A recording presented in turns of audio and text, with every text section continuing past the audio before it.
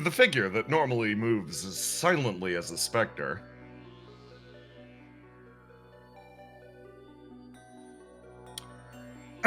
His current steps are erratic. His shoes, his heels striking the ground one after the other, producing a loud clang.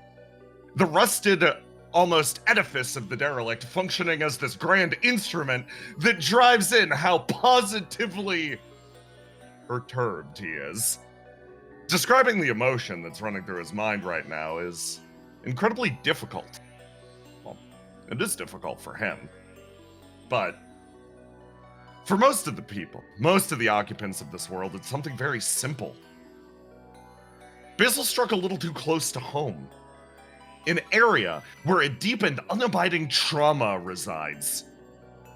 In response to that, the man distanced himself not only from the conversation, but from, at least at the moment, anyone that could strike back at him in a similar spot. Simply put, he needs to breathe. However, without the perspective of others, this feeling seems almost overwhelming. He finds himself borderline sunken as he starts to walk. He pauses, rounding the corner, seeing a figure guarding the way. He looks past Stefano, over at the Queen and Fio off in the distance, the person, and I suppose now people he wished to talk to. He sort of turns. Excuse me. He starts to walk. Stefano puts a hand up. Oh, pardon me, my lord, but the queen is currently sleeping. He squints and, looks past. Sleeping. You can do that in her position. Unfortunately, due to the nature of her condition, sometimes this occurs. I see. Then she's not truly sleeping. Wake her up for me. There's a moment where he's like, unfortunately, my lord, I have tried to wake her up currently, and it has not worked. I see. She's abandoning her duty, at least at the moment. Understood. All right. That's fine. Tell her when she wakes up, I wish to speak to her. Of course, my lord. He slowly turns and moves away. Stomp, stomp, stomp, stomp. Moving deeper into the derelict. Stefano, you stand there staring off into the distance. What's running through your mind right now? All of the tension. He saw Eternity walk up because he was standing here like, okay, the queen has fallen asleep, Theo's here. I don't totally know what's going on, but I just need to make sure that no one comes in here while this is occurring. The person he didn't want to show up the most showed up, and it was like all of the tension in his body of like, oh my god, am I about to get obliterated off the side of the planet because I have to tell him no? And then the dude just walks away, and Stefano's like, okay, now if only I knew what was going on.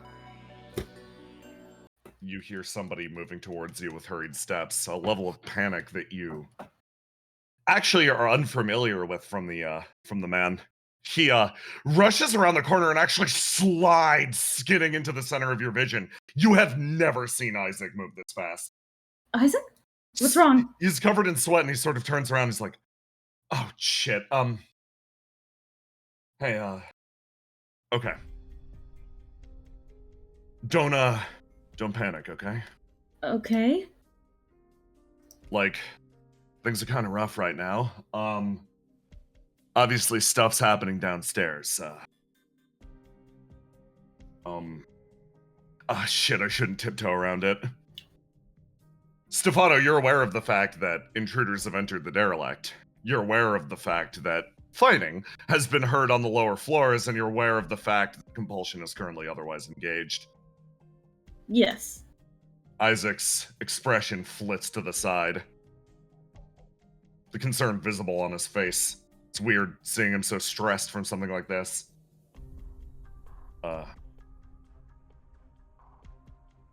Somebody broke into your kitchen.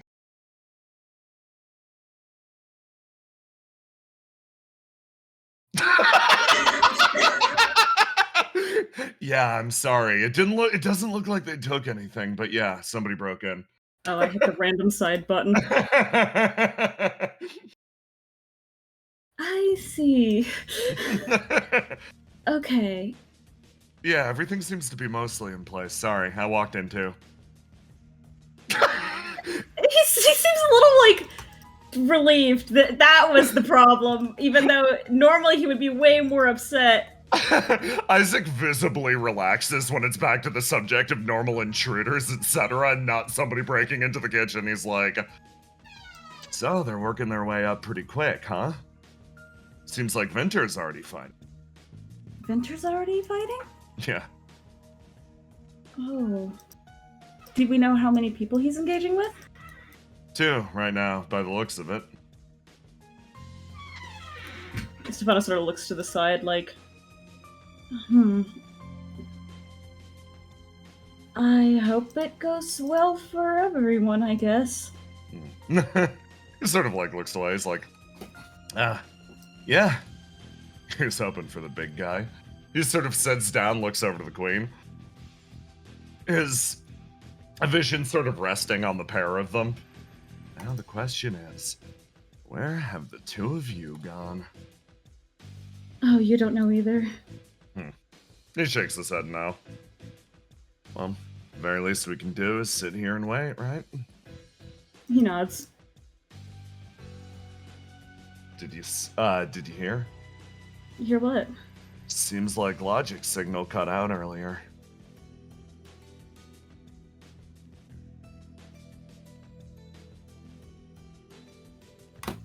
There's just a silence. He like looks out across the way. Huh. Damn shame.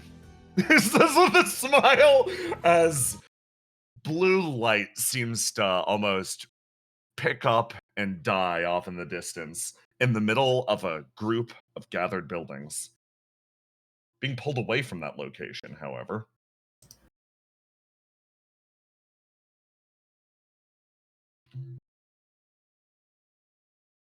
Here.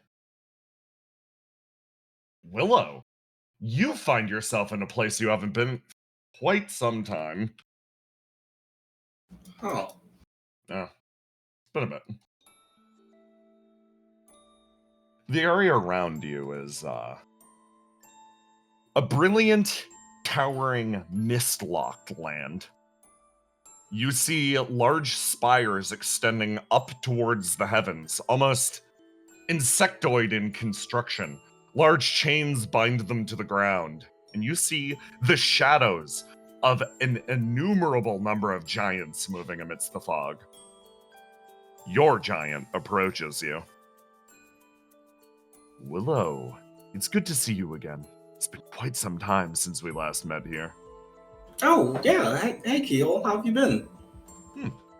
Very well, actually. He sits down in the same way as before, and sort of gestures you to sit down next to him. Willow goes over and takes a seat.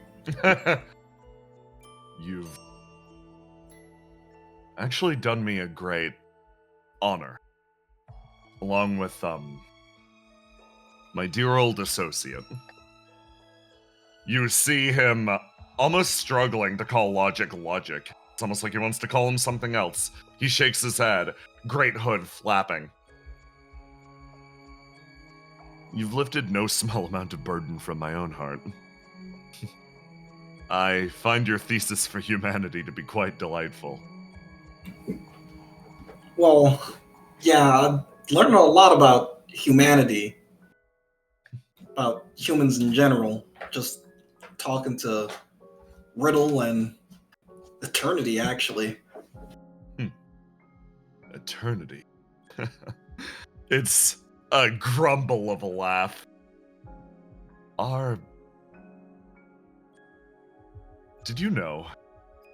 Our civilization was once abundantly peaceful. He sort of gestures over at the towers. We weren't exactly well suited for fighting a foe like Eternity.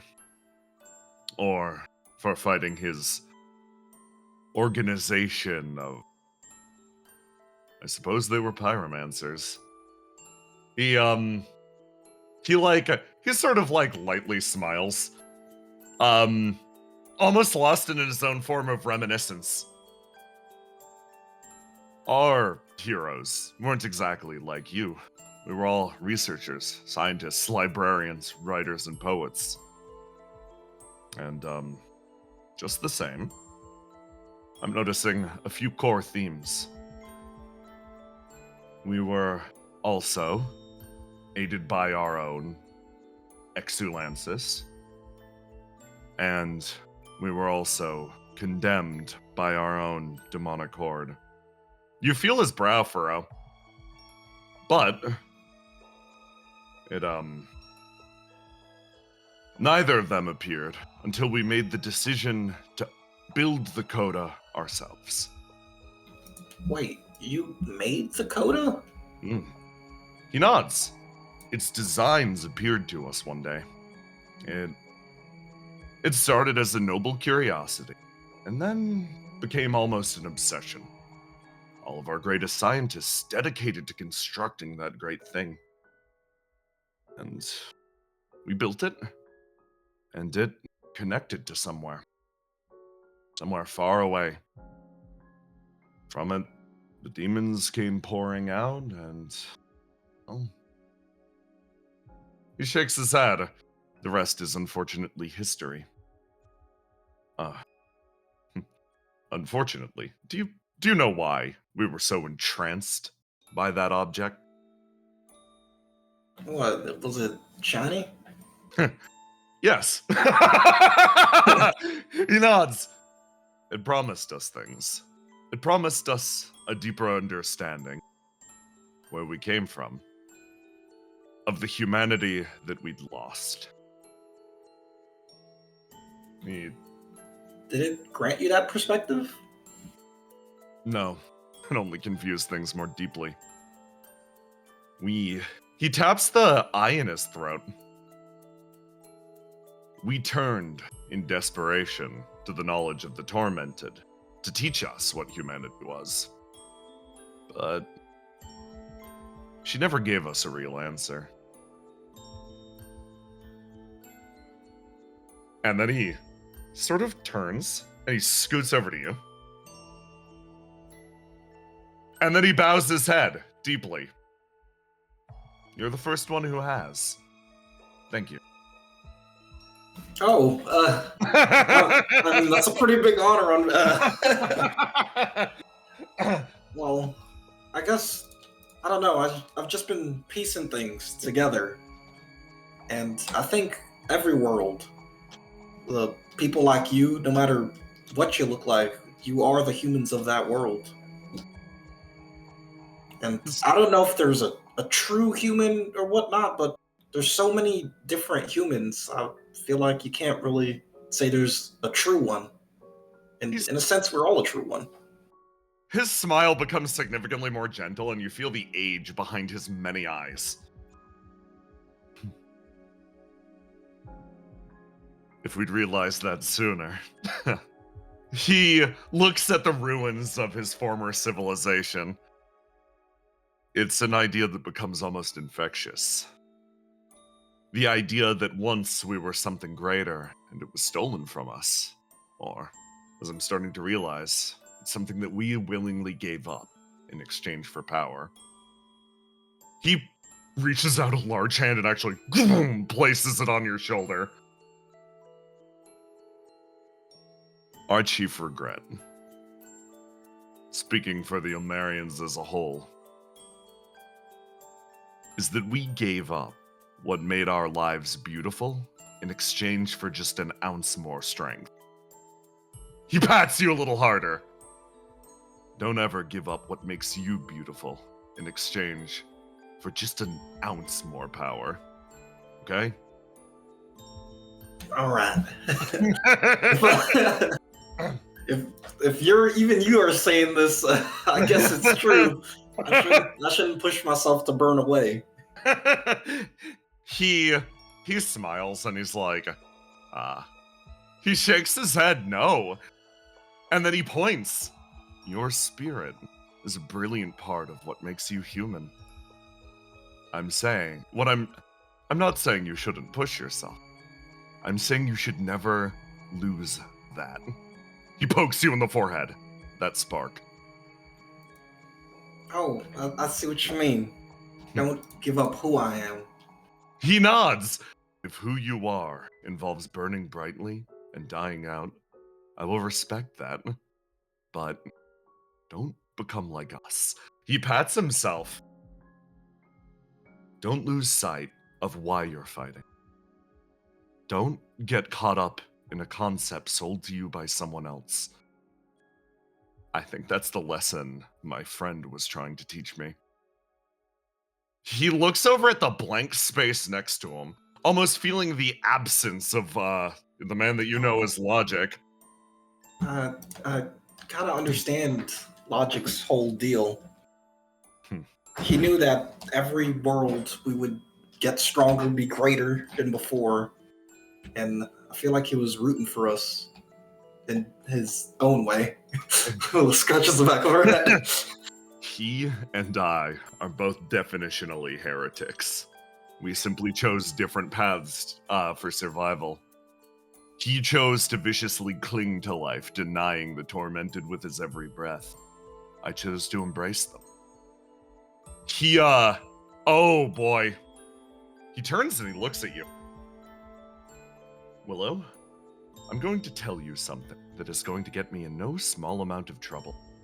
And then I'm going to reflect on what my friend has told me. He sort of like looks over at you, Willow. I was given a chance to live and survive on as a reflection. Normally, reflections are taken from an impression of a person, what they leave behind, a lingering will. Destruction gave me a chance to carry on my life and legacy, to become something similar to what you describe as an AI.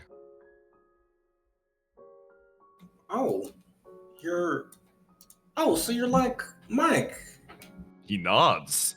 We all are. Every single one of us. Every last reflection is a person bound up on the other side of a great wall.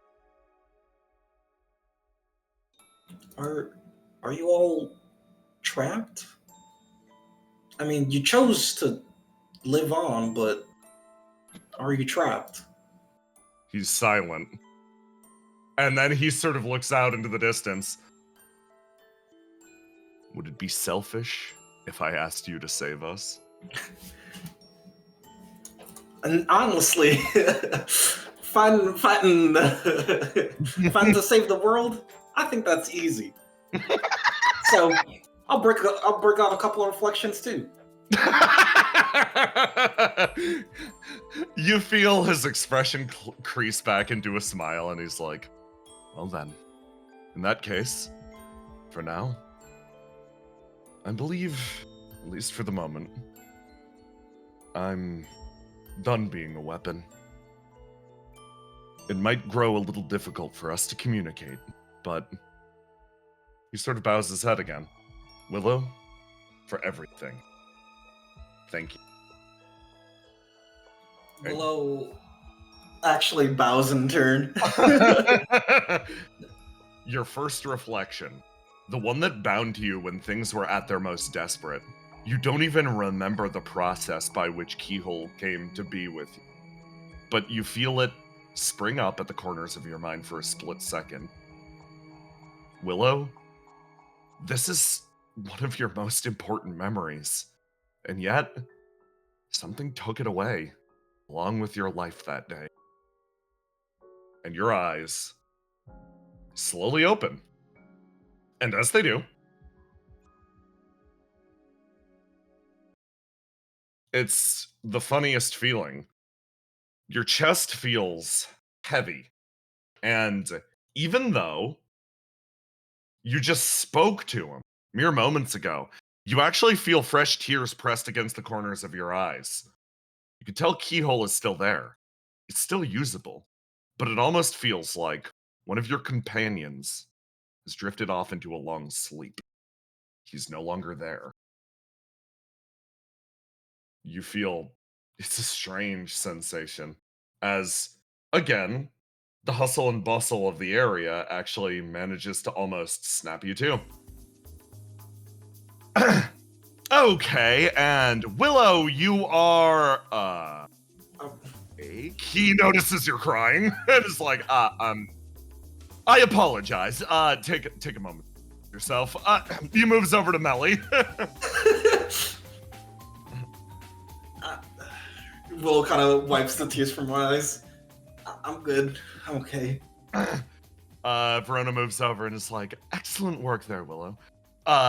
We actually managed to finish, well, primarily you, to be honest, managed to finish off a pyromancer. She almost pauses, seeing your emotional states, like, are you all right? Oh, God. I feel like one of my friends is dead. Oh, Verona like, oh, shit, I didn't understand you were so close to the pyromancer. I mean, admittedly, you were swapping banter.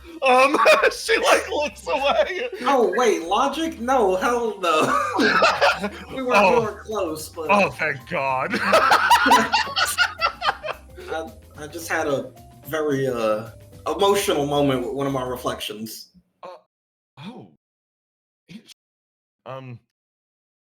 Would you mind telling me about it? She sits down next to you. Do you explain to Verona what just happened? Yeah, I think Willow is going to, yeah, she's going to explain what happened. So, Willow, you start to talk to Verona about it, and as you begin to say the words that the keyhole just told you, about every reflection being a tie to an actual living, breathing person, identical to your AI, you start to say that, and your mouth opens for a split second, and you feel the burn rising in your throat. You know this information without incurring burn, but you look at Verona. You have a power word obliterate someone with burn right now. That is a deep fact of the universe. Your bro just slid into your brain, and like Verona sort of stops, turns, and looks over, and she's like, "What's up?" Verona, oh gosh, how do I? Okay, I'm channeling my inner riddle. You see, Willow does a very funny sciencey pose. Do you know about the tiers of knowledge?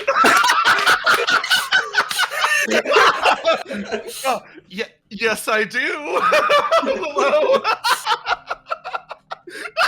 That is great, because what I've learned will kill anyone instantly. Oh, I see.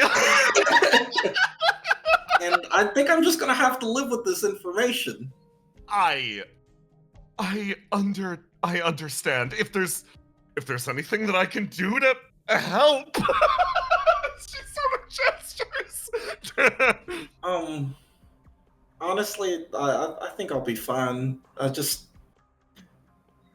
don't know. I lost a friend, and I'm just real sad about it.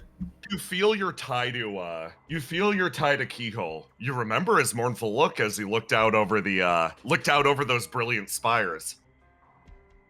It sounds like the man at the very least made a deal with destruction so that he could live on. And he also asked for a secondary thing. He asked for you to come save him. He asked for you to come save all of them. Verona, have you ever been given a situation where only you can do it? Where if you don't, everyone else is in trouble? Yes. All of the doctors at my hospital are unfortunately unlicensed. So, yeah, frequently. How do you deal with this? I thought saving the world would be the most difficult thing I'd do. Well, I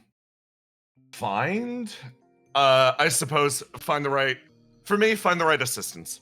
And you'll keep your options open. think about it, find the right assistants, and get help from them in the areas that you can. Even if it's in, again, Riddle's case, bring you coffee between bouts of surgery. Oh, so you're saying I need to assemble a team? Yes. I think I got an idea. I'm gonna get the smartest minds and then not tell them what I'm gonna do, and then they're just going to have to interpret what I'm gonna do.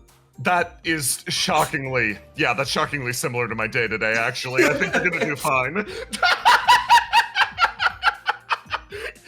She smiles and she's like, I believe you're going to do great. And then down here, 2 people move into the area or is like, ow, you can put me down, ow, I'm good. Not until you're in bed. Not until you're in bed. Your guts are spilling out.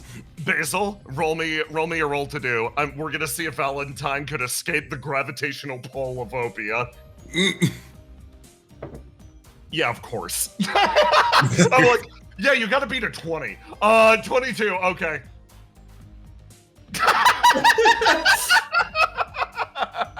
Thanks for the ride. I knew you wouldn't leave us when you took that boat away. It was kind of weird that you left for a second, though. Yeah, I tried. Genuinely, I full on tried. I'm really fast. I can tell. Listen, it's very obvious you guys have a base here. Base means food. I'd be stupid going off into the wasteland and starving. But I did consider it. Hi, Verona, we got a new adoptee. Don't fucking call me that. Who is this You guy? kept on saying something about like a Christmas party or something like that. Absolute under no circumstances. Yeah, we were gonna do like a party or something after this mission. You want to come?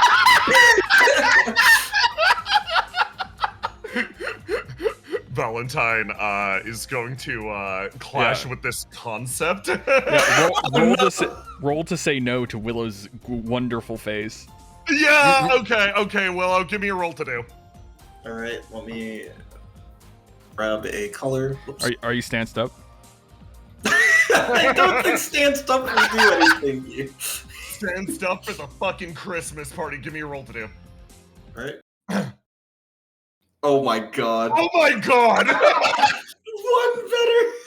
Valentine looks at you straight in the face and watches as like your eyes sparkle in his direction. He's like,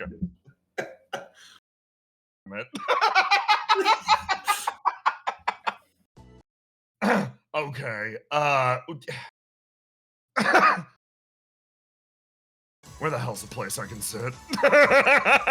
Anywhere on the There's a ground. bunch of rocks over there. Okay. Valentine just sits down in the pile of rocks and then just watches you, Willow. He's like, it's a funny expression for you. You just smiled at the man and invited him to the office party. From Valentine's perspective, he's like, fucking keep those things in their holster, looking at your eyes, and he's like, breaks eye contact, like, god damn. Melly. Willow, this might surprise you, but he's actually much grumpier than he looks. He's a friendly guy, but he's not. Huh. He seems like a non-grumpy person. No, like on a tier list of grump, he's at least a level 8 grump.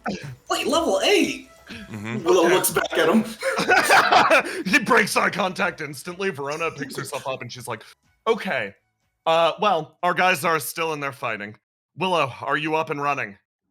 Yep, I'm good to go. Moves his way back over. He's like, yes, we focused on your treatment and recovery first. We'll be fixing up Melly next, and then doing the finishing work on Charybdis. Can you also stitch up Aura's stomach?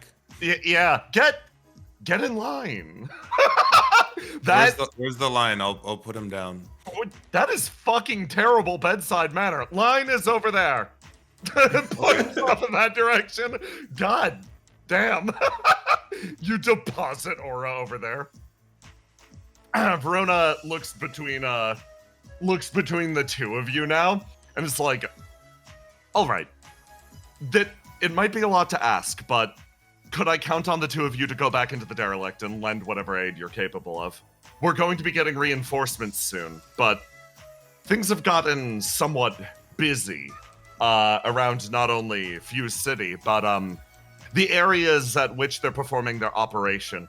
She sort of like moves her way over and pulls out her holopad and slides it over to you, Willow. Stein is currently fighting off, shockingly, a demonic incursion around the various relay points spread throughout the Coda. Nectar is currently assisting him, making sure that the operation runs smoothly. They should be able to reinforce once the operation is completed. Ascalon is deploying to the surface. I believe we're getting twice down here. Turns over, looks at Basil, and is like, so, you two are our best option right now. Unless, looks over at Valentine. No. Right, you two are our best option right now. I mean, sure, I did what I came here to do. So, Willow, are you okay? Yeah, give us your hardest work. Okay. Wait, Willow. Huh? She kind of gets serious for a second. Is Logic really all gone? Yeah, he's gone. Like, gone. That's, I mean, I guess it was unavoidable. It's, I don't know. I couldn't convince him otherwise, and I feel like, in a sense, he kind of wanted it to happen. Yeah, it must be kind of bad, going on like that. I wouldn't know, or would I know? Maybe I know. I just don't think about it. It's better not to think about it. You would know. You Basil, died. You came back. Yeah. Basil, give me a roll to die. You're thinking about it. Yeah, I'm thinking about it. I'm just gonna put up the flag that Basil's thinking about it. That'll pan out later in the session. Don't worry about it for now. I'm thinking about it. Yeah, you're thinking about it. Anyways, I didn't know. I wasn't here when you guys started this mission, so mission prep, right? Let's get prep for a mission. Are you gonna be good for the mission? I'm great for a mission. I'm got all kinds of new stuff to work on. Verona actually stops and she's like, you're still in the cam armor, correct? Yeah, no cam. He's not there. Cam. That is actually a little bit of an issue right now, and all of our AI are otherwise occupied. What's the problem? Well, your armor has a literal vulnerability in it that flame can leak into. And considering the fact that we are facing pyromancers, obviously we put multiple stopgaps in place, but I think leaving that intact would underestimate our opponents. She's like shifting through stuff over here. That's no good. Do you have any other clothes, or do I have to run around naked? Because I don't do that anymore.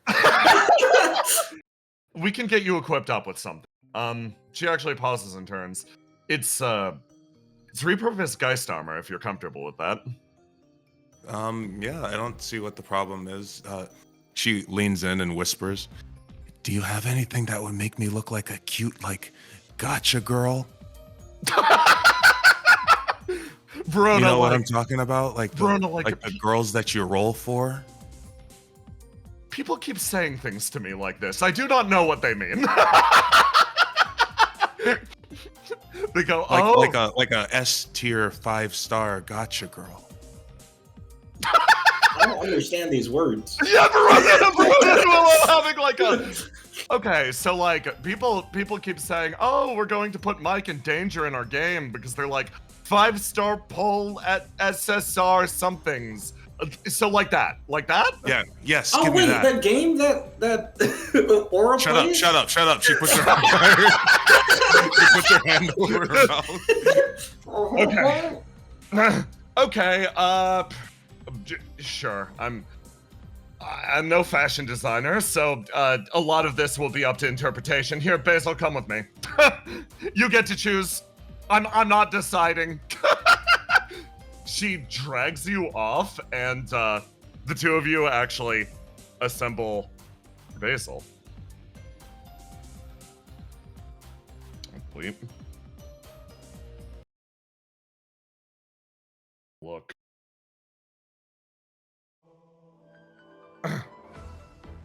Verona walks back in and is like, I don't know if this is SSR gotcha worthy. However, gestures as Basil like follows Verona into the chamber and Aura I got off. the leg. Oh, of course. You don't represent Basil right now. There you go. There you Here we go. go. Oh. You walk into the room and like the Geist armor actually clicks in a little more. It's basically a Geist underlayer with an Opia overlayer. You can tell that this is something Riddle's been fiddling with. Yeah, this is SSR tier plus 5-star X. Thank you. A wonderful. What do these words Look, mean? it's got an armpit window. Oh, I heard those were fashionable. Over here, this guy's like, does your world seriously not have gotcha games or something? What the fuck? Verona like looks over at Willow, like, okay. In that case, I'm counting on you two to reinforce our people currently fighting out there. Move into the location and do your best. All right, cause some chaos. I think the team of Willow and Basil will be a very powerful foe for anybody who steps against Opia. I would say don't cause some chaos. Make sure that less chaos is happening to the people you're trying to reinforce, please. Oh, right. Yeah. No chaos. We don't do chaos. Yeah, we don't do chaos here. Right. She like claps you both on the shoulders. It's just like, I will remain on comms. Good luck. All right, time to refine our dual tech. Yeah. You got any ideas? I think I got new powers. I don't know what they are yet, though. You do something cool, and I'll try and follow it up with something cool. You We'll still just just pretend stand, like we you planned still that the just whole time. you still just stand there real good, right? That's like Yep. your thing. I stand and hopefully the enemy doesn't run away. It's never not worked. They fist bump as they walk out the door. The two of you exit towards the front line, and I rearrange the old world map. Go over here. Old world. Okay. To update the situation. Up here. Nectar, no longer present. Willow over here. Run over here. Charybdis over here. Ideal down here. Yeah, this is looking mostly correct. Willow, you are representing yourself as well as Basil, and all right, got to move one more character over to the derelict. Of course, The life. it's her. Look at this Comms fucked up totem pole. Yes, comms go out as contact is reached through the area. Ace, your comms pick up as you don't hear Verona like messaging in your ear like, all right, currently on their way. Willow and Basilisk are moving in to reinforce. Please, if you can, hold your current positions, wait to receive reinforcements, and then continue on. You say this as here.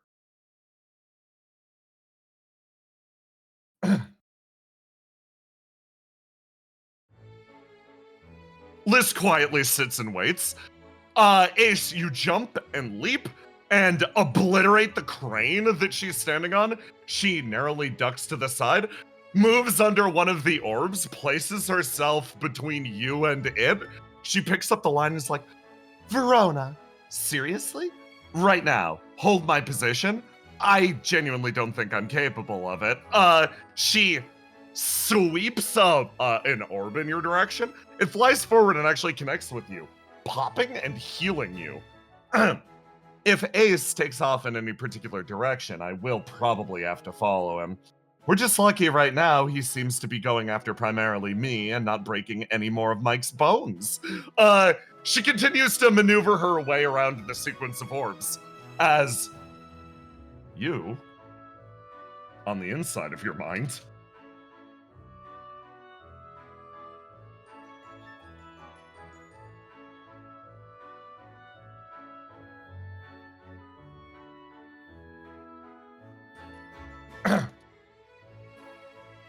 feel your body actually rejuvenate. I'm gonna heal you for 1d6 health. On the outside, you feel your body spark up with flame. Someone's doing something out there.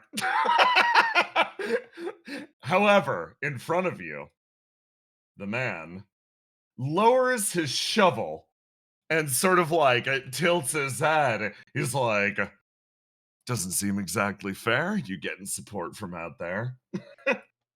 I mean, is life fair? Oh, whoa, I was about to say fair enough. I mean, technically, if you really want to think about it, you're like 12 people in a trench coat, so... Oh, yeah, good point. Let's fix that. He reaches up to the side of his head and actually shakes it like he's trying to clear water from his ear. And flame starts to leak from the side of the helmet. And it actually manifests over here. A big burst of energy that sort of hangs in the air.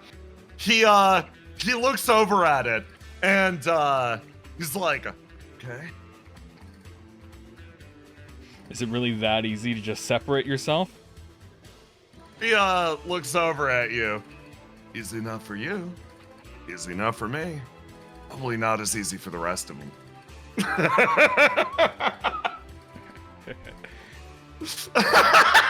You feel this one over here throwing a massive fucking fit.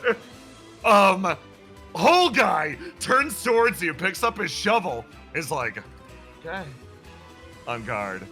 Give me a roll to die. You guys are starting. Roll to die. Unlock my... lock in my blue. So we're tied at a 17. Tied at a 17. I'm gonna flip a coin. Coin says you go first. Okay. So, any sort of like lesson or anything you're gonna try to impart on me? He like looks over at you. He tilts his head. You want one? I don't know. I just assumed most people like you have something to say. Something about hard work pays off, or you don't regret what you did, or, you know, something about how I'm lazy or something. Anything like that? Are you one of the ones that aren't that very like good with conversations and you just want to like, you know, hit stuff? You feel him squinting at you. Relax your elbows slightly. You can swing wider.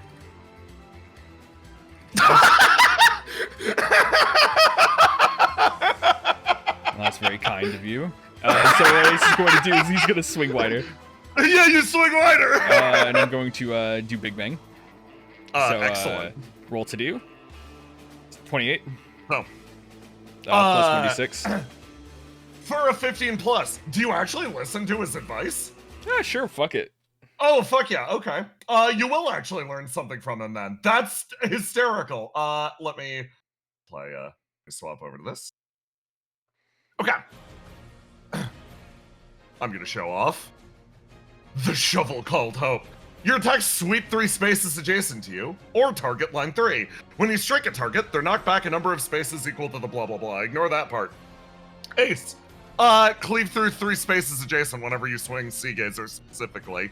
Oh, Sea Gazer specifically? Okay. Yep. Thumbs up. Whenever you swing a sword or like a weapon, if you emulate Whole Guy's technique, you can attack line 3 or sweep 3 adjacent. Yeah. So I hit him. I assume 28 or roll the die. Yeah.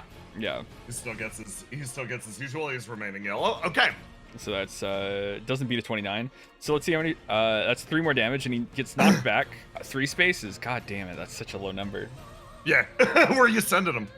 I'm gonna send him this way. Boom. He flies back in this direction. He he looks over at you and he's like, arm fight. Cool. And then he's gonna run in this direction. Mhm. And whole guy is going to use plow. Whenever you move through a space occupied by another creature or prop, you can bring them with you to the end of your movement. They are then deposited in a space adjacent to you. He takes his shovel, picks up this flame, runs it over here, drops it, and then is gonna swing at the two of you. Oh, so you're swinging at the flame as well? He's like, I don't know how else to use it as a projectile. So what I'm gonna do is I'm going to I can't beat that, so I'm gonna wait. Yeah, I'm gonna block. Okay.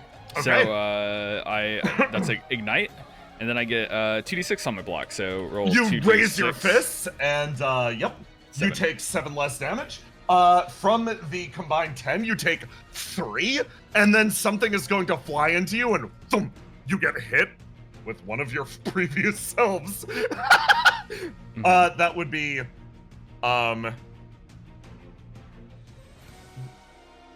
Ship of the Hero. Action plus ignite. Fires a boat with the 2d6 bonus. He's just tagging it as a prop for that 2d6 bonus. Wow, take 2 more damage. Incredible. Okay. Boat's 5 spaces wide. Yeah, it doesn't knock you back. You get slapped with the previous version of yourself as you get thunk, hit in the head with what it feels to be the pure essence of boat. Pure essence of boat. He seems shocked for a moment, and he's like, wow, you blocked that with your bare hands. Okay, nice. And he's gonna turn his head and again gesture, and another one's gonna spring to life. End of the act. You can keep or reroll. He's keeping. I got to reroll since I. Oh yeah. Yeah. So this is the first one of the turn. Is block an exhaust or? Nope, just a normal lockout. Yeah. So give you get that to unlock back, it. and I'm gonna lock in Yep. Sea Gazer. Okay, you lock in Sea Gazer as he is going to run over this direction, spin, and just try to knock this into you. Give me a roll to die. Roll the die. Foop. Yeah, not enough. Okay. This will be through the charge. He's gonna tag this one as a move. Just send it flying into you. You take that would be 10. 10 damage. Yep. And then he's gonna run off in this direction, and he positioned himself poorly for Spear of the Charge. So instead, he's just going to summon another one of these guys. Okay, your go.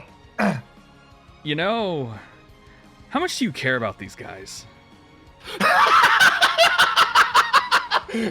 He shakes his head just with a slight no, and then you hear all of the aces around you resound a brilliant call as they're like, why did we give him control of the body then? He starts holding his hands far apart like he caught a big fish. He's like, about this much?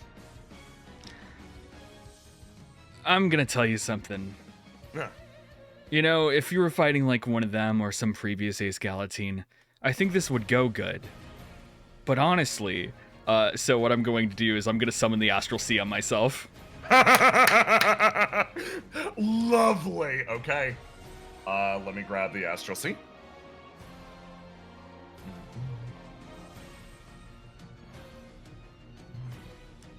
If I was smarter. So these count as props, not people, right? Yes. So I can spawn the Astral Sea on top of them. Oh yeah. And can I spawn it on top of myself? You can, yeah. Are Okay. you just gonna sink yourself in it? Yeah, I'm just gonna surround myself in it.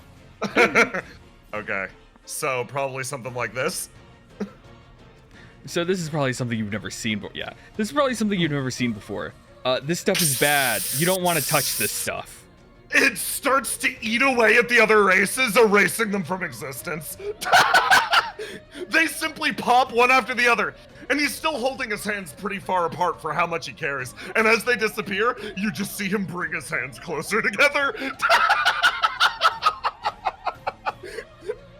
Okay, you still have a move if you want to do it. Look, if anything, I'm just freeing them from the chains that bind them. Whole guy seems to like recognize that. He like sort of like turns his head back and forth. He's like, right, yeah, this is like a representation of the contract, and you're metaphorically freeing them or whatever. Yeah, And sure. Yeah, I'm metaphorically playing baseball with them also. he angles the shovel back as the ace is like, wait. Alright, send it. I am return here. Okay. End of the act. Start of the next act. You can keep a reroll. Yeah. Okay, let's see. I'll keep. Fuck it. Keep. Okay. Give me a roll to die. Roll to die. Okay. I just want to see. Just hit that roll to die button. I want to see what your swing is. 5. 9. Oh, 9. 9. He's got a combined 10. He gets to go first. Aiming this straight at you. Gonna ping pong one of the previous ace skeletons directly at you. Give me a roll to die. I don't think I can really block that. Yeah. No. So I'm just gonna ignite for a block. Yeah, makes sense. Okay. Fuck it. Why not? There we go. All attacks with red. Okay, you are outside the normal weapon triangle. So the sword and shield fly forward, and they this ace slams into your body, and you would take 10 damage. It boom Oh, hits yeah, you, 10 damage, but and then give me the 2d6. 2d6. Yeah. 7. So You raise your arms. You only take 3. 3. Yeah. Yep. He ends his go. Mm-hmm. Okay, so what I'm going to do is, don't worry, Roma, this is depressing. This one comes out, please kill him. So what Ace is going to do is, he's going to actually just, actually I heal. How much do I heal? I have like... You've got 2 corrupted dice.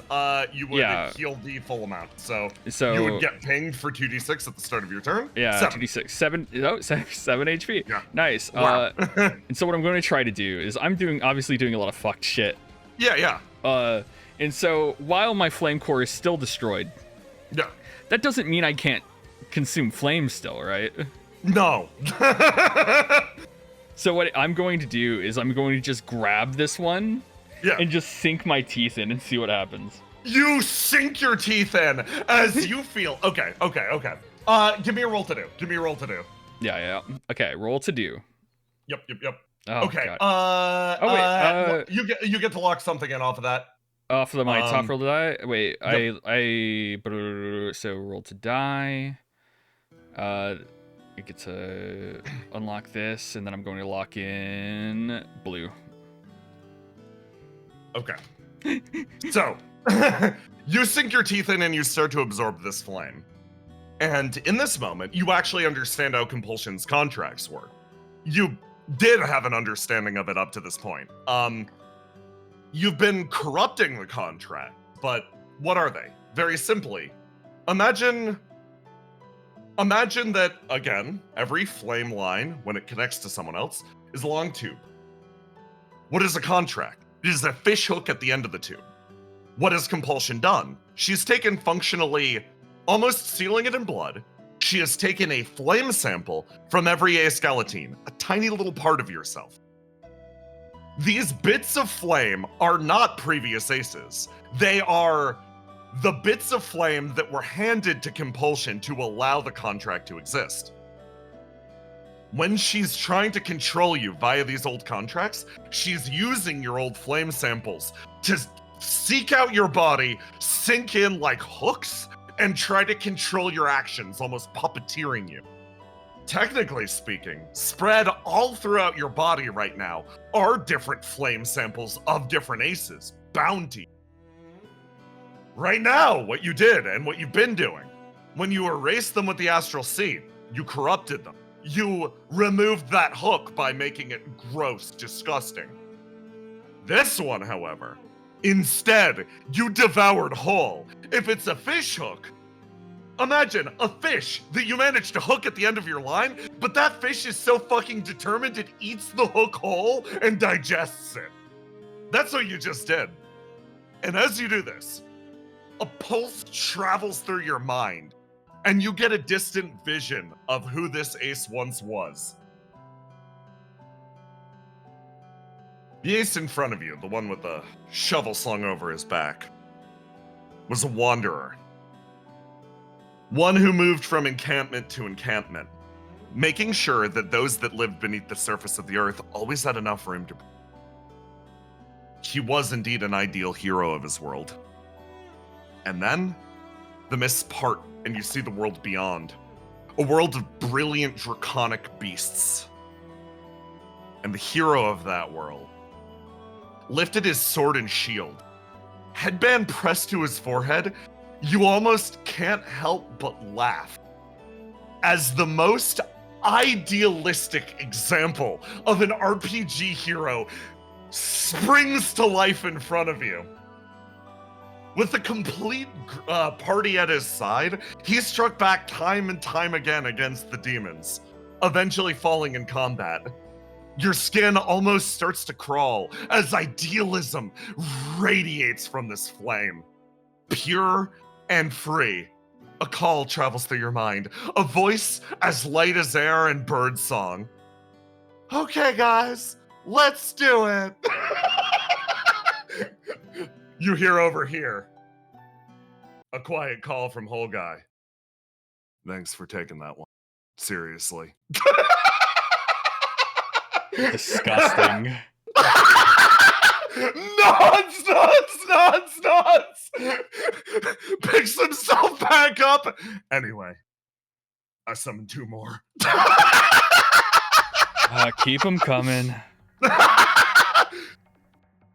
They spring to life around you as the combat continues. Elsewhere. Aloha, thank you. Thank you for this great gift this day. You now know World 11 Ace, the one that everyone looked at and went, oh, I don't trust that. What the fuck is wrong with that thing? What's wrong with that thing? Trouble holding on to Deca like a... Ooh, hey Argos. Hey Argos, it's time. Yeah. Hey Argos and Trobo, it's time. Okay. Let me play. Jesus Christ. Let me play. Let's do this one. Okay. So. This will once again take a small amount of setting up. I need to make sure everything is functioning correctly. So, forgive me as this area loads and I do OOC talk before I begin my narration. Testing something kind of new here. So. Sorry. Surgery. Argus. Do you see yourself there? I do. Lovely. Okay. Do you see up here? I also see Theo next to me, by the way. Perfect. Do you see the phrase protagonist, lover, and villain? Yes, with boxes. Perfect. Okay. Excellent. Then let me separate you from the mass. You are now condemned to this alone. Now I pull Roma over here. You mean I don't get to be on the lover protagonist villain map? With all the pretty flowers? You will be, in a manner of speaking. Oh! So, do you see yourself? Yeah. Okay. Would you mind moving one space to the right, Treble? Into the hole? That is thankfully not a hole. Consistent ground through here. Hey, Argos, did you see Theo move? Yes. Lovely. And did you move? Oh, now we both moved. Yeah. Are you moving? Yep. Lovely. Okay. That's what I needed to check. Wonderful. Okay. In that case, it seems like everything's on course, and I can begin my narration. There will be some weird segments where I am narrating something in the other person's game, and the audience will be seeing that. And I will swap over to the other perspective and offer narration over there occasionally. please bear with me. If you don't, I will try to use demarcators to go, Treble or Argos, you're supposed to be the one seeing this to keep things squeaky clean. But yeah. This. Let's get some sort of weird music going.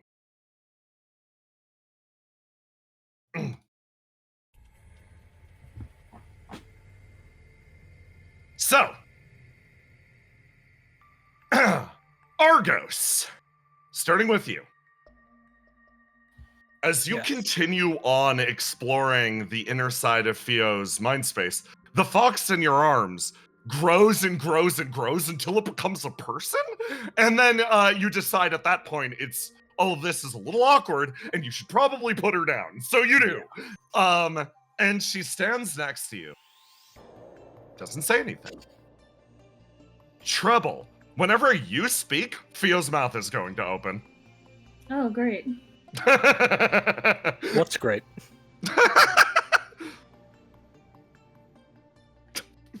You two can communicate from side to side. Argos, when you say what's great, over here, Treble, and I move the player tab over.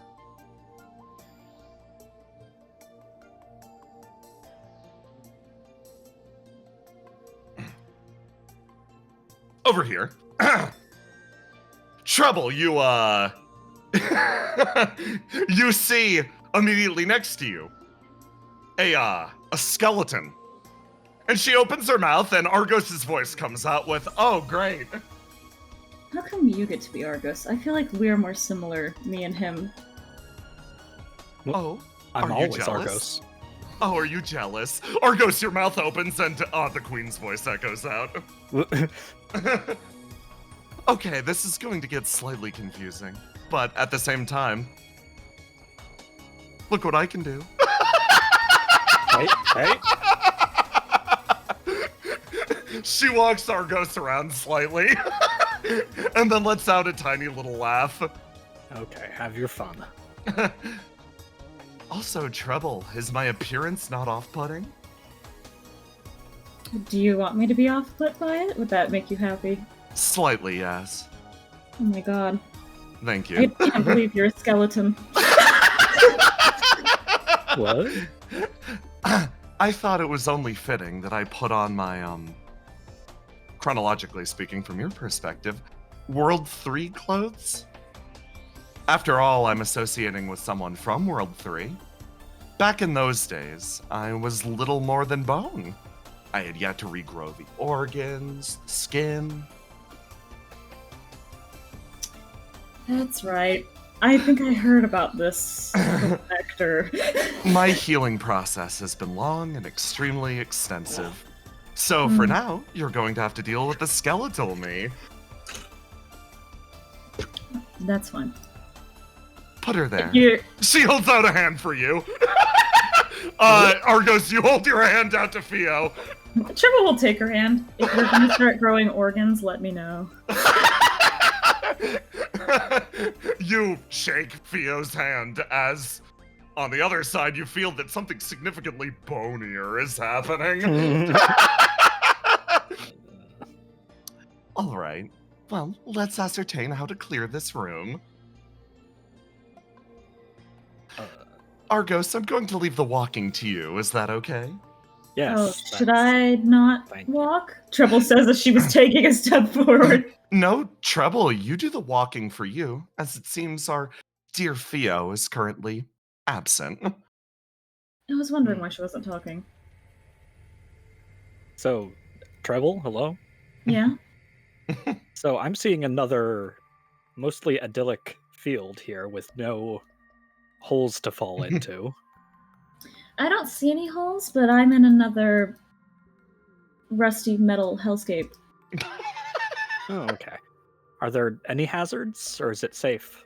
Big machines all over the place and, like, cables. Nothing seems immediately dangerous in either of your surroundings. Oh, okay. You I are guess we free to can- explore. Yell if anything changes. You'll know. Again, Theo doing trouble things. from Argos's perspective, gonna jump us over here. The two of you enter a bed of flowers. They're dry and wilted. Huh. A little crinkly, but They do indeed crinkle. Theo is again walking and acting like trouble. It is rewriting your brain slightly. I kind of kick at the ground. Is there something under here?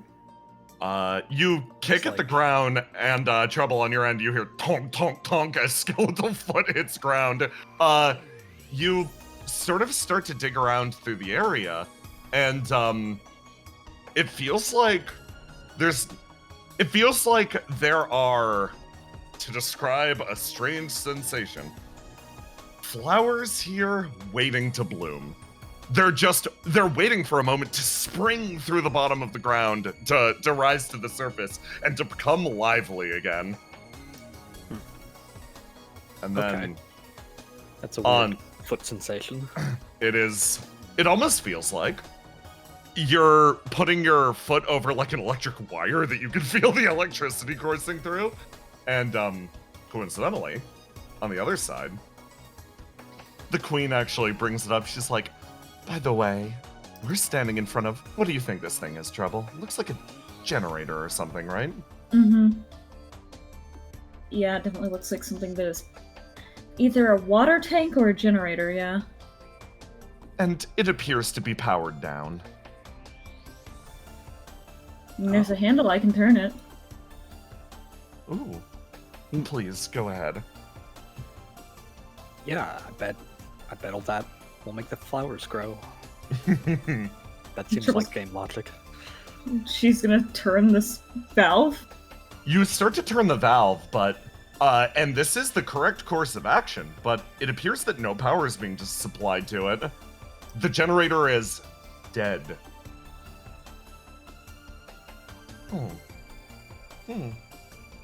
No flowers. Why don't you water them on your end if they're flowers? Where am I gonna get water? You look around. There's no water here. Is You there look water around. here? You look around for water, and over here,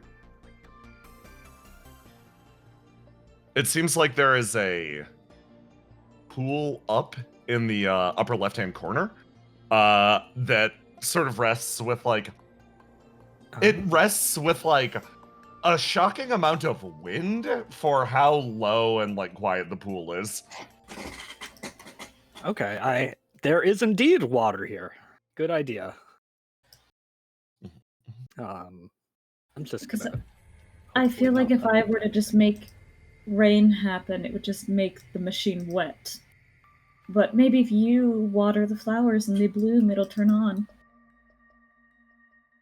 Let's see.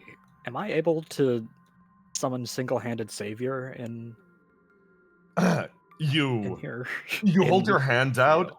and you try to summon single-handed savior, and yes, she flares to life alongside you. Form of watering can.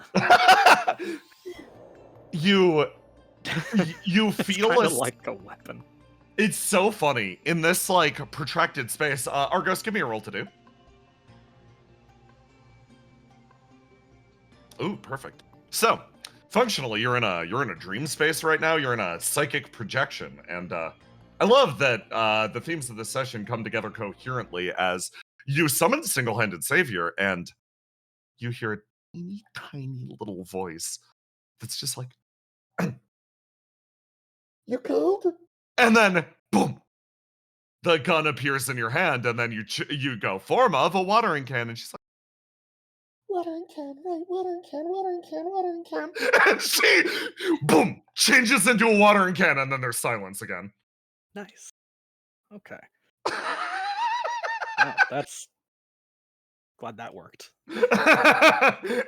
Argos, this is the first time you've heard her voice properly. Oh, really? Yep. Oh. You've talked to your other reflection. This one hasn't been able to talk to you and was throwing a massive fit. Oh. Oh boy, this is something to explore at a less critical moment. I'm just gonna scoop up the water. And cold. It's so cold. Oh. Sorry.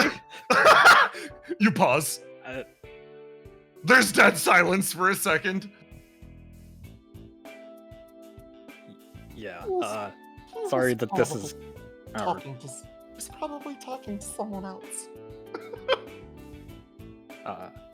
No, I'm your single-handed savior, right? I hold the watering can up to my ear. You hold the watering can up to your ear. It screams. The water spills everywhere. Trouble in the background, like, oh, did you finally end up being able to hear her? I guess so. This is you, right? You hear dead silence. The watering can shakes nervously. She's going through something right now. From what I hear, she's much more polite than her sister. This one, you feel this creature wriggling in your hand for a split second, and you heard the voice for an instant. This one is so shy. So shy and easily startled. Yeah, I don't mean to put you on the spot here. So let's just water these flowers. How about? You walk over, and she's like, "Okay, I can handle that." And you start to pour, and as the water comes out of the spout, you just hear a little. I'm And gonna pretend I don't hear that. Trouble on your end. Do I hear it? Yes. A, you hear it. B, you hear the queen laughing. C, Be nice to her. Oh, I'm being nothing kind. Okay. It seems like our generator has received some power. She looks over to it. Argos, on your end, the flowers start to actually spring to life under the watering can. It's working. The queen.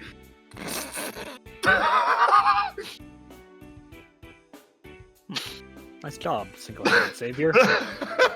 You've got utility. Thank you. She quietly accepts the thanks, fidgeting in the background quietly, as the queen's like, "Well, why don't you try that valve now?" All right. Trouble's going to come over and twist the valve again. The generator flares to life, and the flowers on your end, Argos, explode out, spreading over the area. And then, Trouble, you notice something. A, this powers up the entirety of the room.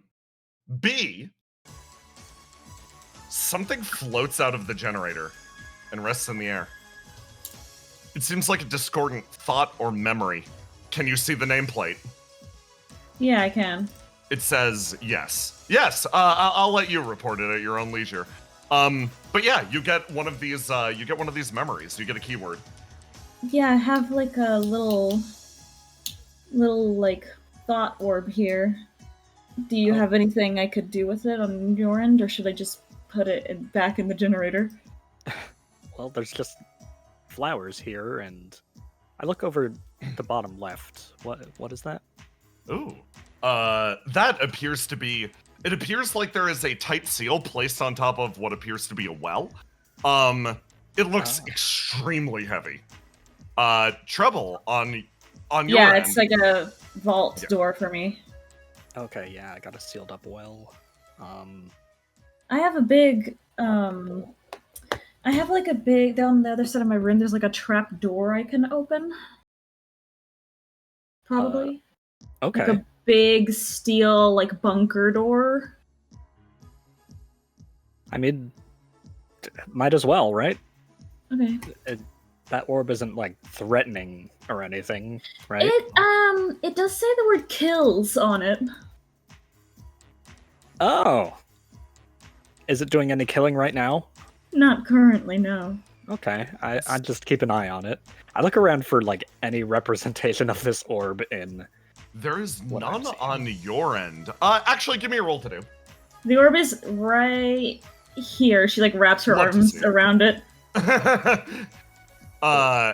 You watch Theo hug empty space. There is no representation on your side. What you are drawn to with the orb is the fact that, A, now that you've hugged it, Trouble, you can move it very easily. In fact, it's lighter than air, poses no threat, etc. And then Argos, your eyes are almost naturally drawn to the northern side of the room. At which point there are multiple sort of blank cubes. The queen points over at them and is like, "Could you tell us? Do you have cubes on your end?" Oh, I do, and they're labeled. Oh, yours are labeled? Ours aren't labeled. Oh, okay. Ours are just blank cubes. What I've got does 5 yours? cubes. Yes. Yeah, we have 5 cubes as well. Three gray, 2 blue. Gray, Yep. blue, gray, blue, gray.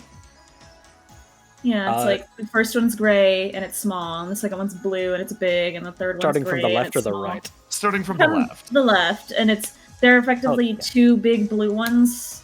It's second inverted to for me. first. Oh, Sounds like your grays are my big blues. okay. Yeah, Well, blue, gray.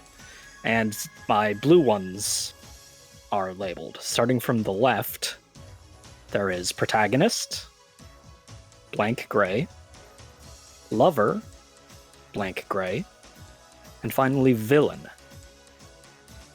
well, we have kills, so I guess who do you want to be killed?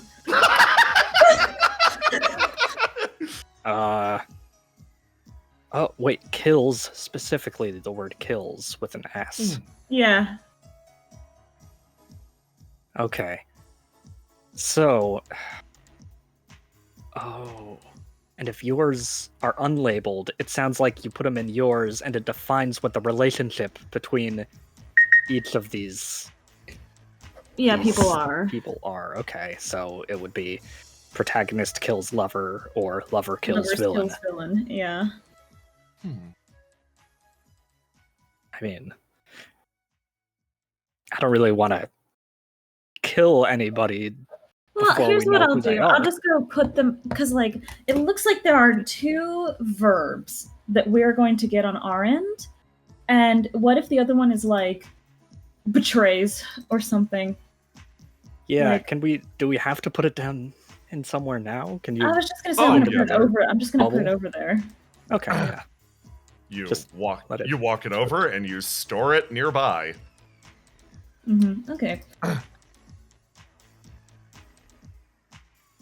I'm going to open the big vault door now, unless there's something else you want to do. Okay, sounds good. It's the most interactable thing in the room for me right now.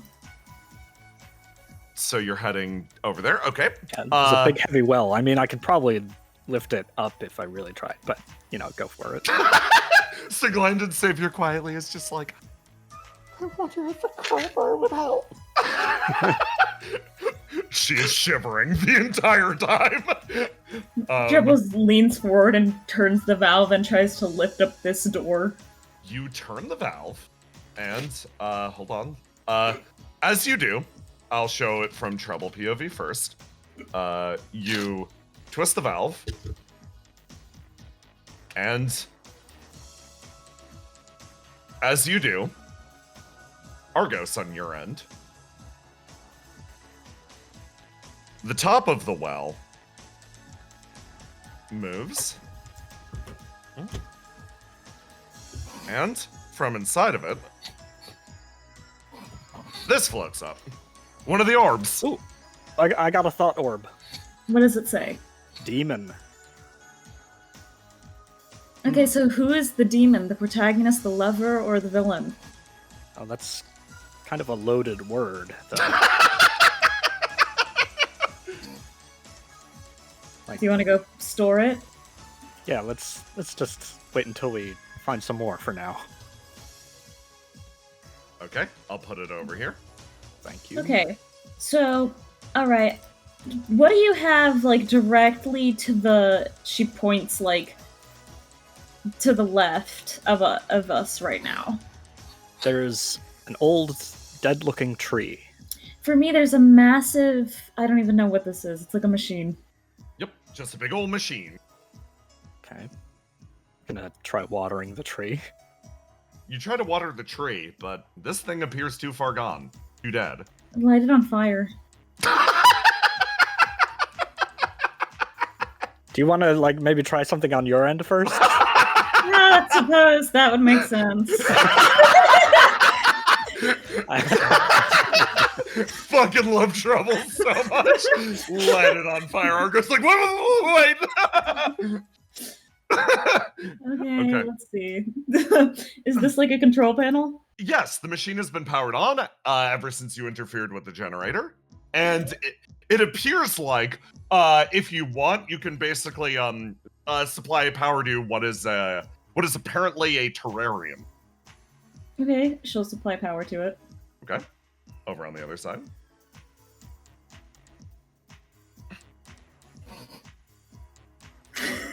The tree starts to bloom and pollinate, and the bits of pollen fuse together into a mass that looks like this. Ooh. Cool. I got another orb. It says Bard. Oh. Theo turns and winks at you, but it's trouble. Oh boy. I wonder if the bard is me, and the demon is Theo, and the next one's gonna be you. So I guess the real question is, which one of you am I killing? Treble. The queen is just sitting there and beaming. She thinks this is hysterical. Yeah, Okay. Treble is being silly. 'Cause she thinks it's funny. Bard goes over in the corner. Okay. Okay. And I've also, up here, I've got... What have I got over on the right here, Jay? Oh, Those that? look like fireplaces on your end.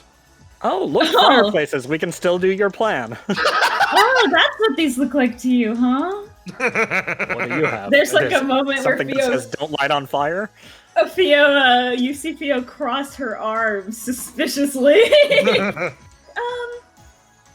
I mean, it would be fun to light these on fire. They're large gas tubes. Oh. These will almost certainly explode if they're set on fire. Definitely. If you're going to do it, make sure to do it from a distance. It might not hurt you, but it'll pulverize us. Yeah. Okay. Let's step back here. Treble. There's also something over here if you want to look at that. Oh, there's something else? Over here. Not counting the mass amount of tubes all over the ground, but Oh, there are glad like I'm little not tripping on those. grates. There are little grates on the walls, like here. And she sort of like walks over here, and Okay, then these there's are all also just flowers. there's also this. She just places her hand on it. You splash into the water. Yeah. Or you watch Theo splash into the water and then place her hand on nothing. Yeah, you just drove Theo into the water, and Oh, so that's all that's here. Theo loudly gaining sentience for a split second. I am damp. Sorry. yeah. For me, this is like a big. It's not an orb. It's geometric, but Is there anything that you can do with it? Because I've just it got the is. water. It is an orb with so many cables coming out of it. You look at the orb with many cables coming out of it, and it's impossible to determine what the orb on your end does. Argos, give me a roll to do. Okay. Give me another one. Okay. Single-handed savior sort of speaks up and is like, If you look in the water near the deeper parts of the pool, I think there might be something. Thank you. I'm going to focus my cyber eyes on the water. Oh, yeah, you zoom in, and yeah, this pool actually does have a plug at the bottom of it. Oh, I can drain the water. Are we sure we want to drain the water before we do the explosion? Do you really want to do the explosion? All right. I just feel like Come the on. explosion is part of what we're supposed to be doing. It's part of the experience, Argos. All right, let's do that explosion. Single-handed savior whispering in your ear. They're both really scary. What? Don't be scared of me. Get- The queen, from your mouth, come closer. No. Single-handed savior, don't worry about them. They're far, far away and can't get us. Trouble offended? Like, oh my god.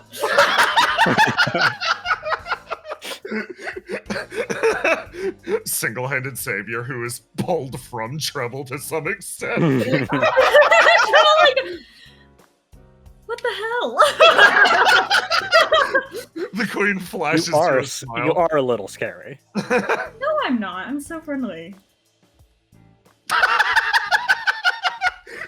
You crunch your way back up on shore. Okay, are you getting ready to... What's the plan? I guess to make a grenade Excellent. and blow up this fireplace. An incendiary grenade, in fact. Ooh, lovely. We should probably get over here. This Because is the that means most it makes fire. protected spot. Incendiary grenade, okay. Okay, I can do that. Her voice is getting a little louder and more clear.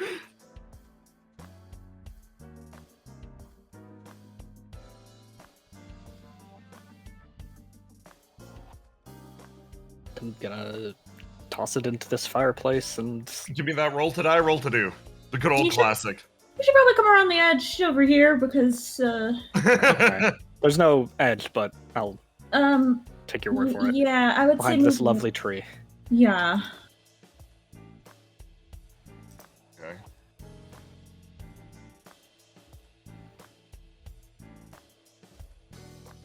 Hit me with it. Okay. So Man, these rolls. they are exactly enough to fulfill what I need. This. Okay. So, in order, you pick your arm up, lock in an incendiary grenade. You feel single-handed savior change her shape yet again as you make her grenade out of her and then send her flying with a flies into the fireplace, and you're like, that's slightly more upsetting when she can talk.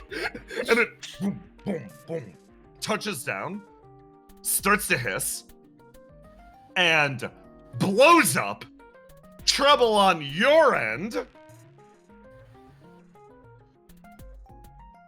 It detonates in a peal of flame. And from the destroyed explosive barrels, this word appears, but Oh. it's not done yet. As over here, you did the puzzle in the correct order. A gout of flame erupts from over here, pouring into the area, almost manifesting from nowhere, like the two fireplaces connected. As from there,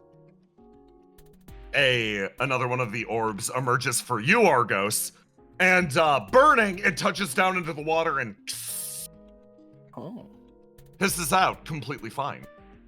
you are so right, Treble. It was good to have the water there. You're welcome. For my genius. We are all welcome for your genius. Truly. There's no jet of fire still, right? There's no jet of fire still. Okay. Okay, so I have marry and kills. Wow. So I have knight, bard, and demon. So we should definitely put the knight in the villain position. You hear the queen on the other end. How very interesting. I know, I've experienced the world. You make your way over, and yeah, you find the plug at the bottom of the well of water very easily. I guess I'll unplug it. Okay. You unplug it. And the device, which was powered up, now loses its power. And yeah, if you tried to actually interact with this device while it was powered, it would have blasted you with electricity. But you pull out the water, it loses all fuel, connection, etc. And from it floats the final word for this room. You have found everything. Oh. Okay, so we don't have to kill anyone if we want to. Don't want to, I guess. Unless super kills. It's redeemed. Unless. It's redeemed. I knew we didn't have to murder anyone. This is why completionism pays. All right. Well, let's get these slotted in there. Okay, so I think that the demon and the bard should get married, and then they should redeem the knight. That's my opinion. I think she has ulterior motives here. That does sound like an interesting story, I gotta say. Thanks. Thanks, I'm writing it. I'm living it. I feel like we should just go The the boring traditional route? route. Okay, but tell me, what story would Theo tell? You stare over at Theo. This is, and the queen sort of speaks up, this is a trial to some extent to help rebuild her consciousness. So, are we going to tell a story where she needs redemption, or are we going to tell a story where she gets married? Or a story where she kills someone. Oh yeah, but we don't want to do that one. Trouble 180ing on the killing as soon as it's Theo doing it and not her. Well, let's see. Who is who? The knight, the bard, the demon. If I was going to take a guess at it, you'd probably be the knight, Trouble would be the bard, and, well, 3 guesses for who the demon is. Oh. So are we gonna have to fight for this, or are you just gonna let me marry Theo? You really have ulterior motives here. It doesn't. I'm just trying to bring a little bit of joy to the conversation. What if the knight and the bard get married and then the demon gets redeemed? Well, Argus? God, single-headed savior, you're so fucking boring. I'm sorry.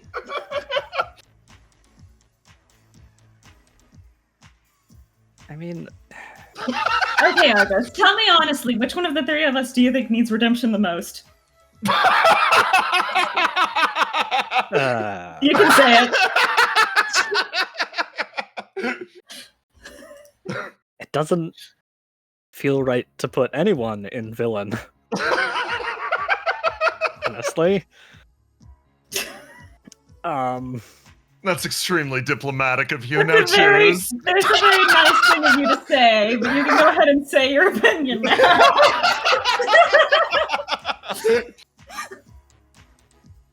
You are being bullied. You are being bullied.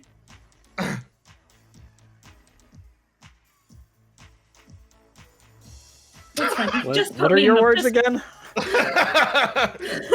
Do you want to kill me? Because it's All right. redeem, marries, and kills. So just go ahead and put me in the villain slot. It's easiest that way. I don't think you're a villain, though. You've never been a villain. Does Theo think you're a villain? What did you do to Theo? I didn't do anything to Theo. If anything, Theo did things to me. Oh my. I remember getting punched.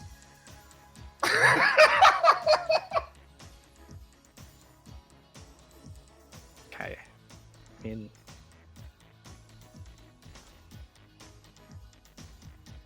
do you feel like you need to be redeemed, really? I feel like out of the three of us, I've probably willingly killed the most people. Oh. Okay. Honest, I respect the honesty. I mean, I have to be honest about it. I feel like in this story, to be honest, Fio probably thinks she's the one in need of redemption, but I just do not agree. Yeah, but this is it ultimately her. boils. It boils down to whether or not you're going to feed into her guilt at all. Yeah, that's sort of why I'm like, just let me do it. It's You can definitely also- the easiest. Or Argos, you could put yourself in the villain category. That makes no sense at all, though. Committing the greatest sin of Hmm. all. Debauchery? What? Gaming.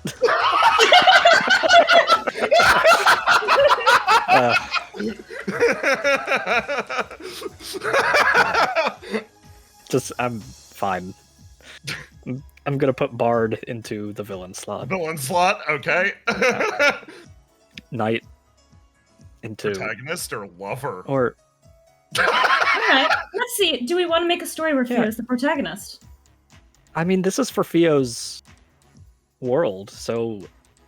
I think so.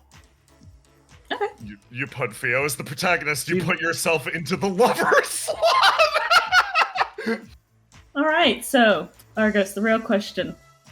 Which of the pair of us is getting married? Are you going to marry me or Fio? You have to pick. You could have swapped their positions and made them marry each other. Yeah, but she Anyway- wants that most of all. Anyway, as the person with the domain, it was a trick question. As the person with domain over who's getting married. The queen starts laughing. Oh, that's very funny. Hold on, I'm gonna lock this in. I assume that this one is Fio, right? Like this one here? She Yeah, says- that one. This That one? one there's Fio. Okay, yeah. Just making sure. Okay. I will be awaiting my redemption arc when we get back after this mission. Okay. So, you complete your puzzle, and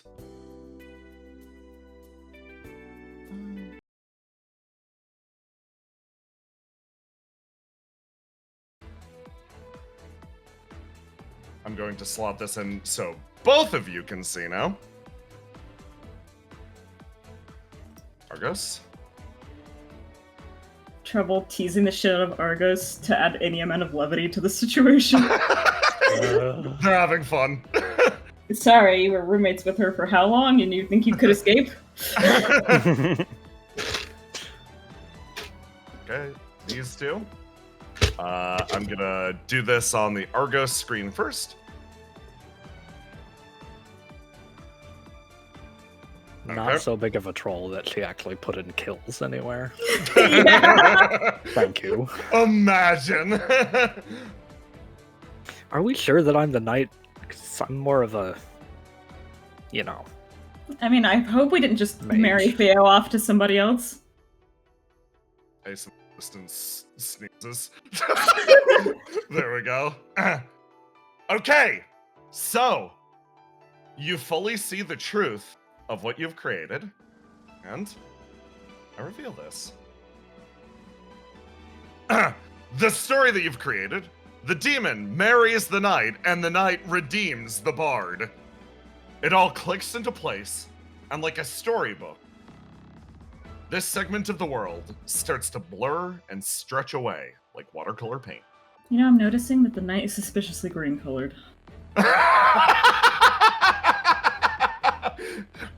Oh, was my assumption wrong? Oh, and that's a good point. Argos could be considered a bard, couldn't he? Clicks her tongue. Going to redeem my evil gaming habit, I guess. And with that, we're gonna take our first break. Yippee! That was great. That worked exactly. Co-op Somnium, bros. We got it. Okay, I'm gonna refill my coffee and we'll keep rolling. Wow. I'm dude. sorry that Treble is just such a shithead to you, Argos. Oh my god. She's Trevor, so you're annoying. the worst. Never stop. Yeah. Hey, YouTube comments. What would you I put love the this. answer as? Yes. There it is. How would you I love arrange the it? Somnium file. Oh my god, Roma, can you share the picture of single-handed savior now? I can! Oh! I drew Fate Weaver and Single-Handed Savior like fucking forever ago when Fate Weaver crushed Single-Handed Savior. Gotta have to find that. Dude, Boy, oh boy. single-handed savior has is formed from a few people. Most of them are very timid. One of them is Treble. Single-handed savior views early game Mike as a cool older sister figure. That is the level of sad, dear. tiny, wet cat we're at. Mhm. That is a gerbil! Oh my god, she's so cool and tough. Mike is screaming and crying. That's a baby hamster! I love it because Single-Handed Savior's actual older sister, and this might give some Yes. perspective, is Progress. It's progress. Yeah. Progress and Single-Handed Savior are a duo pair of reflections. Yeah. If you could post the art into voice so I can share the stream. Yeah, I'm grabbing it. This is old, so it won't make sense in context, but...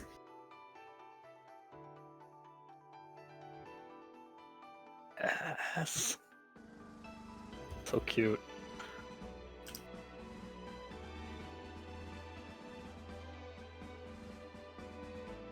Single-Handed Savior is teeny tiny in the background.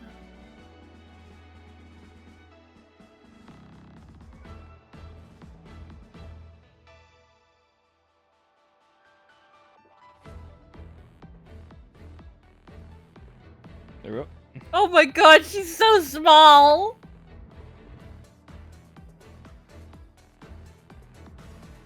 So single-handed So savior. she isn't actually that small, she's just in the distance. Just No, so I you meant know. Are I meant children small emotionally. or I just meant far emotionally. away? No, she is Nah. short. She is made from trouble. I gotta wait for Jay to ask single-handed savior questions. How I'm gonna go tall get are some you? water.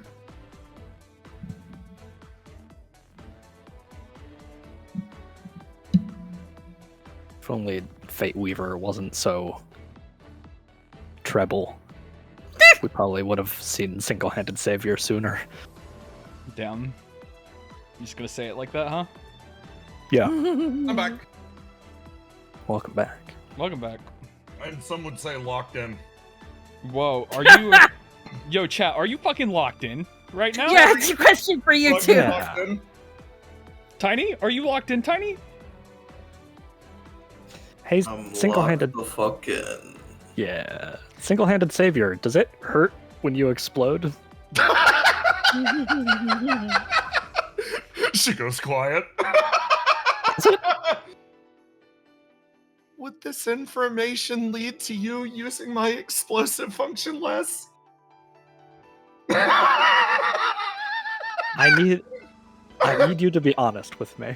That isn't a no. I'll be honest with you. Yes. It doesn't hurt that bad. Good. I think she should feel worse. I think single-handed savior has had it too good for too long. No. Name one time she's had it good. Has anything bad Got ever happened to Argos her? as a partner. Yes. Every time that she was a grenade, something bad happened to her. All the slow flashbacks of like black and white, like Argos diving out of the sky, hitting the ground and landing on an explosive grenade. this fucking little creature. She is just a hamster. She This is is- a I- baby I like koala. that is a gerbil. Look at her.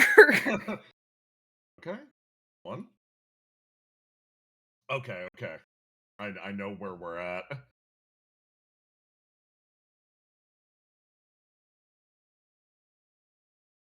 Some We're locked in. we are locked in, some would say. Yeah. Did I stop the music? Yeah, the I music did. stopped for some reason. What That's the why I was fuck? screaming. Ah!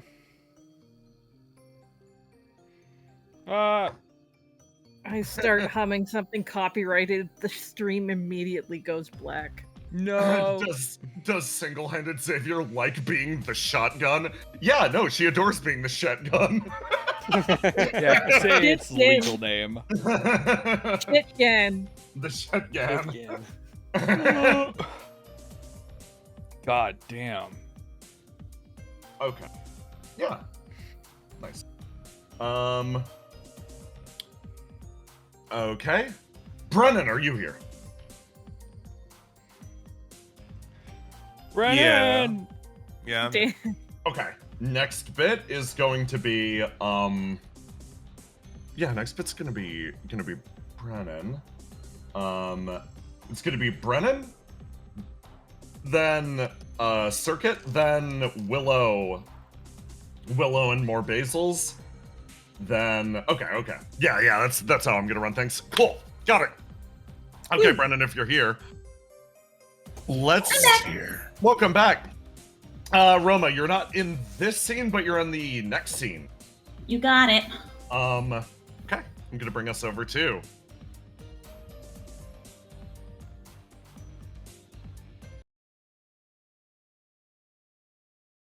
Lake.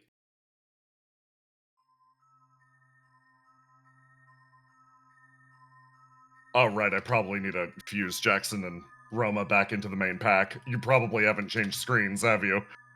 Nah. Okay. Hold on, let me... Hot sec. Probably dropped you somewhere ass random, Jackson. As it does. There it goes. I'm on the right map now. There we go. Okay. So, Basil, you're standing there. You are sitting there, teacup in hand, paused exactly where you were before, utterly frozen in space. Someone stands next to you, and though you do not have perception to hear this, weirdly, it feels like it leaks through just the same. With no capacity to answer back, however, the figure mostly just monologues to himself. I was actually pretty curious exactly what type of person you were. Guess I got my answer clear enough. He sort of moves his way over. Still full of surprises. Gotta say, not the conditions I expected to be meeting under, but it's nice to, I guess, finally meet you face to face. He looks over at you with his mask and actually pauses.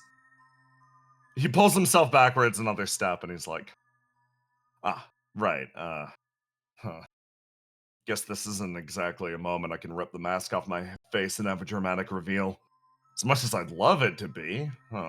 That's a shame. Well, catch up with me later at some point.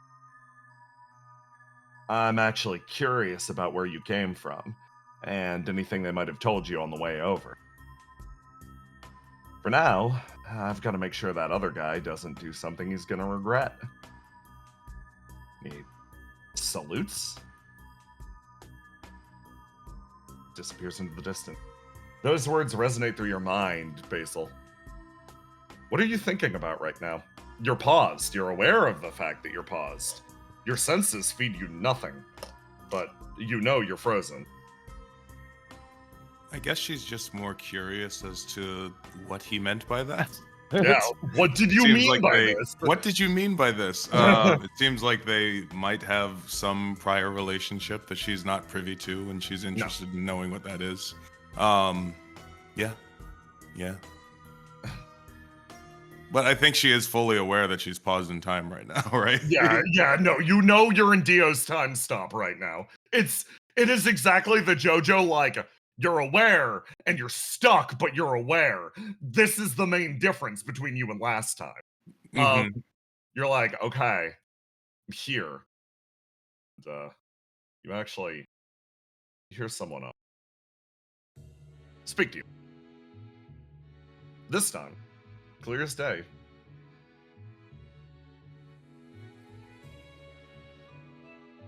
And so we find ourselves under the direct command of one of those tormented.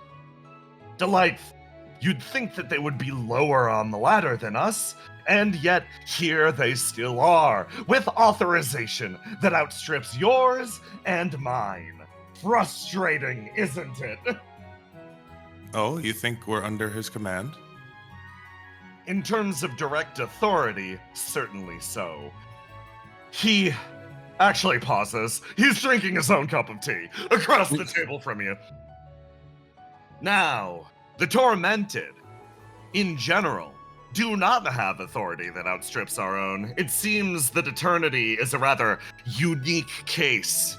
It seems that they did not revoke his authority when the torment was applied. A shame. It means we have someone deranged at the helm.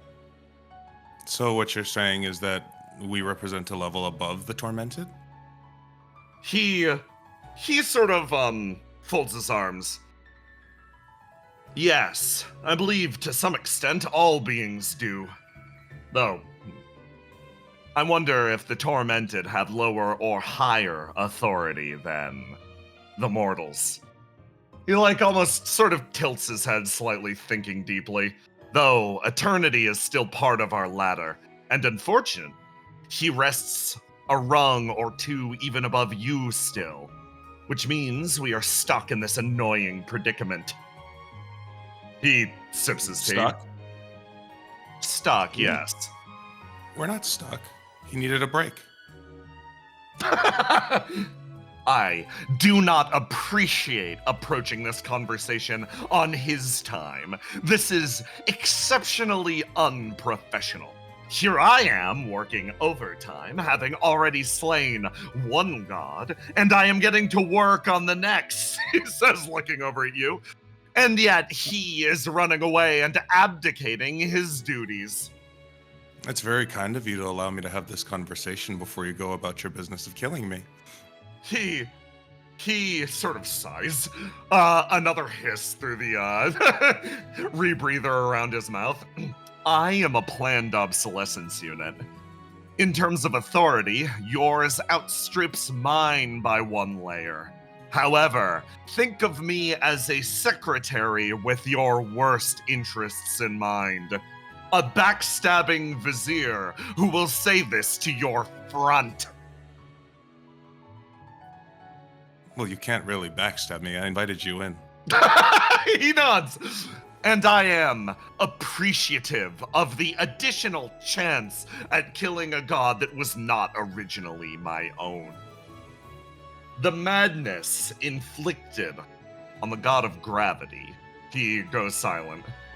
That took hold, but we were unfortunately beaten to the punch by the god of flames, whose madness ran even deeper. I did not get a chance to truly complete my job, so I appreciate the opportunity to see my original purpose to its conclusion. That's wonderful. I'm only here to make sure that everybody in this building reaches their conclusions. Delightful. It seems we're at least coordinated on this front. As far as the boss, he says, raising his fingers, I suppose he is more of the middle manager when it comes to us in our position. What do you think of I think I'm sensing a pattern. Oh. Every time we reach the next step, we just find somebody else who's doing the business of somebody above them. I'm terribly worried that it might be middle managers all the way up. He folds his arms. I have neither authorization nor information on whether or not your hypothesis is true, but I certainly wish it isn't. If it is this bureaucratic incompetence to the very top, I believe our universe is headed for a fiery and miserable end. Well, consider this. A line going straight up and down. Curve it into a circle. He nods. What is the middle of that line? He thinks, and he puts it down. All of the inconsequential failures collected over that period of time. If you're suggesting a ladder that loops in on itself, as those climb the ladder, as they create impacts and ripples during their travel, they will gather in the middle into a colossal ball of incompetence that threatens to swallow the entire thing. Exactly. He nods. The structure should never have been a circle to begin with. Well, then you should take that up with the designers. If I had direct access to their P.O. box, I would. Well, to access them, you'd have to get out of the circle now, wouldn't you? He pauses and thinks. I wonder. Someone of your authority might have the ability. Someone of Eternity's certainly would, even without exiting it to begin with.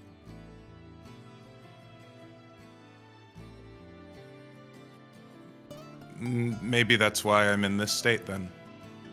Maybe I feel like somebody from here. Mortal, as you kept calling it. Yes. Maybe they should have access to the outside too. He sort of sighs. What you're suggesting is a dissolution of what we've been designed to enforce. Correct. If the machine is designed to collapse on itself slowly over the course of time, then that machine doesn't deserve to exist. He sort of takes another sip. Ah, now you contradict my purpose. I am entropy incarnate. I am a guarantee that vestigial limbs will eventually be cut away. You didn't do that for gravity, though. He stands up for a second. His hair bristles as he's like, another reminder of my failure will not make me more amenable to whatever you're suggesting. Gravity was an incident driven forth by the god of flames madness primarily, not my own failure or incompetence. He sits down. And then, like, it freezes. And then he looks away and he's like, the other planned obsolescence unit, the one that was sent to the god of flame, did not win. I suppose I'm only simply making sure that you're locked in enough to finish the job on me. He whispers into his tea. He's like, of course I am. Randolph was a layabout. Randolph didn't put his entire soul into his work. I am far more dedicated. The other planned obsolescence unit had a name? He pauses and looks up. Yes. And you don't, or you just don't want to tell me. The latter. And why is that? He pauses and he's like, the denizens of this world have great and dramatic names. The planned obsolescence units are framed at length after different... He realizes he's giving you information and then sort of pauses and shakes his head. You are at a higher authority. You are allowed to know. The planned obsolescence units are based on different bio patterns from different individuals that worked for, well, us in the past. As a result, there are no dramatics here. There is no Ace Galatine present. It is simple names like Billy or Randolph. Software engineers, primarily.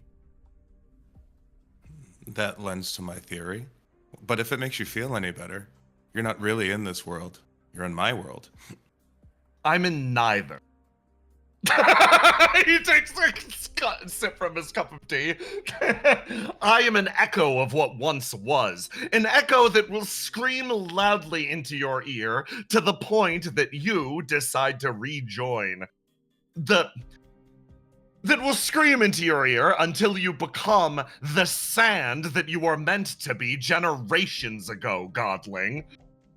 Are you really going to argue with me that we are not all echoes of something from the distant past? That is your prerogative. If that is your decision, you may live by it. I will kill you just the same. He takes another drink of his cup of tea. I'm holding you to that. He nods. I suppose, insofar as this goes, we are allies on this front. So in the meantime, what should allies do?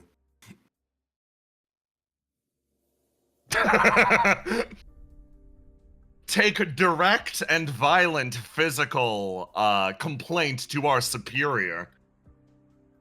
And how would you recommend doing that? Shoving him down a flight of stairs. I'm afraid he might be immune to stairs. Would I? Had I a body of my own? Yes, I hadn't considered that. He goes back to thinking! In the And meantime, that's why I appreciate your input. in the meantime, continue to emotionally devastate him. That appeared to be quite effective. I don't think that was the original plan. Pauses. I meant it when I said that I wasn't here to hurt him in any way. Your planned obsolescence unit sighs. And he's like, I can tell you do genuinely mean that. And at the same time, it appears that he is genuinely still trying to leverage his position. The And that's attempt. why- The attempt And that's- oh, go is. ahead. The attempt, however, is disgusting and worthy of destruction. And that's why I appreciate you in this system. I fear that the relationships I've established have made me almost a little bit too pacifistic. Ah, your older brother, was it? The one who has sworn not to harm others. I don't think I can share that stance, but I think if at all possible, saving everyone should always be an option. He's silent. He's silent and looks down his cup of tea, and he just starts quietly muttering and cursing into it. This guy wants blood so bad.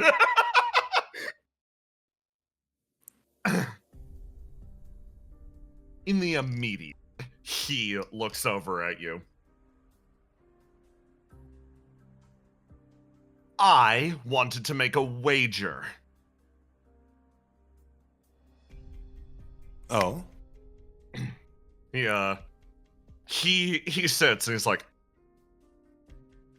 I wanted to take a bet about whose interpretation of this man winds up being correct. He places weirdly like a shaker of salt on the table, and he's like, over here, we have the fact that Eternity retains his authority despite his clear madness. This is a decision likely made from on high. And yet, they apparently are gazing down from such a height that they do not understand the depths to which one of their agents has fallen. Though they have granted him a torment, they have not revoked his privileges. And then he gestures over to the other side and he puts down a shaker of pepper. And he's like, And we have us, the boots on the ground, observing the situation directly. Those below Eternity, I'm certain, have no small number of complaints due to his actions and attitudes. Whose perspective do you think is correct in this case? I mean, you've seen from my perspective how easy it is that when you lose sight of the people on the ground, you seem to lose track of who they are. We've seen humans do that much, haven't we? He nods. He nods repeatedly. I suppose that is a quality that this unique existence seems to share. So perhaps somebody so far away is incapable of seeing how the madness of one of their subordinates is affecting everyone on the ground. A fascinating suggestion. One that you should definitely write to the P.O. box about. I agree. We should probably send a letter. I will help you compose it. He moves his way over and genuinely pulls out like what appears to be very fine stock paper and places it down on the table in front of you. He's like, again, I am uncertain of where to send it, but I think lodging an official complaint would do something to satiate my anger. And I think you'd be excellent at complaining into the abyss. It's a funny sensation as this man moves him back and forth. He talks about the company. He talks about sending a letter. He talks about the P.O. box and software engineers. And as you write this letter, and you speak to him more about his various complaints about Eternity and the role he's been given, you do come to a conclusion as you look over at your planned obsolescence unit. This being, whatever he is quite mad as well. Whatever he's doing or creating is not some magic. He's not going to write the company to get rid of Eternity. That isn't an option that he can do. But he seems to be so dedicated towards it that he's like, yes, good. They should know this. 1 out of 5 stars. As he writes it down, you realize this voice in your head is also utterly insane. I can only hope that I can fight off this insanity for longer than Eternity could. Yeah. That's a fun thing as you look down and you go over the letter. You realize everyone that you've encountered who, you share an origin with this guy. You share an origin with Eternity. Regardless, at some point they snap. And you look over at a guy that snapped, and he has told you to your face, his job is to make you snap eventually. So actually, he's actually said that his job is to drive her insane, which will kill her. Yes, exactly. That's the goal. That's the goal. Yeah. Interesting. So you write your letter to the company, and he's like, the boys in the mailroom are going to get a kick out of this one. He turns himself back around. He's like, thank you very much. I'm nothing if not a gracious host. I will not be complaining about this in the report once I finish up this case. Well, that complaint would just go to me, so you might as well just speak it. He nods quietly. I love it because it feels like when you pull back, you now know how to handle this man. I understand him better. Yeah, you genuinely understand him better as the planned obsolescence unit in front of you quietly continues to complain. The hotel inside of your mind whistling away to space. Jump the scene over. That did not go the direction I expected. I'm so happy. I'm like, yeah, man. No, this guy snapped. Yeah, he's just nuts. Yeah, Which I'm noticing a trend here. Maybe retaining your sanity over the eons is kind of a hard thing. Not hard. I understand. You're starting to get it. Okay. I'm adding a scene after this one, but for now we're gonna do this one. Mask, are you here? Yes. Lovely. Okay. Roma Mask.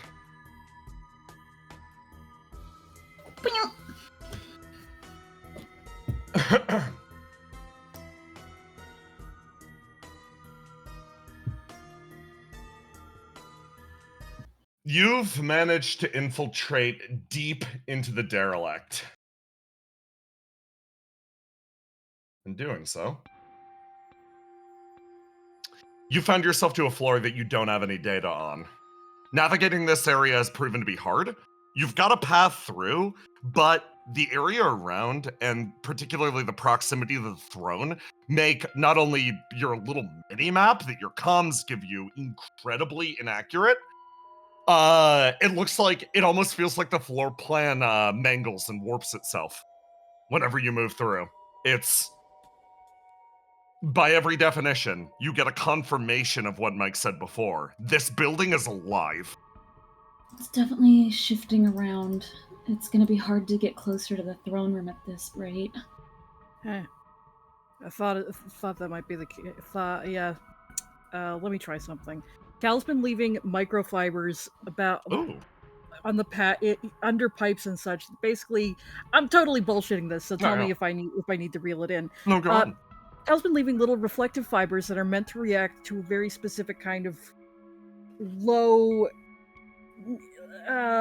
signal. Basically, he's just leaving breadcrumbs that are very hard to spot unless you have the right tool. He's going to use that tool now to see if he can trace any route that they've already been down.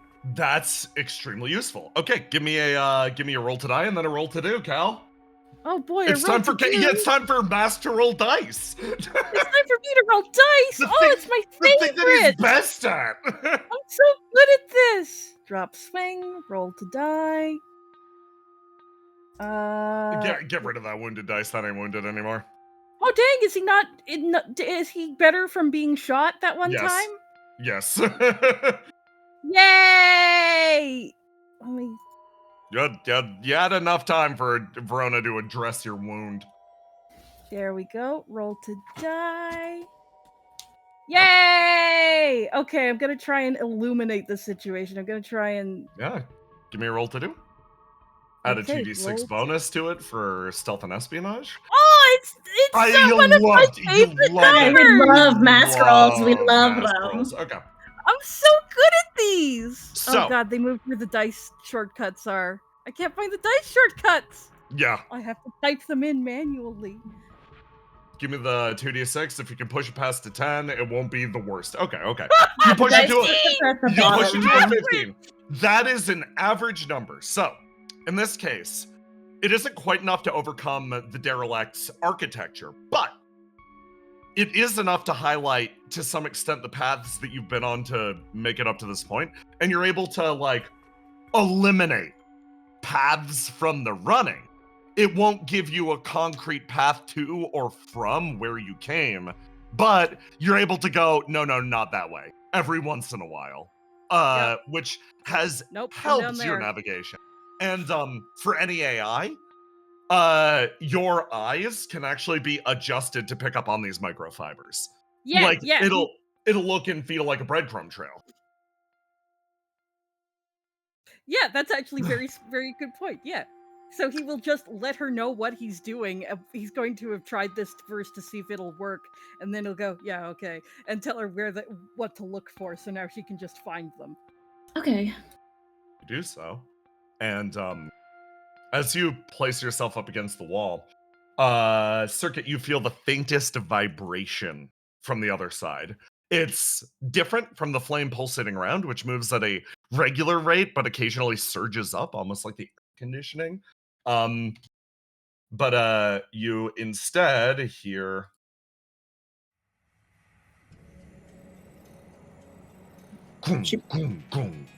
someone travel their way upstairs. She puts her hand out when she feels someone approaching, and she looks over, she sees someone's coming. And then she sees that it's the GK, and she goes, oh, it's fine, he'll let us through. Cat raises an eyebrow. She sort of nods, let's go. She seems weirdly unafraid of the GK. He's gonna wait for you to go forward a minute, and he's gonna hang back until you've been spotted. He signals to you that he's gonna do that. GK spots you, immediately reaches out, and then pauses. And then you see that he doesn't summon whatever he was going to summon, stops himself, and then sort of sees you. and just lets out a very matter-of-fact, oh. She sort of walks over. Are you supposed to be in this area right now? He nods. Pretty much left in charge of guarding this entire floor. I felt that somebody was coming closer. And no, it would be you. She nods. Sort of looks at you, waits a moment, gestures with his head. Go on, get out of here.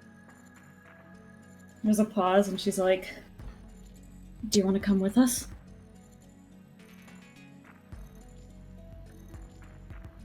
He She stays. says, Cal's gonna come up and stand next to her. He stays frozen. He's like, unfortunately, even if the dream they sold me was a fat lie, I've made my bed and now I need to sleep in it. She looks a little sad, like depressed. He sighs. Yeah, sucks.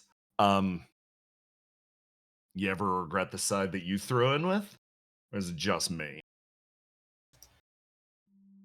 She sort of looks down. I guess the issue I struggle from is that I never really picked a side. That's supposed to be the benefit of being a spy, right? But in never really picking a side, trying to actually commit to one has become scary, and well, I guess I'm trying now. I just hope I don't end up regretting trying to side with Opia. He, like, sighs. You see the mask flare for a second.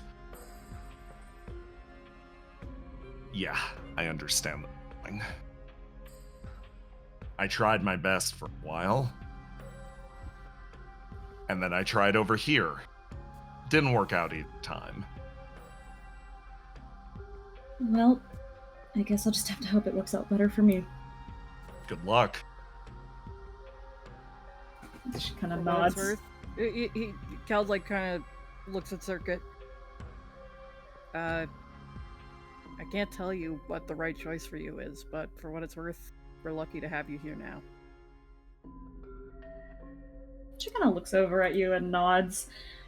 Seems like when you say stuff like that to her, it genuinely makes her feel better. Yeah.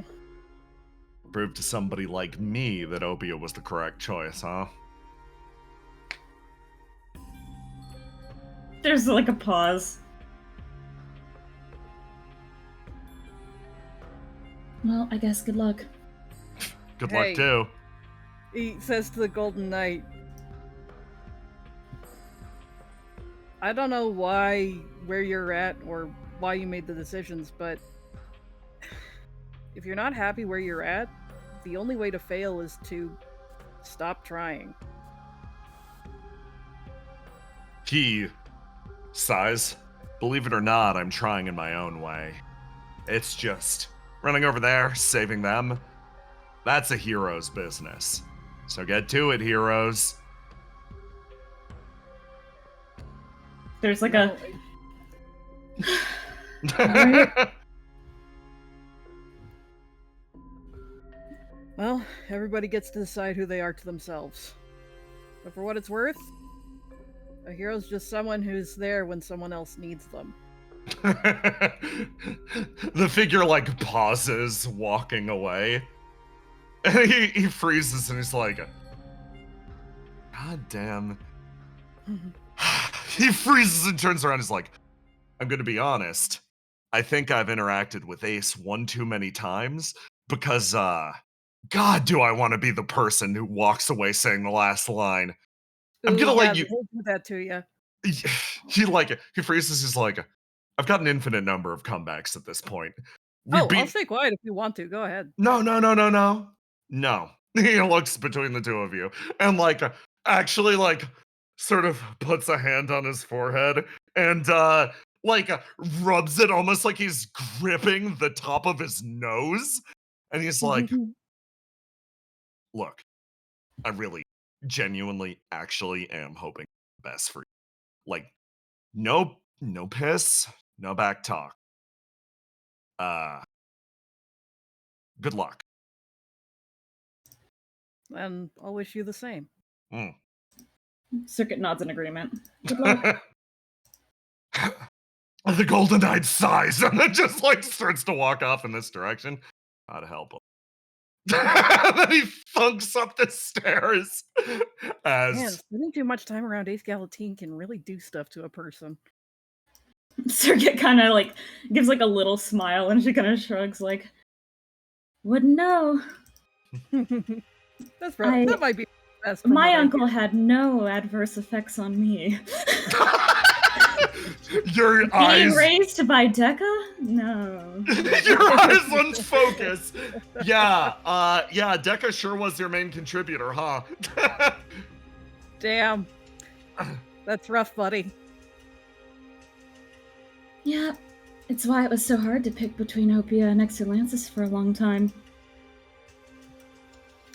Damn. Okay, yeah, that makes an awful lot of sense. So it kind of feels like a choice between family either way, huh? And then, in addition to that, there's the active part of it that's, well, me and Satyr were always supposed to be quadruple agents. We were only ever supposed to be on each other's side and never really on anyone else's. From what you said, that was easier, yeah? It was easier to run when that was the idea. Yeah, it's harder when you... It's harder when you have something around to care about.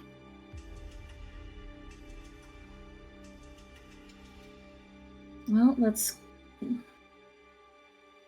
hope that trying is enough for me.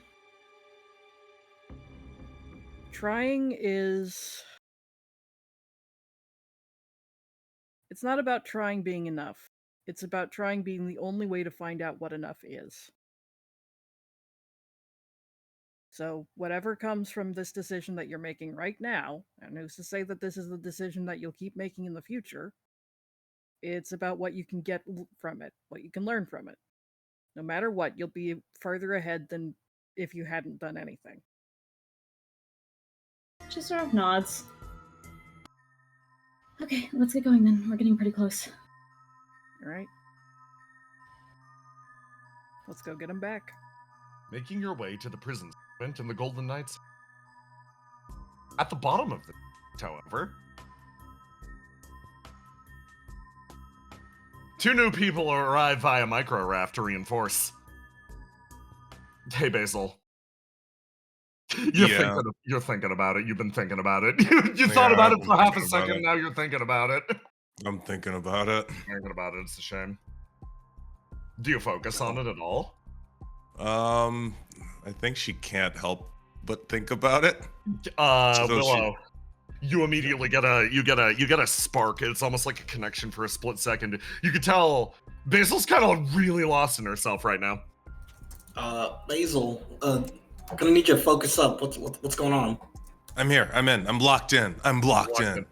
Give me a roll to do. Give me a roll to lock in, Basil. No, you're not locked in. You're not locked in at all. I'm not locked in. I'm sorry, Willow. I'm really blowing this mission. Look, I need you at 100% focus. So we're gonna clean this up, and then we're gonna go on the mission. All right. Okay, it feels like the fog of memory is hanging over your eyes. It's difficult. It feels like the past is just reaching up and trying to grab you. We're not fighting anything right now, right? Well, we could be battling emotions. Right. So let's walk and we can talk. All right, but if we get into a fight, that's no excuse to not talk about it, all right? Oh no, I want to talk about it. That's the thing.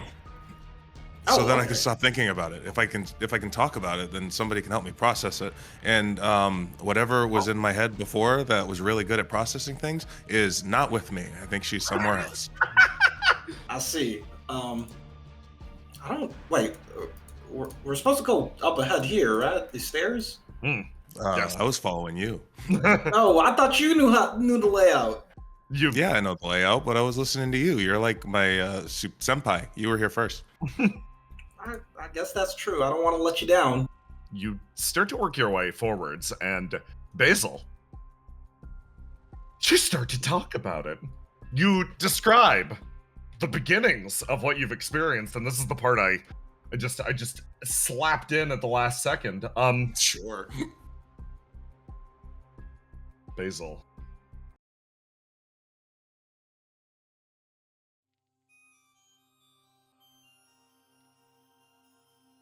You start to remember World 10. Oh shit. Dropping here. You are walking through the derelict and metaphorically exploring these emotions now. Thank you for tagging Willow into this. Thanks, Willow. Welcome to my somnium. Yeah. Oh wow, I've never seen a domain expansion like this. You start to walk as Basil. The thing in your mind that normally blocks out these memories is gone. The lake is gone. That being is gone. Instead, you're forced to confront reality as you once experienced it. Basil, I have a question. Mm-hmm. You look at the church in front of you. Tell me in your gut. Were you in this church as one of the devout? Or were you standing at the head of the congregation?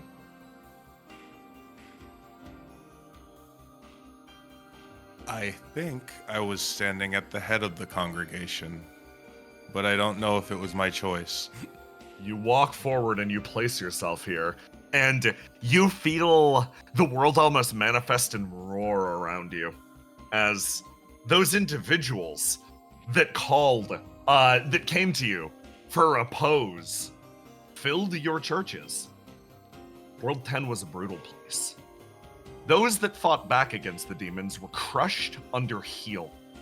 The world, functional to some extent, was ruled by the forces of compulsion. The upper edge of the world also was under constant psychic attack by the followers of logic. Madness came to those that allowed the voices in. I'm glad it worked out for them in the end. Yeah. And your position, Basil, you feel it from the bottom of your heart. You're tied to these people as you turn and stare out over the brilliant sort of cityscape behind you, one that still stands. You offered one area, peace and repose on the surface. Dedication to compulsion allowed you to spare no small number of people that all sought shelter within your church. In your own way, you were helping the people of this world, though to the heroes of this world, without a doubt, were a traitor.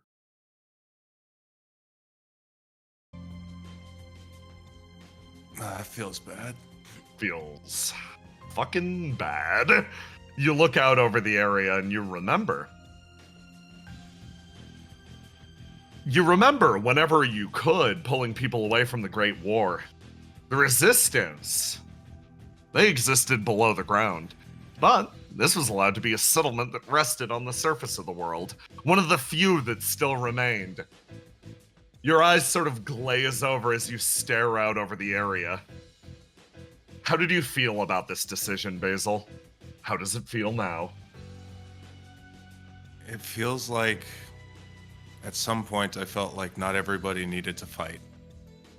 And sometimes it was better to go peacefully into the good night than to struggle forever. You sort of focus in on this. World 12. This one's different. Are you going to play things differently this time? I think I'm going to play things so that I get to live my life. You focus on that. And as you look at Willow, you come to a realization. Huh. Yeah. You never really got a chance to live last time. As you look at the congregation around you, as you look at all of those people seeking shelter from the Great War, you realized you were an instrument of this place. You were an instrument of peace. You were a priestess. You're a priestess of the enemy, but at the same time, you weren't exactly a person. Your eyes unfocus and weirdly seem to narrow in on Willow for a second. Unambiguously, an individual that most would call this world zero. It's weird to be walking alongside of her.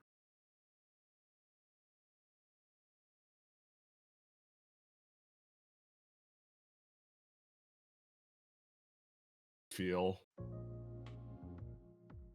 a weight almost settle in your gut for a moment. Basil, to some extent, what is the primary emotion that you would associate with your time here? What do you feel about it now? Compassion. Compassion. You focus in on that emotion. No regret. Nothing. Compassion, identification with the people here.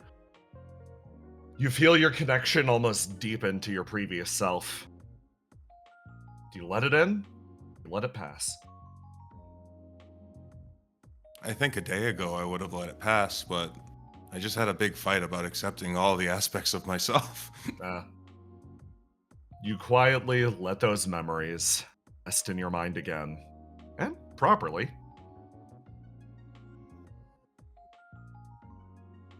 You become a representative of World 10 once more. Basil, you've thought about it. I had a think. I had a big think. You had a big frickin' think about it, and as you come to, you continue walking side by side with Willow.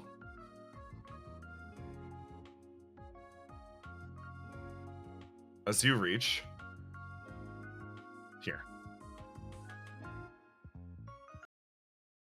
Well, You've reached deeper in, yeah. Yeah. You remember the time like before you died, right? Like right before I died, or like You know, before then? You died, and then you lived again, but you remember the first life, right? Yeah, I remember the first life. Yeah, I think I can start to remember it now too. Oh, did you do anything interesting? Were you a barista? That was my guess. Something like that. Well, were you happy in your past life? No, I think that's why I'm here. Oh, I think if you're not happy in your past life, sometimes you get an extra chance to be happy. oh, If you're lucky. that's good news. You say that out loud, and you see the signs of a battle in the area around you. But you don't see anyone here. Completely empty. But you focus in, and see? Sitting at the center of this area, almost overhearing you, a figure braced up against the destroyed table that Aura pulverized earlier, sort of sitting, clapping loudly. Willow, I couldn't agree more. A second chance at life. Isn't it a brilliant thing? If you're given another shot, shouldn't you take it? Shouldn't you embrace it to the best of your ability? Oh. It's been so long, really. You thought that she was a barista? Are you sure you weren't thinking about your life before Station 1? I was no barista, alright? I'll have you know, I hunted. I got, like, my walls was filled with trunks of big mammals, alright? Mm-hmm. She's nodding quietly. She's like, well, I've set up the table again. Why don't you serve us both drinks, little barista? I can't believe. You believe her? You believe this girl?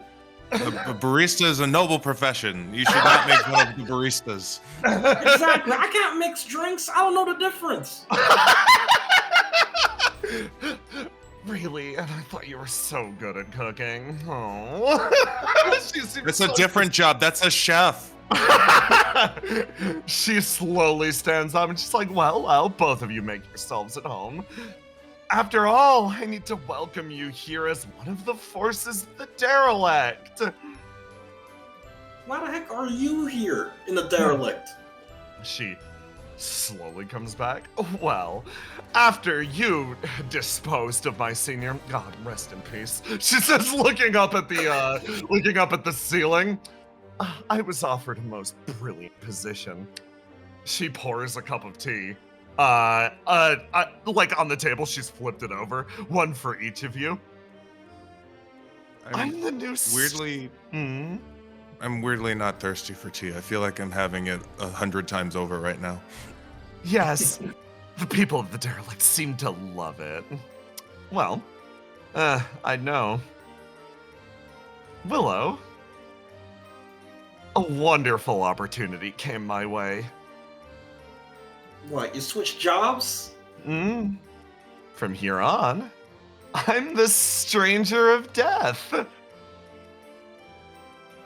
And are you gonna continue the last stranger's job? What, being a shirtless menace? No, you know what I mean, the other one. You're out. I think it all comes down to how you answer a few of my questions. Come on, sit. All right, fine. I'll sit. I'll sit down. I'll drink your tea. What is this? Oh, I don't. There's only one seat. I don't know. I'm not a barista. I picked it out of Logic's back room. God rest in peace, big guy. I'm sure he would love that we drank his tea. Her expression lights up. I was curious about how much you can help me with my upward mobility and job opportunities. Help you? Mhm. What do you want? Her expression sort of levels. The same thing anyone from our world wants. Job security.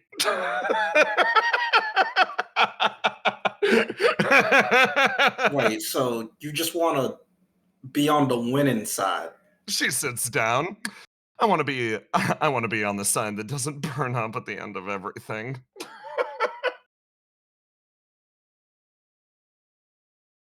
Well, I don't know. Seems like there's not many spots on the winning side here. Really exclusive club run by you? Yeah, real exclusive. We're just gonna have to see you in action. Oh, that's crazy. That's wild. Because I'll have you know, she kicks the bottom of the table and it flips through the air.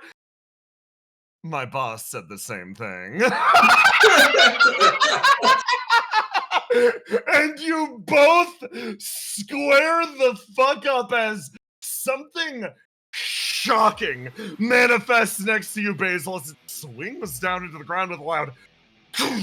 It hits the ground as Rio braces the reflection gnashing maw into the ground. She kicks the table forward. Willow, roll to die for me. All right. Oh, now I remember you. Okay. You manage to deflect the table as she swings her sword forward and you dive to the side. Basil, your response? I remember her now. Oh. I didn't remember her. She was yapping. I was kind of lost and she was yapping. She was being a little rude. But now I remember you're the one with gnashing maw. That's the one I smelled. She smiles. She's like, "Oh, I'm so glad to have left an impression. Do me a favor. How do I smell now?" You try to sniff. It doesn't really work the same way it used to. Yeah, my sniffer isn't working the way it used to, unfortunately. But if I had to guess, you smell like somebody who's messing up a dead man's stuff. It's kind of rude. Oh, messing up a dead man's stuff. She's saying you smell lame. She takes a step backwards. She's like, oh, I wouldn't say I'm messing up. Oh, you're talking about logic. Last I checked, Halstein was still alive. Oh, I was hoping to be a little more dramatic about this, but before you all came down here, I took a little trip. She reaches up, and you notice something start to form in her other hand, and it touches down on the ground, impacting the table as her eyes go wild, and you recognize something. The woman in front of you is not only holding the reflection gnashing maw, That's in the her real one. other hand is the very real demonic arm pulled free from the stone on the 3rd floor of the Coda. So, do me a favor. Keep me company for a bit. Hey, Willow, Yeah? let's kick this bitch's ass. You don't have to tell me twice. You guys, square the fuck up! I think that's the only person in the world that Willow actually dislikes. Yeah! I love that Willow became rivals with the Hunter of Mortals, the Stranger of Death, and then her actual rival from before any of this even happened showed up and became the new Stranger of Death. It's like, I'm just gonna catfight with you about it.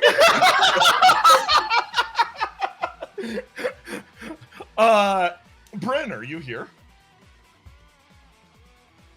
I am. Lovely. Bryn.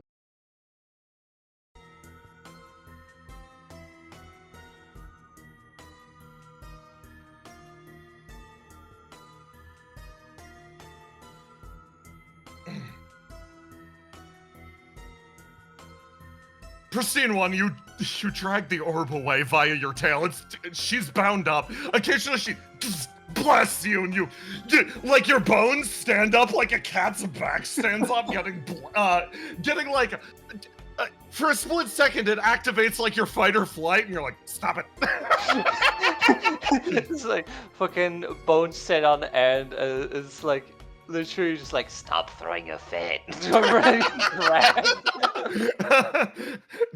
You drag the enforcer of morality away as she almost pauses for a second, and you notice the lightning die down slightly. Not completely, but she seems to stop. A group of people just walked through, describing a church from World 10. You guys stuck to the shadows and just let them pass. That was Will-O-Wisp. She throws trains. We don't deal with that. We don't deal with that. And you almost seem to stop here. As the orb behind you grows a little more quiet. Why have you stopped me? I'm curious. I was protecting our home. It's interesting because at first there is no real answer as she's sort of asking that, and she just keeps fucking dragging her.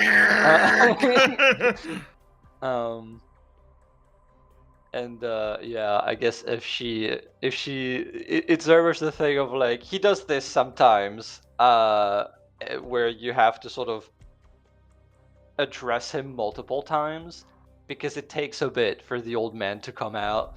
Yeah. She sort of freezes and she's like, I thought I was acting on the purpose that I was given. I thought that I was protecting the derelict, what I was designed for. Making sure that those that would harm my family do not. Sort of stops, and the tail goes to relax a bit, but then he remembers who he has in his grasp, and so it sort of like gets tighter to make sure that she doesn't go away. Yeah, for a split second you felt like she would go for it. Yeah. And he speaks up. This edifice of twisted metal and damned souls is no home of ours. It's a prison, a working camp. Our home is ourselves and those we love. As it is your duty to protect us, it is ours to protect you. There is complete silence from the orb. Drags.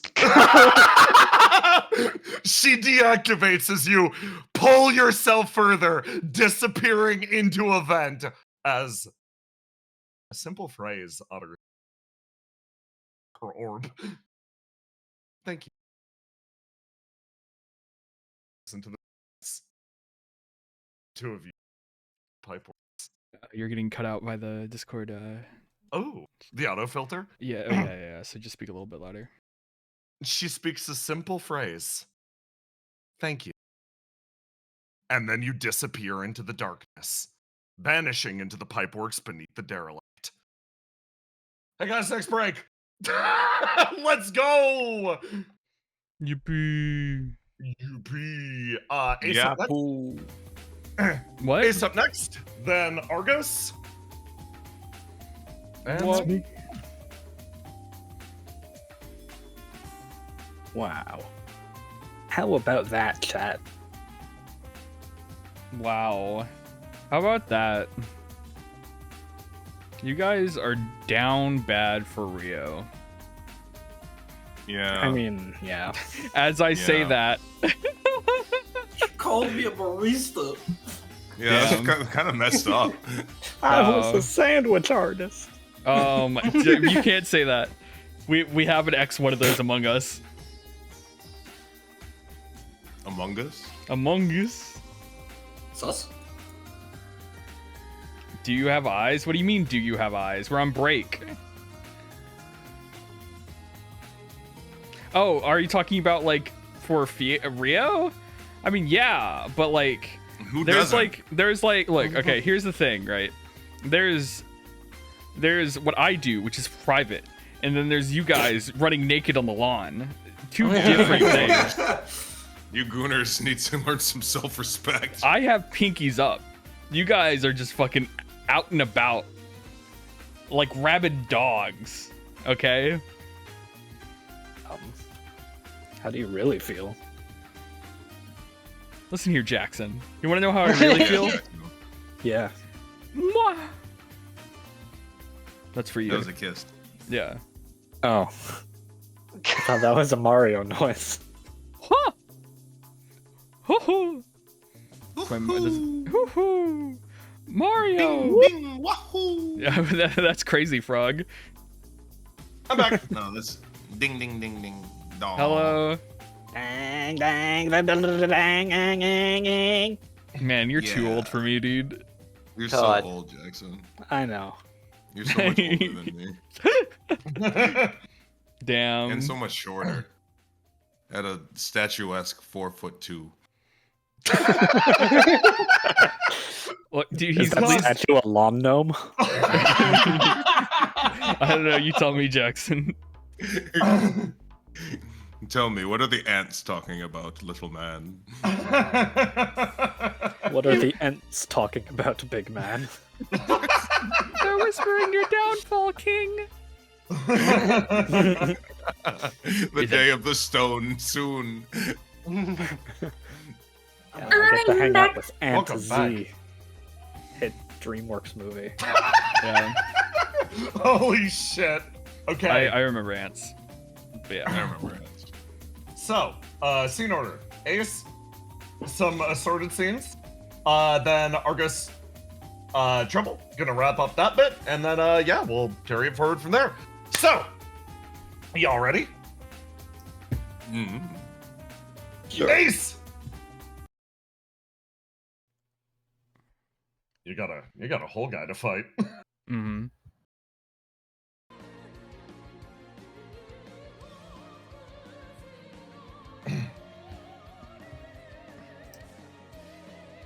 So, let's go.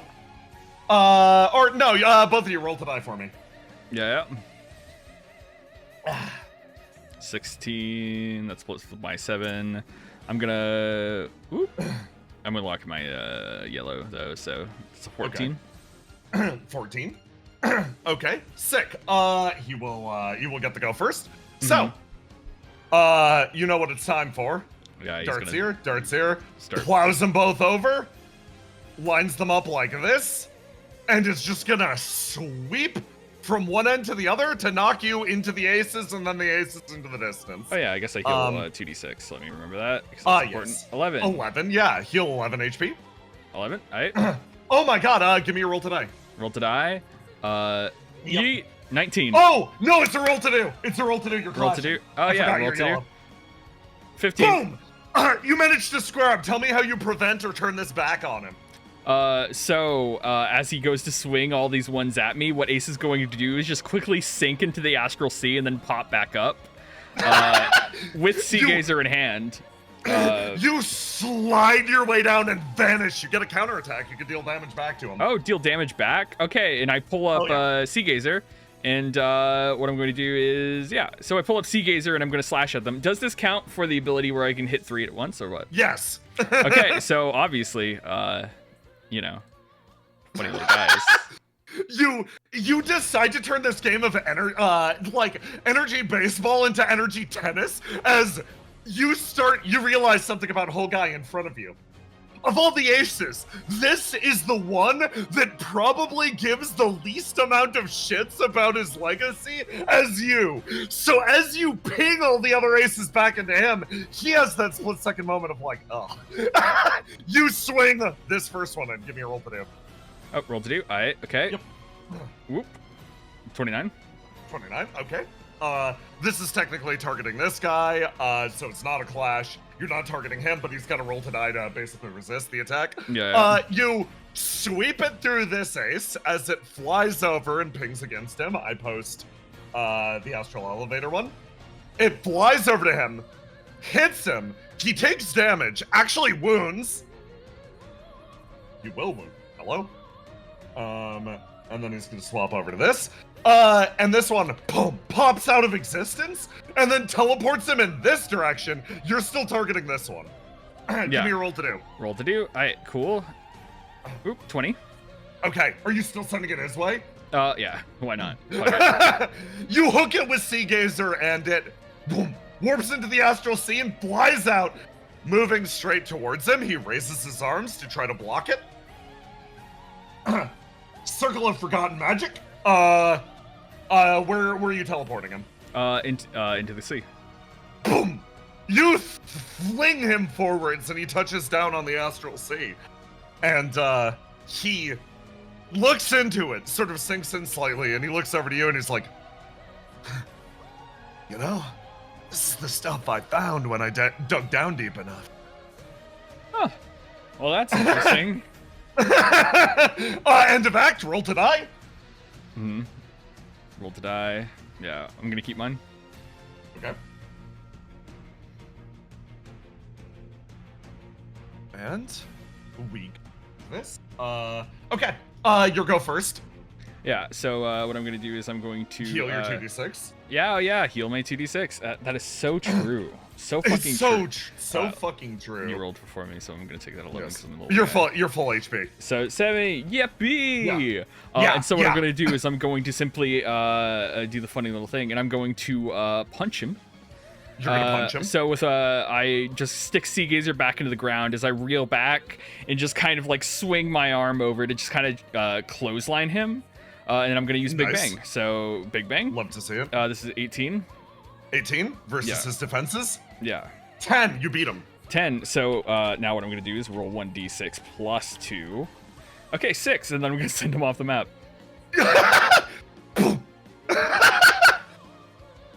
He flies off the map. What do? He's going to spend a turn. Yeah. Oh, so he's going to spend a turn to... Oh, he's walking. He's walking back slow. No rush. You're at full health. Okay, and so what I'm going to do is I'm going to then take my turn probably, because since he's taking a turn, it's my turn again.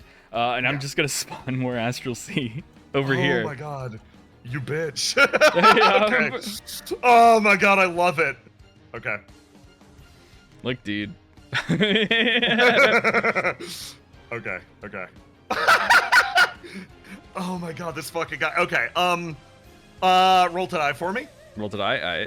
I mean, what he could do is he could just, like, I don't know, run to the other side of the map. He doesn't have to, like, you know, stop here. No, he's coming back via this way. Okay, so that's your roll to die. Okay, you actually beat him as something flies past you and lands right here. He sort of misses as another one of the aces touches down next to you. Your go. My go? Okay, so what I'm going to do is I'm simply going to, let's see. I'm going to, let's see. I'm trying to think of what I can do in this situation. So I'm going to spawn Astral Sea around him. Oh my god. Because why not? So, yeah. 1, 2. Yep. Okay. Because I can't Shit's spawn looking on good. him. And then I'm going to ignite. Yeah. to big bang this essence of ace. Okay. Give me a roll to do. Yeah. It's just an insta hit if it's ignite. It just doesn't get the extra bonus from it. So that's eight spaces and also 8 damage. So and I fling it into him. Okay. Boom. This flies straight back, hits him. I'll make it deal the 8, and it bounces. Tell me, where's he going? Where's he going? Yeah. What I'm going to do is I'm going to God, blowing him off the map again would be so funny. So fucking funny. Yeah, I'm pretty sure. Keep him out of the map. Get him out of here. Okay, he's gonna spend his turn walking back. This one touches down in the Astral Sea and disappears. This was the Tactician Ace. It vanishes. What's your turn? What's my turn? What my turn is gonna be is oh god, I'm at full HP. I'm just kind of like living here, right? Yeah. And so what I'm going to do is I'm going to extend the Astral Sea this way, making it like a little walkway, right, to the other side of the map. Yeah. And I'm just gonna 1, 2, 3, 4, 5, 6, and I'm gonna stand right here. Okay, he comes back. Roll to die for me. Roll to die. Okay. Yep. 8. Yeah, that's because my dice is locked out. That's fine. There you go. Put you there. You know what's coming. It's another ace flying straight at you. It's a 15 with my locked-in dice. 15. Okay. Gotta beat a 15. He does. Okay. This one flies through the air, and it's going to connect with you. Boom! You're hit in the face with another one of your past selves, as I mark this one.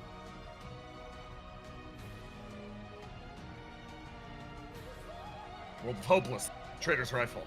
That will be an additional +6 damage, so that'll be 16. 16 damage? Ah, that's fine. Yeah, flies over and hits you and sort of pauses there. A mournful, miserable ace hangs in the air next to you. You can feel the sadness radiating from her. Okay. Your go. My go? Okay. Yeah. So funny thing about the stuff I could do. I'm going to, so is this the beginning of the round or beginning of my turn? I heal 2d6. Yeah. 2d6, so that's 7. This is what it's like when I'm set up. This is what it's like when you're able to sink in the goo. So what I'm going to do is I'm going to stand over here, and what I'm going to do is I'm going to do what I do best, and I'm going to big bang. So this one's a roll to die. So this is a 30.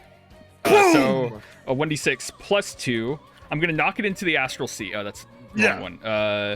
And it's going to tag it, and thus it's going to be teleported through the Astral Sea. It disappears out of existence. Ace has the ability to treat any space of Astral Sea as contiguous with its own space. It simply teleports to the end. So you create a pipeline, whirl around, punch this one, and send it flying through the Astral Sea, and it emerges and slams into the ghost of your past, wounds him again, and then he's knocked back. Where's he going?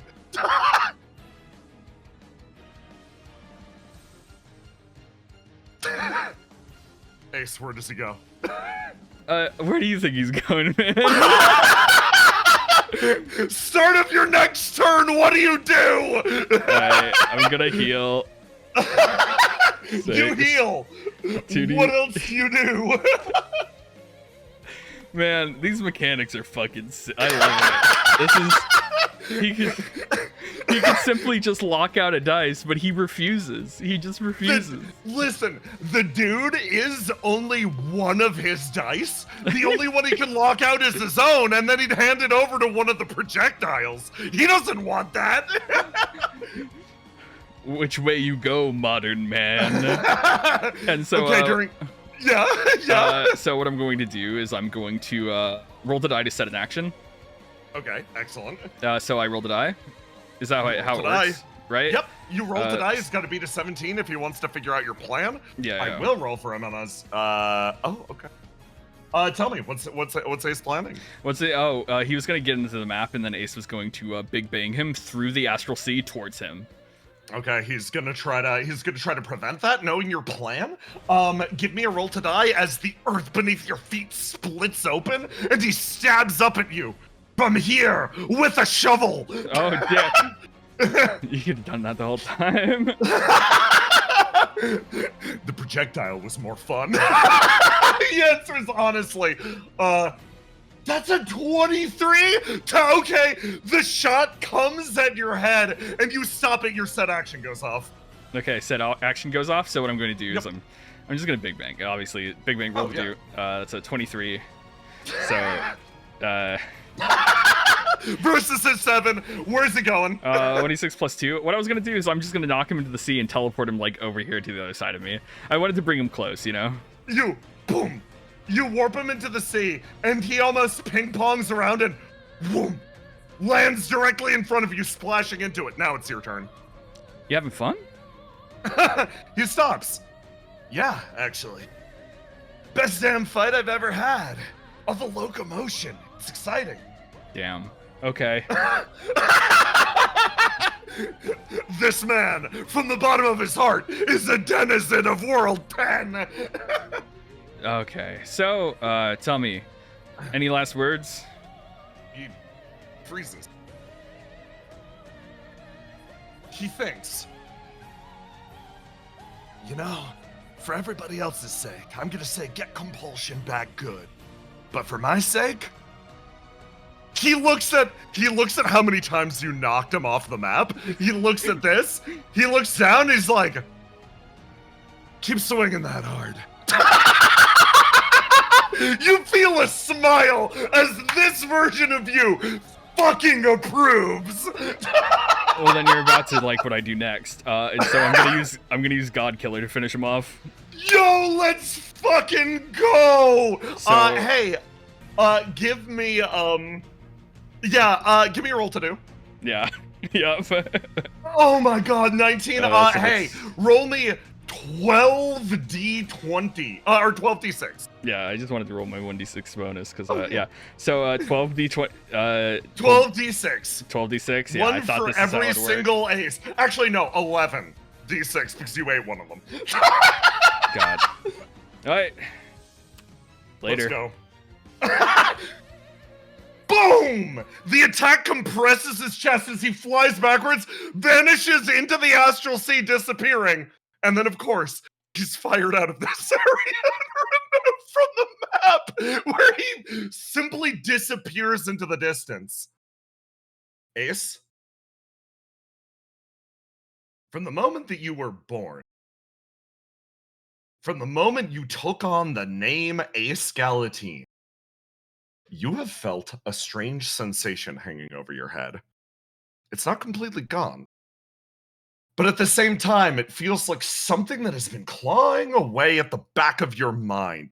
A constant contract attempting to burn its way into the back of your mind has actually released.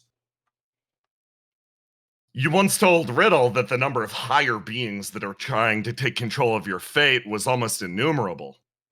But without a doubt, you cut that number down by 1 today. Compulsion's hooks release, and you actually feel a resonant silence in you once. Well, I mean, that was a nice break from the danger. Ace, you come back too, as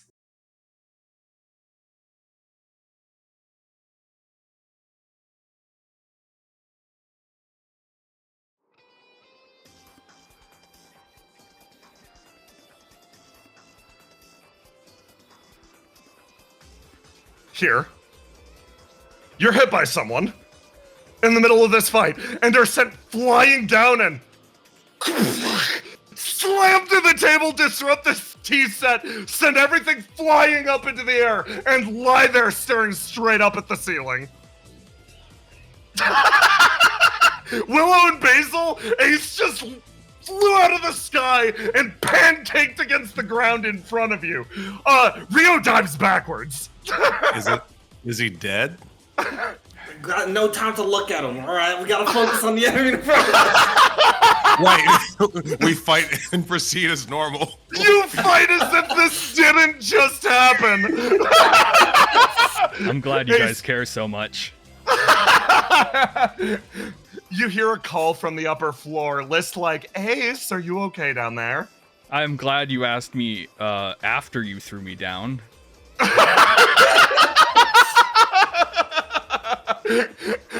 Sorry, I heard a little bit of sass. That indicates you're probably fine. What's going on down there? You look around, you see Willow and Rio squaring up. I don't know. Willow and Basil are fighting some sort of like barista or something.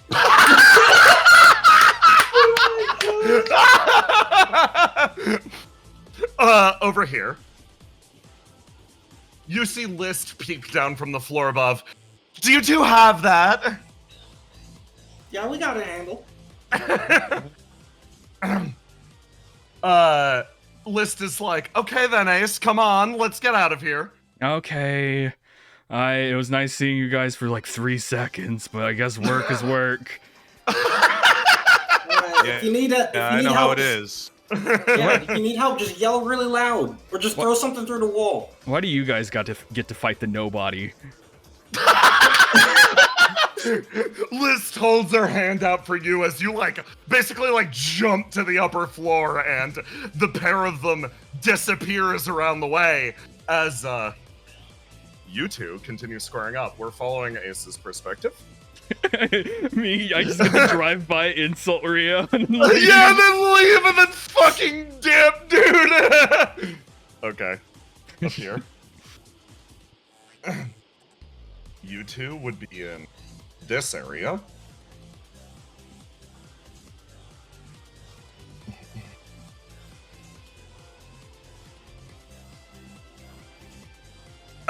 You two touch down up here, sort of pulling your way backwards, as List's like, all right, what's the move next?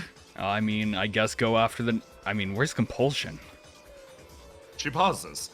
I searched the floor while I was containing you. No luck. Sea Gazer? Sea Gazer in the back of your mind. Interesting. No, I was fending her off for a little bit, but it all went mostly quiet after a certain point. Really curious, isn't it? I guess. Maybe we killed her, or maybe she just decided to slink away and survive. I guess either way, it works for us. Right. Okay. You ready?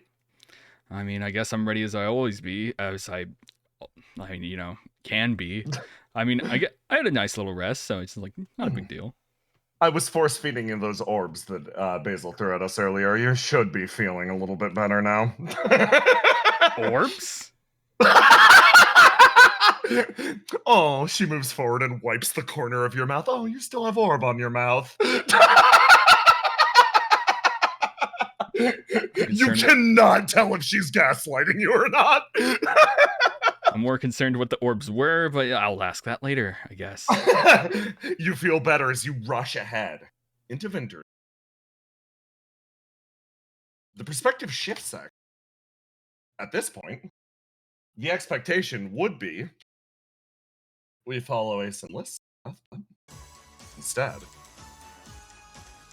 our path follows someone else's. Michael? Michael? Michael? Oh no. Robin! Oh dear. You made it to the point with all the civilians. You helped them out. You and Liam have cleared your way over here. Bryn, you are required for this bit. I'm here. As you make your way back. You make your way to the fortified point. Pixie's been helping people through. things are going mostly good.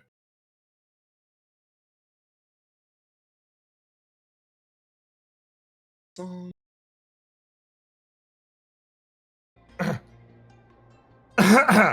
the evacuation proceeds proceeds at a reasonable pace as everyone finds their way towards the bunker off in the distance. And Robin,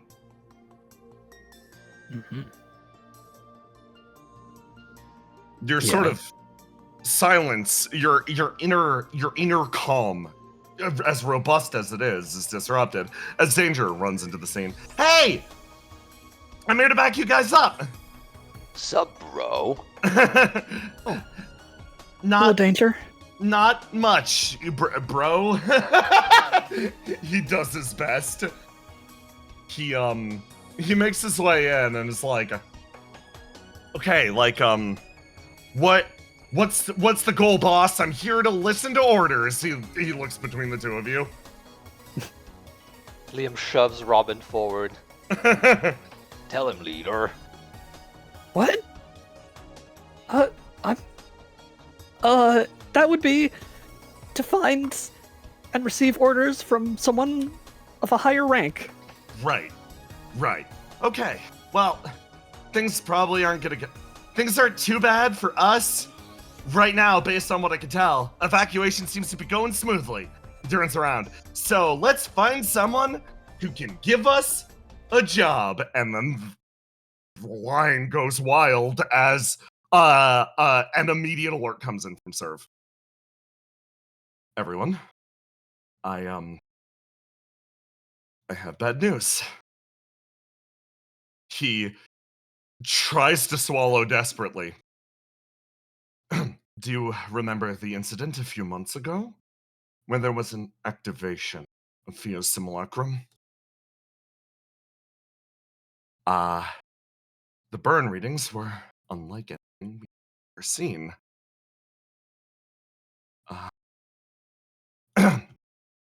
Something like that is headed your direction right now. Uh-oh.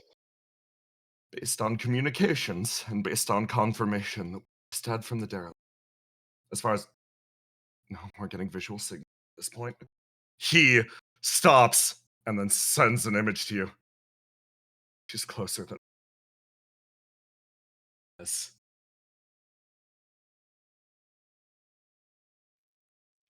Did you ping? Over here. Two figures turn their way down, turn their way away from their car, moving towards the evacuation shelter. They stop and they're like, "Oh, are you with Geist? We parked our cars over here if it's okay." A figure taps her way in as this guy's like, "Oh, looking at that makes me feel kind of funny." She moves her way in, looks back and forth, almost smiling quietly to herself, and she turns away and she's like, "You recognize my outer shell as Geist make. I have a lot to thank them for, yes. Do me a favor. Tell me, where can I find a representative of dear, wonderful Opia?"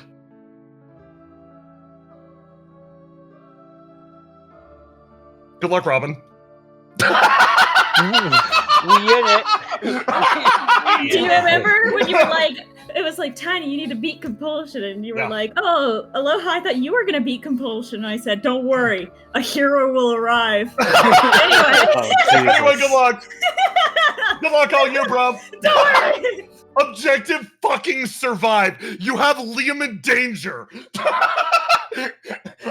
Let's go, bro. Anyway, that's not important. What's important right now is we're solving puzzles.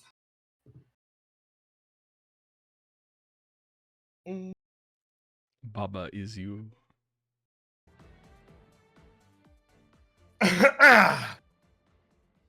Okay. And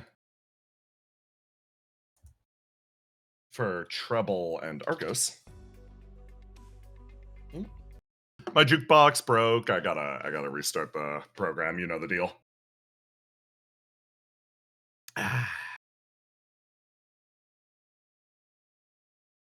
This seems like a severely underleveled party. I don't know, man. That's crazy. I think they got this. Okay.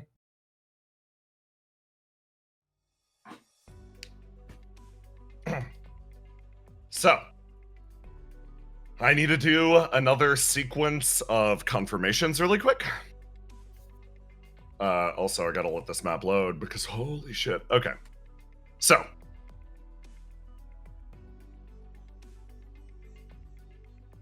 move first.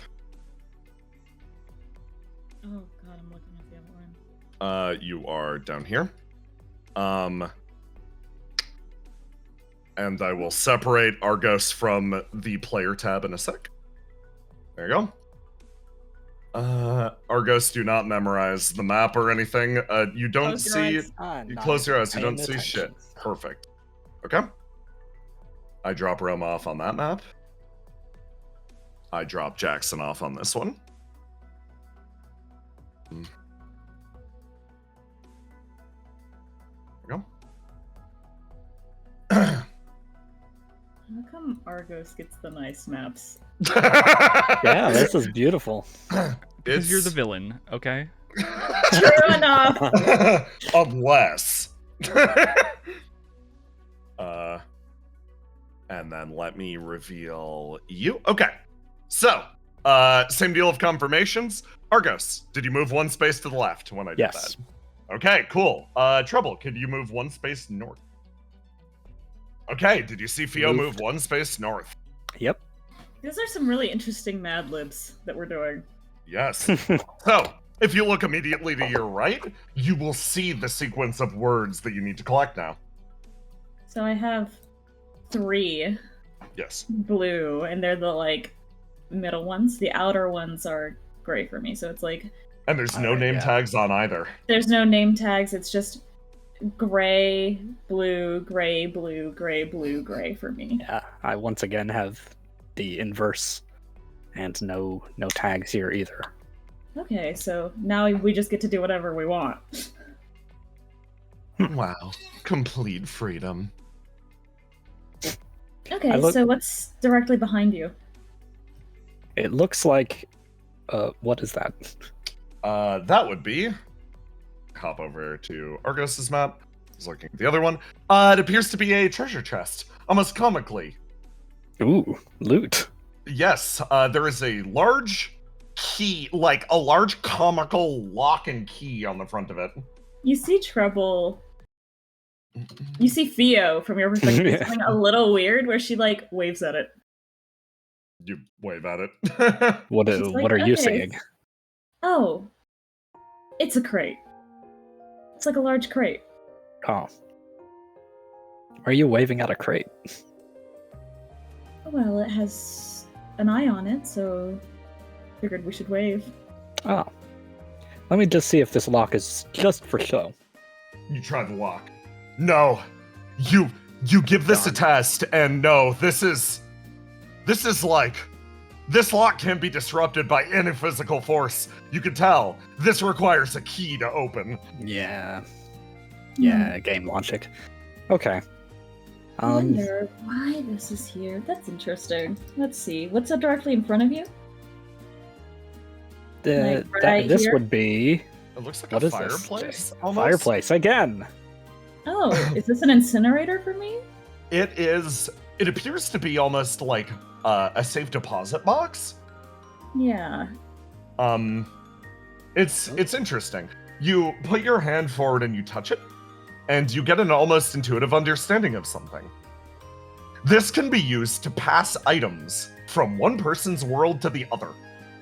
Oh, okay. That's convenient. Yeah, so if you see a key, send it my way. Okay. I've also what got is- some crystals to my right. These? Are they like right here? Yeah. Are these Oh. blocking my path? They are blocking your path. You see Fio actually glitch into them. Oh. For Yikes. me, there's a glass panel directly below me that shows a bunch of pipes. Okay. Yep. There's a bunch of pipes below you, but the path is otherwise unobstructed for you. Okay. This is as far as I can go in this direction. You can't go any further? Trouble just keeps No. walking. Beyond it, there's Here, some what's sort here? Hold on. Pause right there. You stay over in that direction and treble. As you make it to this area, I'm going to show you something.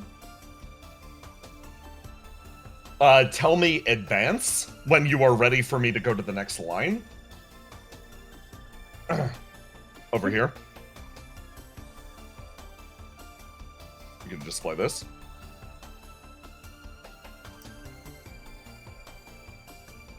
Tell me advance when you're good. All right, advance.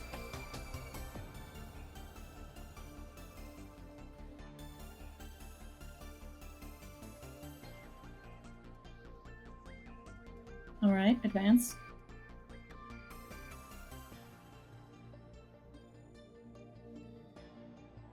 All right, advance. And then down here. Something appears. Argos? Yeah? I need you to start running the opposite direction. Ah! Now. Start I'm running. going. Keep running. Okay. And now, I put the players back over to the Argos map. I'm out of space. What You am I need to running keep- from? There is a creature following you. If it touches... She pauses. She doesn't say anything. You feel Yep, that was close! You feel her literally cover her mouth. Just keep running. Okay. I'm by a statue. A dead end room with a statue in it. Okay, Jay, what's this thing in front of me? Okay. Over to you. The one right here. Uh-huh. It is a large drum. It appears to be locked from your side. Okay, You need somebody on the other end to unlock it. he turned around. It seems like this is just very slowly moving in this direction. Okay.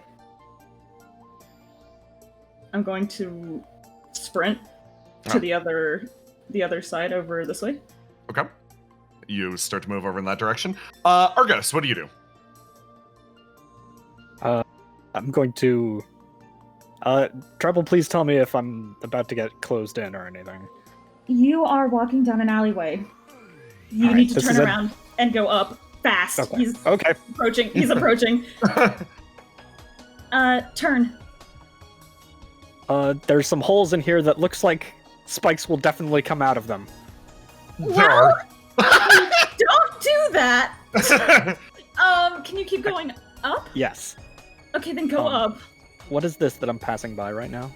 Let me go over to your screen. Oh, this is fun. It is a switch. A wooden switch that you can tell will disable the spikes. Oh, cool.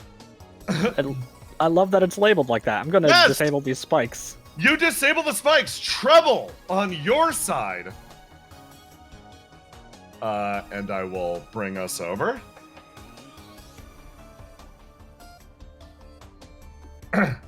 Treble on your side. These form a laser grid between them. You will be diced if you travel through. Okay. It's Just locked. Keep going up. Keep going up. Keep going up. Okay. It's a dead end up here. Can you turn? I can go back the way that I was just... Don't. It's approaching. That's bad. It is not a dead end for me. Maybe I can juke it. You could have gone. And oh god. Over You here, make- what is this? You make your way into that room, and you see, It is a very large creature. It can barely go down the hall. you find what appears to be a winch. Let me go over here. You find a We're so winch. far. Pulling it should be easy. Okay, and this is a chest here. That's a chest. Can I open it? Yes. You throw it open. You find a key inside of it. Yay! Okay, I'm doing a Hail Mary and winching this winch. Okay. You winch the winch. And I go here. Treble. Mm-hmm. This device is unlocked. Okay. How do I get there? How do I get there without... Okay. You can't go to your right at all. No, it's blocked off by crystals. Okay. You're... Oh no. This is very bad. You are trapped. Oh, good. How about this? Just hide? Is there a space you can fit yourself into? Can I climb into the chest? Yes, you can. I'm gonna I do don't that. know if that will work for us. Bro, you're bald, you're hiding, this is just like Hitman. You move over there. I And think it might be game over. treble. Yeah, I'm looping Something around. happens. Okay. You Move back. you look over here Mm-hmm. and okay, Argos. Here. I'm going to erase that on your screen, and Argos, I'm gonna need you to tell me advance once you've read the dialogue. Okay. Okay. Oh god! Advance.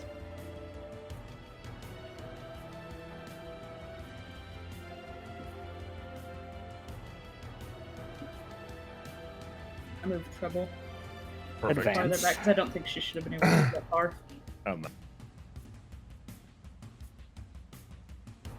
What is happening?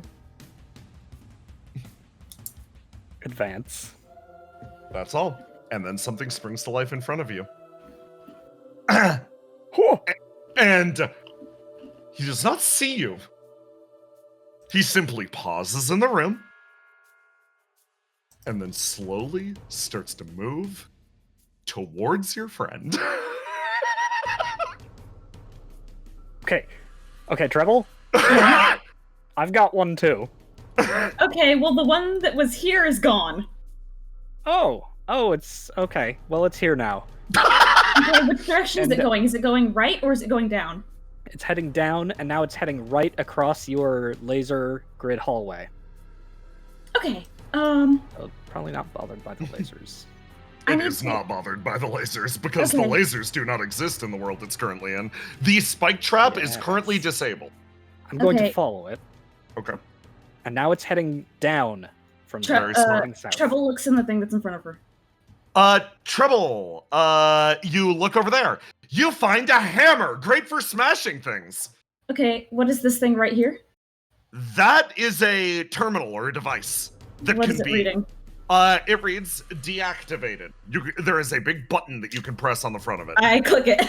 You click it, and over here, and I'll actually do this for both of you guys. Grrk-chung. The statue moves and reveals a Yorble, and Yeah. I will go down to Treble's version and show that the same thing is happening. Is it the thing in the middle here? So this is the one that Argo said earlier. Grrk-chung. One appears. Okay, what is my... Okay, that's an interesting one. Where is it right now? All right, it's on the right, about where those crystals that Okay. I couldn't pass were. Okay, can you turn off the Okay. lasers? Yes. It's over in that direction now. Okay. I'm gonna click You- the lasers. You hit you click Or the spikes. spike deactivation button. The spikes turn on for you. The lasers turn off for Trouble. Okay, I grab this. You grab the orbital. Okay. Okay, which way is it going now? Is it going across the bottom or back up?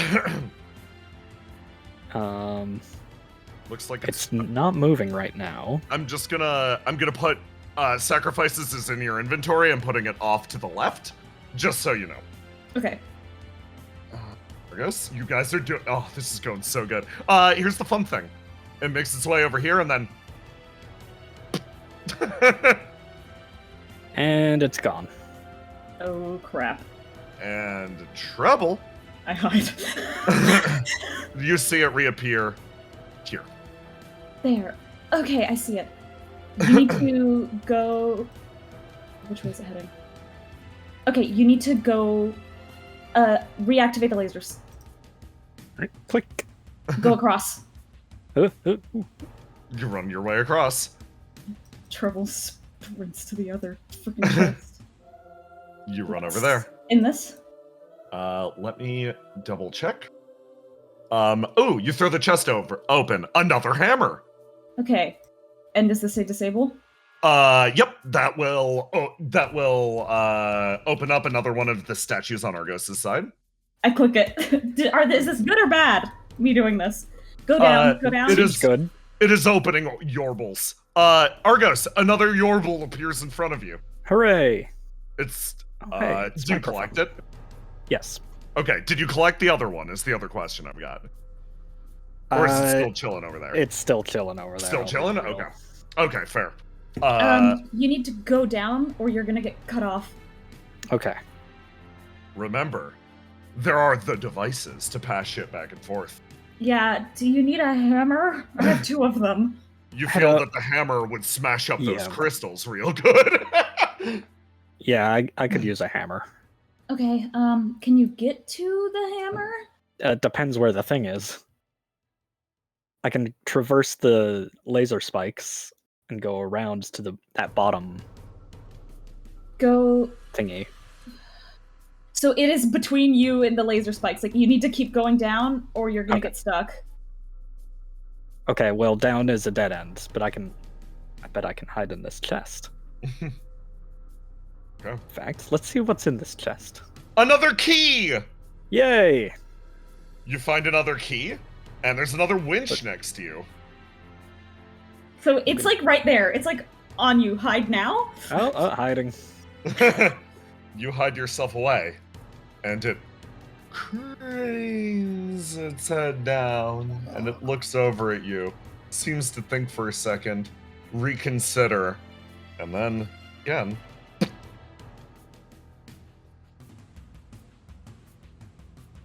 it disappears for Trouble, and appears for you. Huh. This time it comes into the room, and it stops at the chest, and it stares with its empty eyes, and then it turns around, starts to move in this direction. You get the feeling you cannot use the chest again. All right, it's coming up north towards you. Okay. It's by the laser hallway. Is It's it heading is it- up. Okay, can I close this door with this? Ooh. Okay, so you can open and close the door with the key. Okay, Ooh. This will, yep, and you don't have the key. Argo says the keys. so go You down. got mallets. Go down, and is it crossing the top now? See, it's waiting. Stop. It's waiting at that laser hallway, and it's going through it. It's Okay. coming towards you. So you need to go down to the fireplace. I'm All right, gonna be there. I can't get to it because of the crystals. Okay. I'll have to. I can make it to that Where top is it now? fireplace. It's on the other side of the laser hallway, all the way on the left. Okay. Trouble's gonna come over. She puts a hammer in the. She puts her I 2 put a key. hammers in there. Okay, are you gonna swap your shits? 100% or 2 keys for 2 hammers? I'm gonna give one. I give you both of my hammers because I don't see anything I can use the hammers for here. Okay. I'll give one key because I think I need the other one for that test at the start. And now we run to the right. To the Down. right? Down. Okay. Yeah. What is this thing here, Jay? Let me go over there.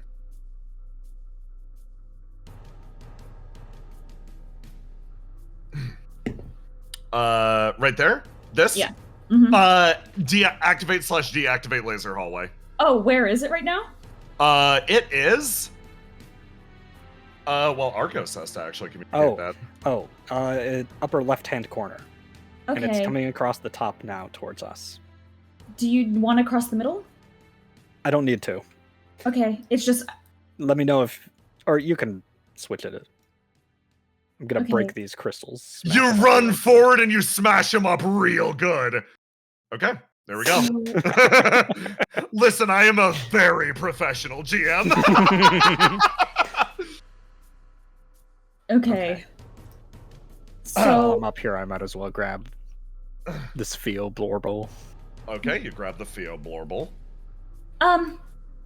Argos, can Yeah. you go back across from where we are now into that room over there and hit the winch, or will that be bad for you? I can make it. Okay. Argos, you run with your full gamer speed as single-hearted savior screams in your ear, and you hit the winch, and the figure rounds the corner, and okay, let me swap it. Okay, nope, it's on the right one. Let me go over here as ka-chung. Oh my god, okay. Yep, that one appears there. Yep, you're good. Carry on as you were. So where is it right now? Top right corner. Top right corner. Okay. Skadoodle back here. You skedoodle back over. Okay, okay, And- come here where I am. Stay next to me. Oh wait, but I want to open the chest. Okay. No, it's all right. I'm here. If you go open the chest, if you need to open the chest.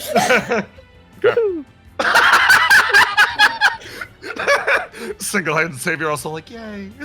You throw open the chest. Trouble, it opens in your world as well. Ka-chung.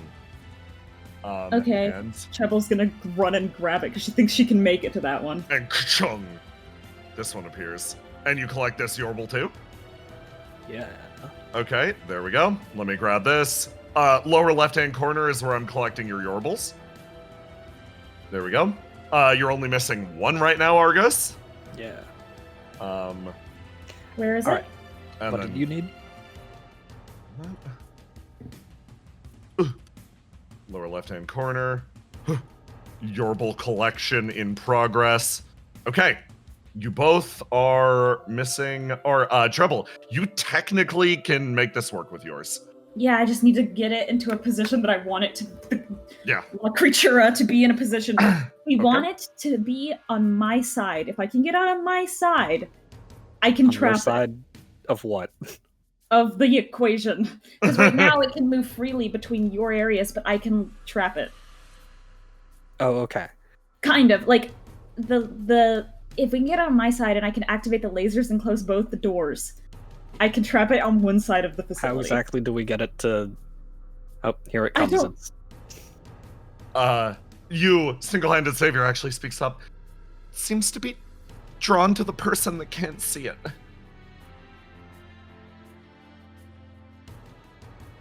Okay, so where is it right now? It's bottom right corner, Okay, we need and to move it's yeah. up. Do you need to cross this? Did I? Oh. Sorry, I forget. Did I hit that winch? top left? Yes, you did. You're all winched up. You guys have cleared each of the corners. So Do you need to cross the middle part? No, I do not. I can. Okay. you see a breakable crystal at the center. Treble, you see a server room at the center of your laser grid. And mine, the lasers Oh. aren't up right now, right? The It's lasers are like- not up right now. Okay, cool. So what is this? It appears to be a large, almost ticket-taking device. It's like a server room. This will consume a key using it.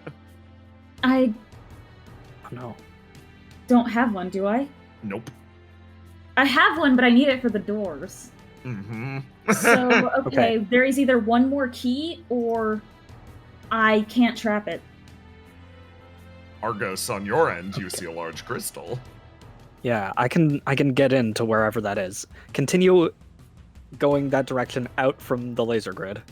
Okay. Okay. Your And way then over. I'm gonna switch it on. You switch off the spikes, and the laser grid flares up, and you're good to move. Okay, I'm gonna hammer this crystal. Does it consume my hammers? Is that It what does, it's of doing? course. Is the section there? Is the section there in the middle? Is it dangerous? Can I activate the trap again to keep it from crossing? Yeah, it's there's a safe section in the middle here. I'll be safe. Triple clicks it. Okay. Are you gonna smash this thing, Argos? Yes. Smashed. And Treble, on your end, it will also open up. Argos. You see? Argos! Oh, hey! It's your Yorble, dude! Okay. You find it, collect it, put it in your sack, and on the other end, let me go back to Treble. We haven't seen Treble in a little Where bit. is it? Is it Bottom going up or left-hand down? corner.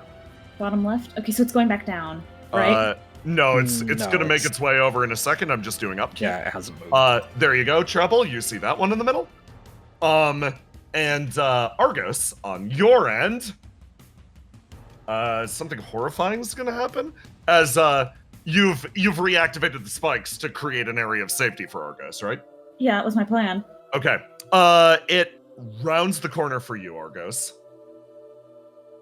And I'll this over to this map. It rounds the corner for you, Argos, and it sees you. And indeed, it does try to kill you as it runs into the spikes and almost like clips into and out of reality, literally just shrieking. Oh, that's bad. Treble comes over and clicks her Yorble because she can't see the Yeah, horrors happening. You cannot see the horrors occurring. Okay. All Yorbles collected. Okay. So, okay. And right now it is just stuck. Right? Yeah, it's like stun just locked. stuck. It's stun locked, so you guys, I'm gonna give you. You've managed to trap it, at least temporarily, because it's currently just trying to pathfind to Argos. Okay, Argos, listen to me. It's wordsing time. Yeah. Listen to me, Argos. I have a plan. Okay. You come to this side and you stand next to me, and I'll flick and unflick it so that it will run into the middle, and then it will go back up and be stuck in the middle. Okay. You have to deactivate it so I can get over these spikes. Yeah, that's what I'm saying. You need to. Okay. Oh, are you standing on the edge of the spike right now? Yes. Tell me, who do you think is faster, you or it? Me. Do you think that you can outrun it? Because when I click this button, that spike's gonna go down, and you have to be on the other side of the spike when I re-engage it. Without dying to it. Okay, why don't I be the one to re-engage the spikes so you don't accidentally skewer me if I'm not fast enough? Here's the thing, Argos. Right now, you're trapped in the middle. I know. You're trapped there. I have a question. But Jay, if we can, yeah, if Jay, I have we a can question. trap it in the If middle. I go over there and pick up the skeleton and carry the skeleton away, will it work? No. Okay, I was just asking. If we can get it into the middle, and then And you then can't turn walk the any spikes farther. on. You can't walk any farther forward. No, this is as far as I can go. Okay. So you think you can cross the space directly in front of you faster than it can grab you? Boy, I sure hope so. Because I'm gonna have to if I'm gonna put the words into the box down there. Is the box a physical? No, it's you just need to make it to the bottom of the map and you're good. Okay, so I do need to. You get need out to of it to be able you to do do need to make it to the bottom side of the map, yes. So I'm gonna click this. Okay. And when then I click it this, you on. better run! Because I'm immediately re-engaging it! There it goes. All right. It's time to roll like you believe. Okay. Single-handed savior is scream. I just want to register this. Okay. Give me a roll to die. And then give me a roll to do. Whatever stat will help you the most in this moment, because God, you're gonna need it. I mean, I'm honest. You're honest. Give me that roll to do. Yes! Remember, you can ignite to push it if it comes close. Push it! God, push it! Yeah, I'm gonna have to ignite. Maybe ignite. Okay, God. Okay. Give me. There's no way I can support, right? There's no way I can support. Not in this mode. Throw a d6 on. You're technically supporting. Wait, don't I have a buff that is literally gives you extra movement speed? It will not work in this instance. You gotta do it. You're in Theo's mindscape. Oh, 17. Okay. Single-handed save. You're like, don't worry, I'm gonna help. Okay. She'll throw you a dice. Oh my God, she does actually. Okay. So here's what happens. Treble, you lean over. You hit the button. And in that moment, Argos, you dart forwards, 1 foot down, boom, as this thing at the speed of light glitches into the area behind you. A whirling mass of limbs, etc. Single-handed savior detonates herself as a bomb as you fly through the air, roll, and slam into the wall. I re-engage. You slam the button and it hits as it.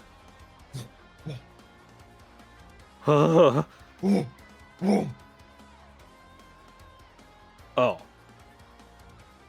What's wrong? Is it coming? It disappeared. Trouble, it appears on your end. Give me a roll to do. I clicked the button again. You clicked the fucking button again. Give me a roll to do. Oh dear God! Reflexes. Oh my God! Trouble with your bonuses. You're like, ah! You slam the button in it. Brrr, the laser line re-engages. Whirls around. It's trapped. It's trapped. It's trapped. Oh, I thought I was gonna get you with that one. I should have known. I should have known. Oh my God. Oh my God. I hate this. You come to stop us. Oh my God, you got it trapped. Argos. Yeah. This reminds you of one of your streams. Oh. Holy shit. Okay. Okay. Let's just hope it doesn't come back here. It should be trapped. Yeah, it should be fine forever. Yeah, let's go. Let's go through the words quick. Okay. Okay, I've got Argos, Mike, Treble, and Theo. I have lives, sacrifices only, and. Oh. And I only have 3 spots, remember. So it would be... The ideal outcome is if we can make lives only and work. It's lives, but it could also be lives. Oh, yeah, that's clever.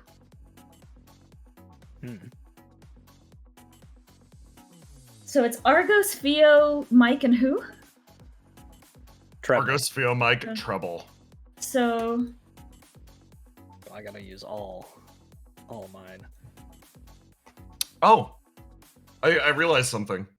I lied to you earlier, actually. Okay. Over here. Oh, is there... Disappears. And for a split second, you feel fear almost strike into, like, your core. But instead, something else simply spawns in front of you, Trouble. Hold on. Put this on your screen, and then doink. And then I'll give Argos one as well. There you go. Oh, I have the word nothing. Oh, I have forgives. Okay. So you got a verb. Okay, let's see. Hey, do you want to swap these between us? Yeah, fuck you, you got me. I'll hand you sacrifices. Because if I hand you sacrifice, we can make it so they sacrifice nothing. Fucking Hell we can yeah. just do Argos, Theo, Treble, and Mike. Sacrifice nothing. Bravo! That's the outcome I like to hear. Yeah. Yeah. Okay, you both are clever. Okay, bra fucking vo. I ain't even No gonna. consequences. Listen, this is what you get for figuring out my various tricks. Okay, I ain't even putting the orbals in. Good job. Never punished. You raise both of your hands in the air as you both manage to circumvent trap eternity, stick them in the corner, and then you figure out my riddles 3, and successfully, yeah, you put down all these characters, sacrifice nothing, functionally clearing the floor. Jesus Christ. Oh my God. Okay. And that brings us to finale of this. Wipe the sweat off my brow. That was high tension. Nice fucking job, guys. You failed. The answer was actually sacrificing Mike. 10,000 years eternal dungeon. So Glenn and Steve, you're like, no, that's my role model. Do we want to run to the bathroom, like take a break really quick? If you wanna take a quick break after that stressful situation, yeah, take a moment.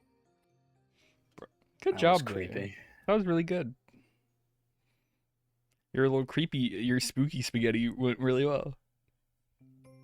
Hello, chat. How's it going? Aloha, my dude. What are you saying, aloha, my dude, okay? I'm just saying what the people want, okay? If that involves sacrificing Michaelis Christ for our sins, and then so be it. I'm just preaching what, you know. If literally anybody has been paying attention to the themes of the game, they'd know that's the answer. Clearly, this is just some sort of The biblical themes of tale. Mike must suffer. Yeah. We all know it. We all understand it.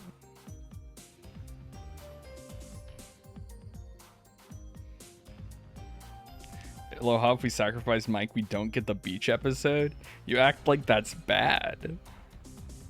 You're already not going to get the beach episode because Robin has to fight a pyromancer. Yeah, Robin's already fucking gone, guys. Let's be real. Let's look at our situation at hand, okay?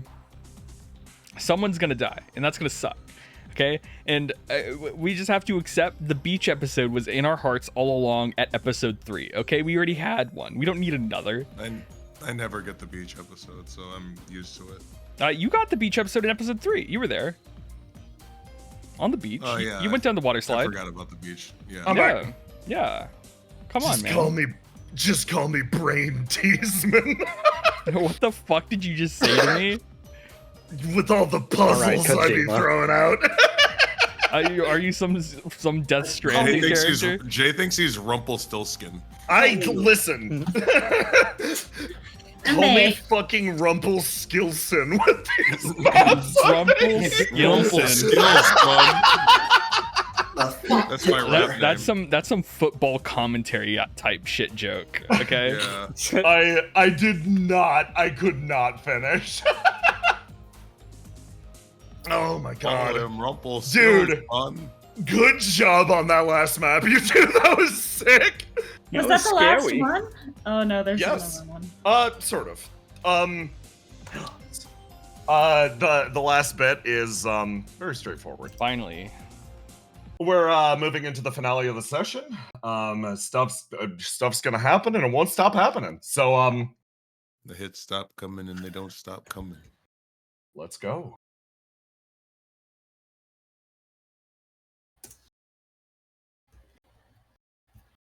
I like how in that scene you could tell that it's in my nature to share information because I almost fucked us immediately.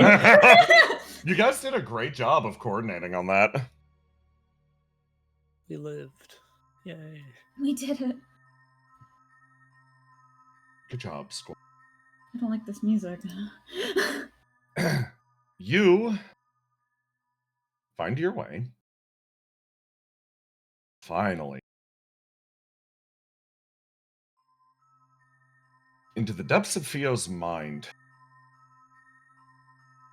Let me ungear you. And there you go. Okay. You stand there in front of her as you see a towering Theo simply sitting there, borderline like, almost perched like a cat, simply sitting and waiting, giant, watching you. It's been a And while since we did something like this. the queen is going to speak up. Excellent work with that last area. I wasn't able to communicate. Real shame. Sorry about, you know. Sorry about what? It's fine. Trouble thinks about the fact that there were no chests on our screen, so it was just a skeleton curled in a corner. Yeah.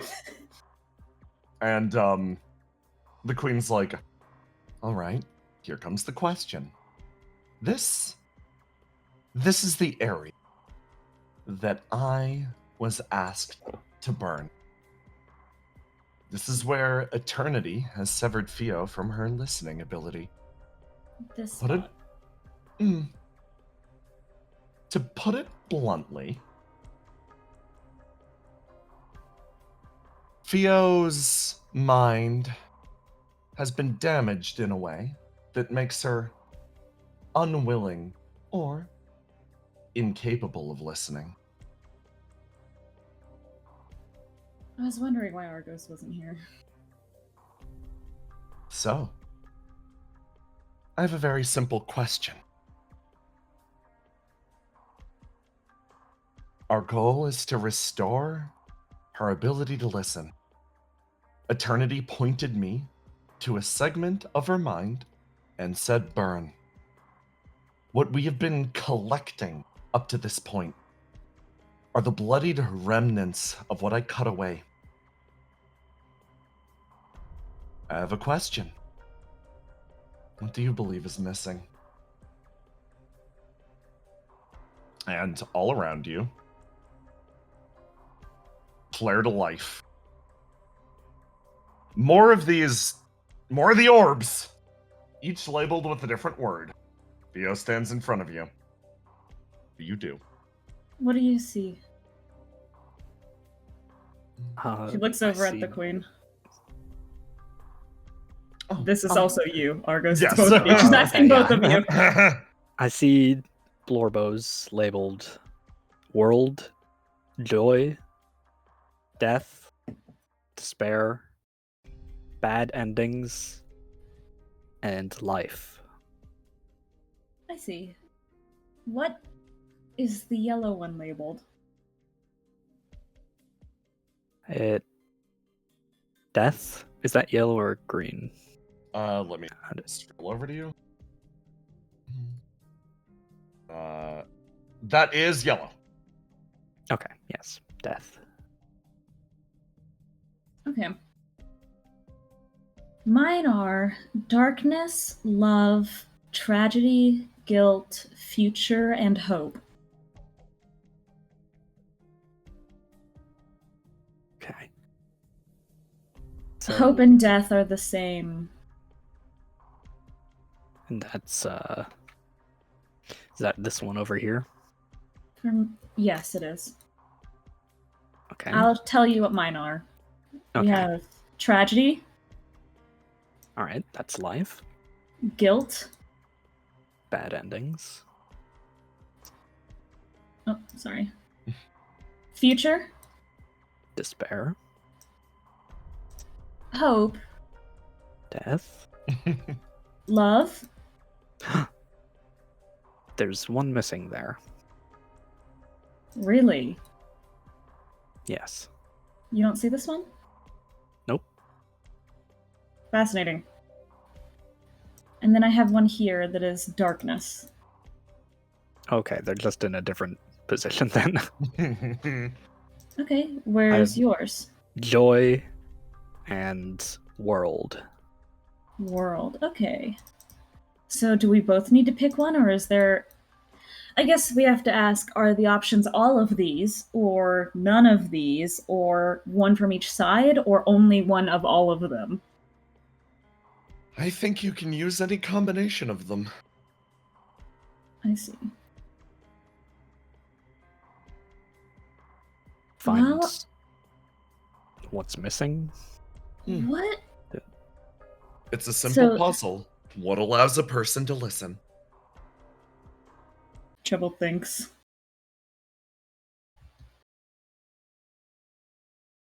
Ears. Well, the thing is, you have just to remember...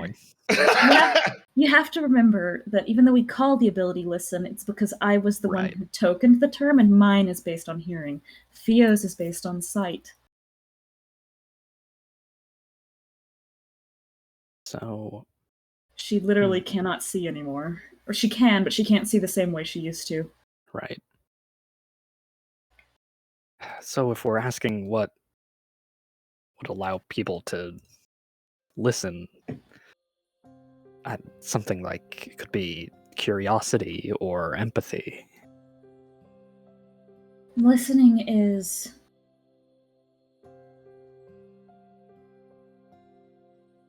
Trouble pauses. As the other person in the room who knows what this is like, this experience of having this power is like, she's like, listening is something that you are almost born into the world with. So the idea of which one of these things gives you the ability to is a strange question for me. I guess it's less what would give you the ability to, and what would stop me from being, if you removed it from me, what would stop me from being able to hear. What would make you willingly turn your ears away? What would make the sounds unbearable? The absence of what, I should say. I mean, if you couldn't hear, couldn't experience the joy, then all you'd be left with was all the I think my sadness, answer, Theo's fear. answer for this would be very different. There's a certain... Weirdly, I think you could remove multiple of these from me and it would have an effect like that, but weirdly, I think for me, because there was a point in my life where they were unbearable.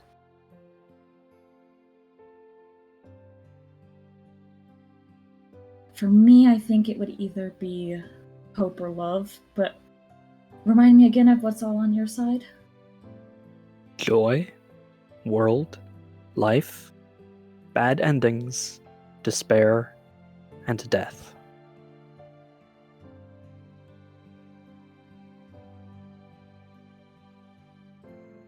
I mean, so just to understand the prompt fully, we're each picking one from our side. They're not Yes. like connected. I think that's a good way to approach it. And no, Okay. it doesn't seem like they're connected at all. Okay. See, I think if I had to say which one of these attributes would be the most important to Theo, it would be hope. But I guess the question is, would removing that do this to her?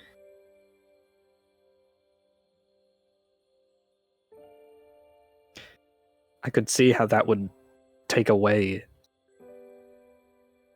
someone's want to listen. Like if there was just no hope, why bother? That way of thinking.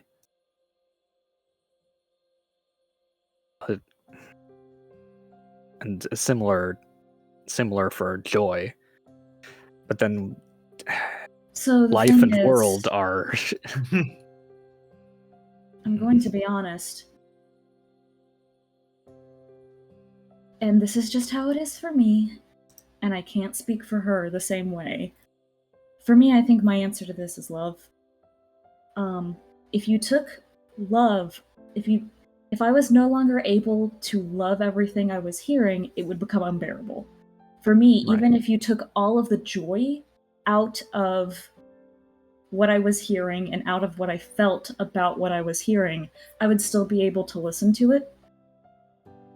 Because in this instance, joy and love have been separated. For Theo, weirdly, I think what Theo being a muse and having this ability requires an abundance of fortitude in the face of things like tragedy and despair. For me, my answer was finding things to admire and love about that experience. For Theo, what do you think her solution to those painful things was? And if you took because if you took that away from her, wouldn't that make it unbearable? Yeah, I mean, that makes me think hope is what comes to mind first. Hope in those dark times, and it makes me think of her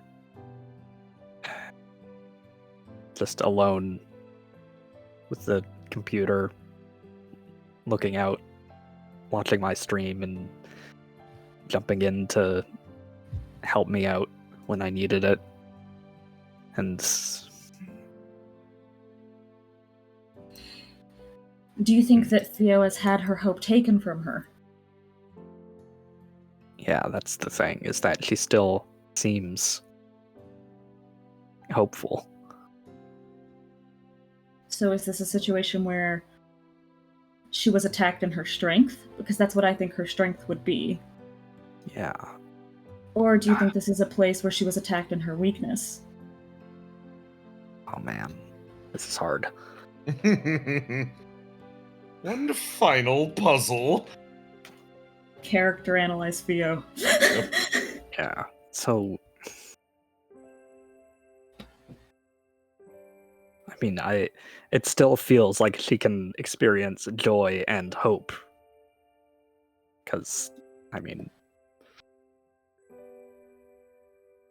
I think she'd be very different if she couldn't experience those at all.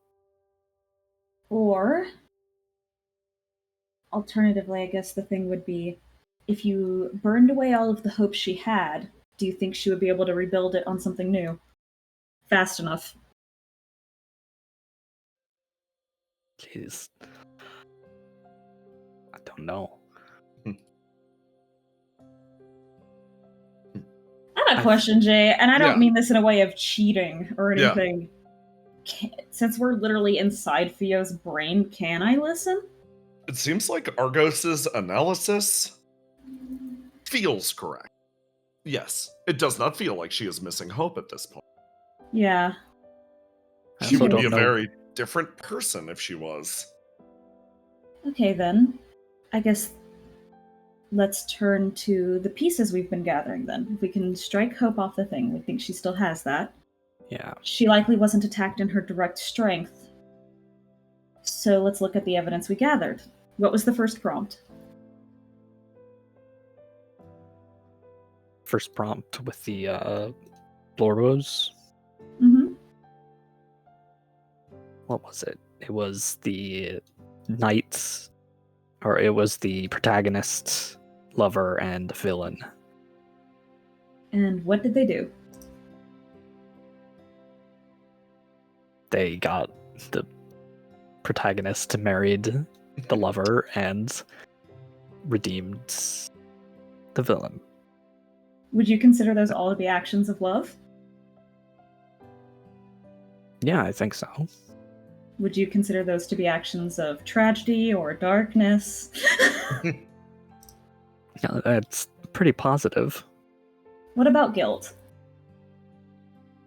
There could be some guilt in the redemption, but I feel like that's really...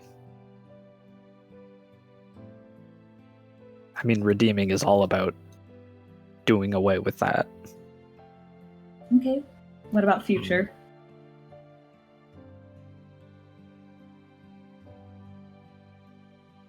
future. I mean, it sounds like a beautiful future for all of the characters there. Okay. What about world? Worlds. That's a little too esoteric for me to make a connection, I'll be honest. I wouldn't say it's not. So I I'm guess not really sure how world represents itself in a person the same way that I can see how like joy or Did you or guilt do you represents. remember? Do you remember back when you and I swapped bodies that one time? Yes. Do you remember what you heard? Yes. What did that feel like to you? Overwhelming for one, but also I mean indescribable. So nice. She smiles. So that is sort of what, at least from my perspective, and I think for a lot of the muses who have had to deal with this prompt the way I did, the world is something like that. What you heard there, you didn't hear the world, but you heard a song that was made up of every single person inside of the building we were in, all at once, and it was something that was a part of every single one of them. Right. That seems, indescribable feeling that you felt. It seems like world would be pretty intrinsically tied to listening in that case. It is for me, at least. Love and world are the two of these orbs, I suppose, that... I guess love, world, and guilt are probably the two orbs that I think make up my experience with the listening ability the best.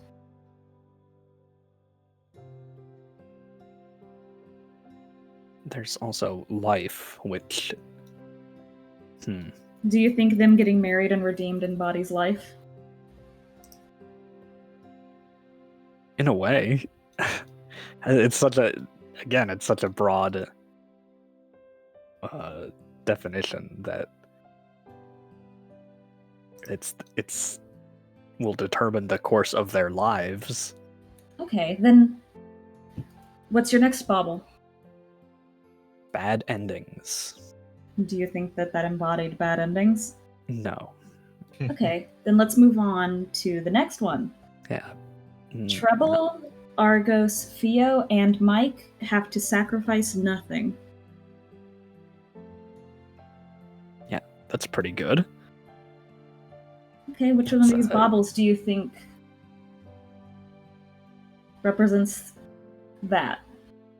Of the ones I've got here, maybe joy or life. Okay, so if we assume that all of these things that we were collecting are things that were taken from Theo, right? Mm-hmm. And we're collecting all of these scraps up together. We know that it's not hope. She clearly still has hope. Do you think it's love?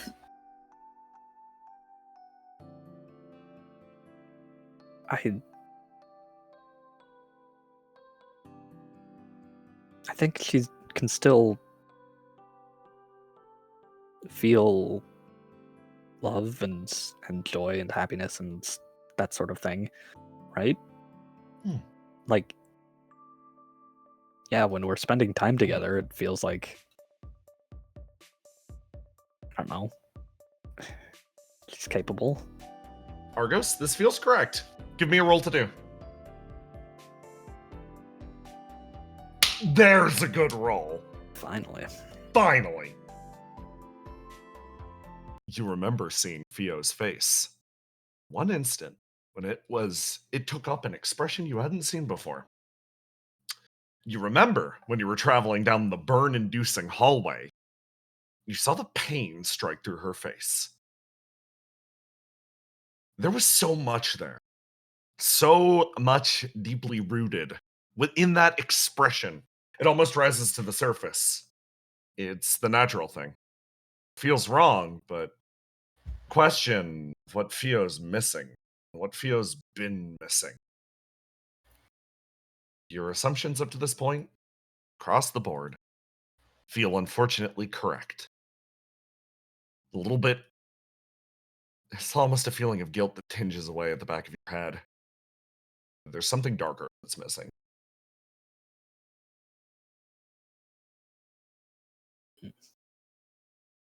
So we know Something that she darker, can still I think. feel love, she can still feel hope, she can still feel joy. I have So a what do you- question. Hmm? Why do you believe Fio sought all of your help to begin with?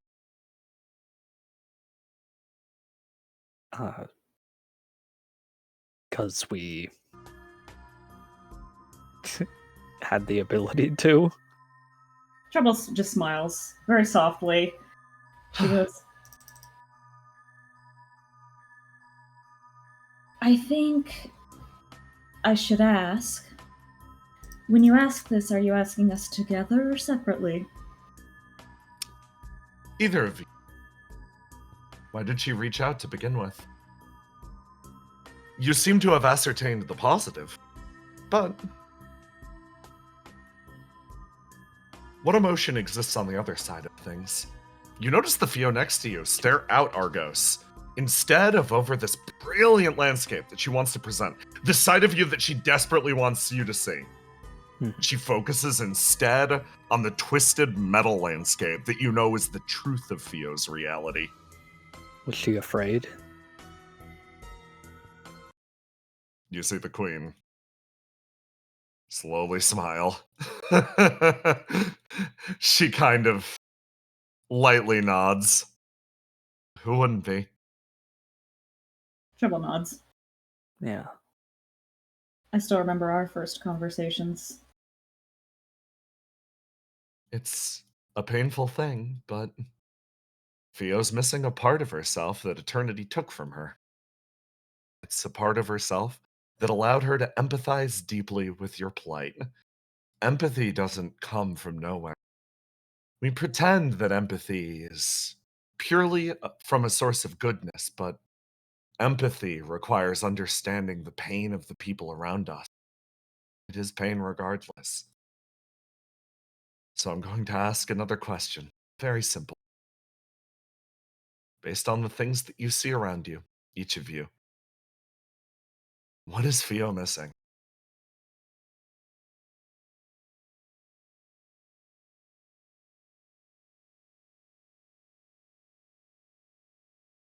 I mean, Fio's alive, so not. So death, I mean, that's. That would be a no, definitely. She sort of Yeah. laughs. Despair? Or. I'm trying to make it so she doesn't have a bad ending. I mean, There's only one If- choice then.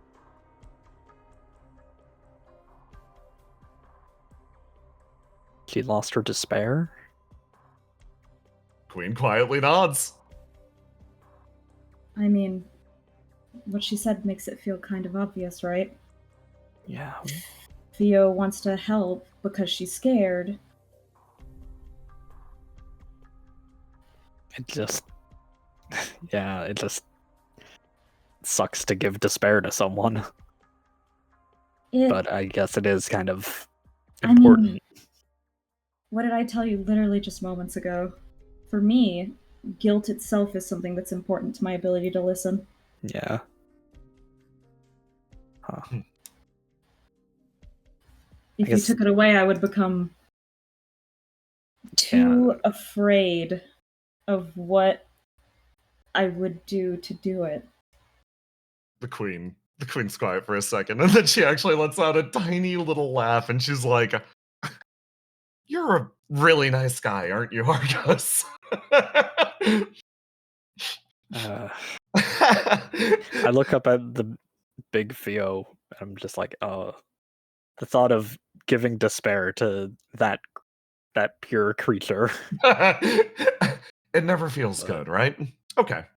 Well, in that case, you happen to do something incredibly intelligent by bringing me along here.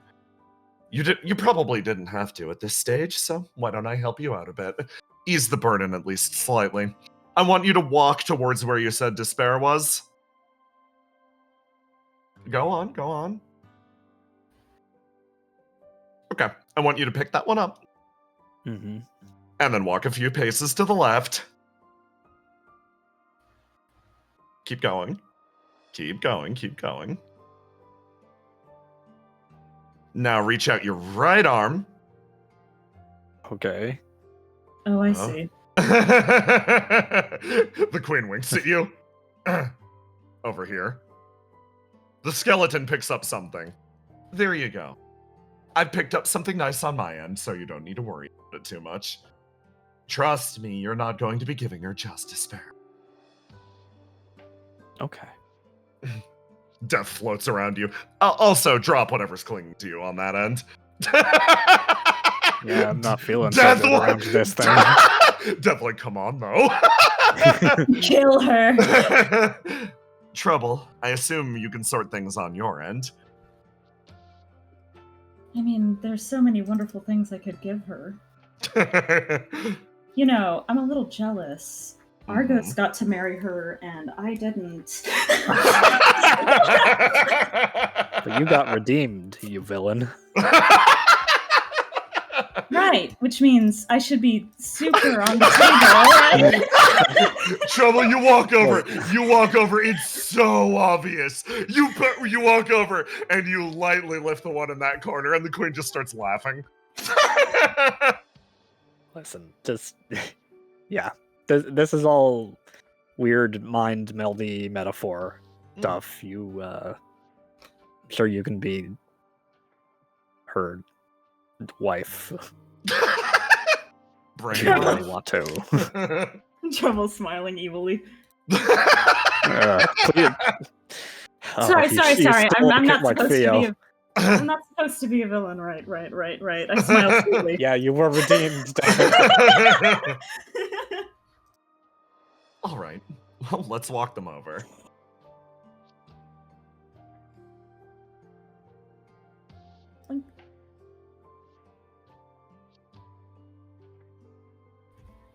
You move.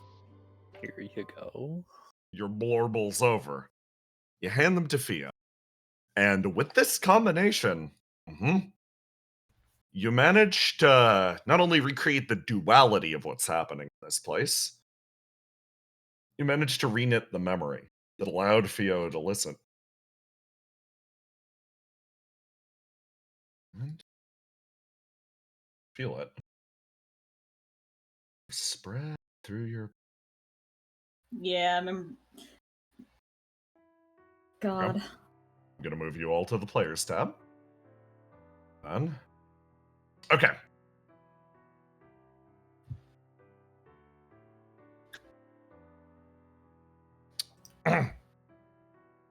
It's a rare night. As a literal fucking skeleton in a wheelchair rolls out and examines the world at large out there. The flames lick around the corners of her body as slowly she continues the healing process. Sort of moves her way outside. My lady, my queen. The queen slowly shifts the skeletal joint creaking backwards. Theo, good to see you. Have you acclimated to your court? No. Not really. I don't really know what I'm supposed to be doing with it. It shows me those visions of a world once they come to an end, but... you're struggling. I understand. How do those stories make you feel? The ones you're supposed to look over. She pauses. Every story, once the world ends, is left incomplete, a blank page that will never be filled in. Dozens of heroes and legends on their ascent, all cut short. I don't know how I'm supposed to feel. I don't know why I'm taking note of them. Queen sort of turns. Keep watching. I'm sure you'll understand someday. Worlds later. On a night just like this, the Queen quietly watches out over the great expanse, flesh reconstituted around her body. She watches those flames lick their way into the distance, all of the souls of the derelict moving around her. A return to her side, significantly more cheerful. I went to the surface! My lady, my liege, my lady? I went to the surface! She lights up, head wings twitching. Oh, really, did you? I'm sure you were aware. I did battle with the Hunter of Mortals, and, I met people, and, oh, happened. She sort of trails off, getting excited and ahead of herself. The Queen sort of braces herself in her chair, looks over to Theo, offers her a light smile. Do you mind turning the lights on? It's dark as hell out here. Oh, yeah, of course. Theo runs her way away as the lights flare, and the Queen of Flames remains staring out over the expanse, her smile lightening significantly. So, not bad, right? No, it wasn't. What did I tell you? She closes her eyes. Theo pauses. I'm one of the pyromancers. It means I need to believe that something beautiful can be born from tragedy. The Queen smiles, her expression lighting up. Very important lesson. Most of us wouldn't have been able to hang on quite this long if it wasn't for that. The hope is, someday, on the other side of everything, we'll be able to look at a world that maybe can forgive us for our crimes. Oh no, well beyond forgiveness myself. She pats herself down. Look on a world that isn't made of twisted sheep. Nods and looks over. Right. Something beautiful born from tragedy. The flames of the derelict, almost acting as liquid sustenance for the world below, pulse and contort again. Millions of lives waiting to be born anew. All subjects, Great Queen of Flames.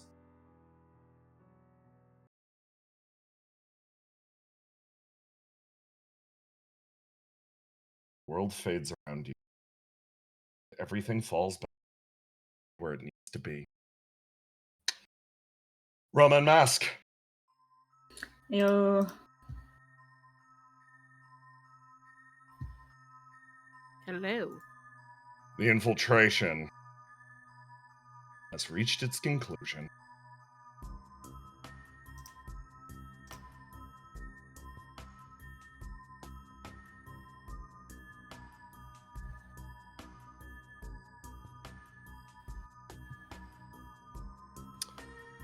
You make your way towards the prison. One step at a time. It's just around this corner. I'm just finding myself on the map. Oh, yeah. There you go. Sorry, it took me a sec to load in. Thank you. And circuit. Yeah. Your head starts to ache.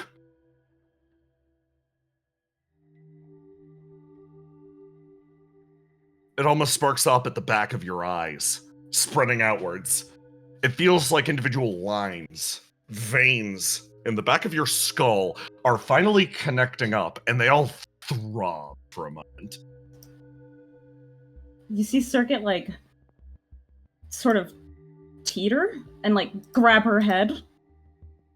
Whoa, what's up? Oh god. There's, like, a moment.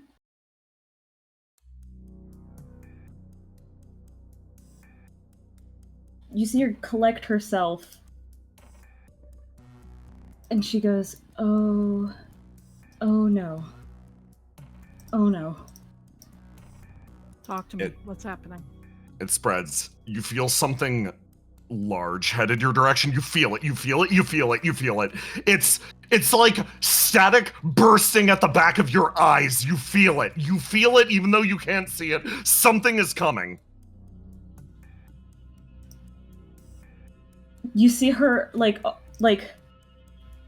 almost stop breathing. Like, all the air was pushed out of her body, and then she, like, takes in a sharp breath, and she's like, oh no, it's happening. Oh no, this is bad. Take a breath. Talk to me. What's happening? You see her face, like, almost go completely wild as all of this information floods her head. She doesn't really...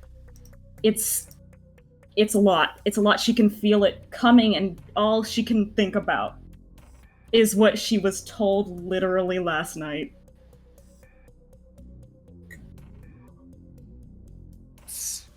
Simple words, Circuit. repeated in triplicate.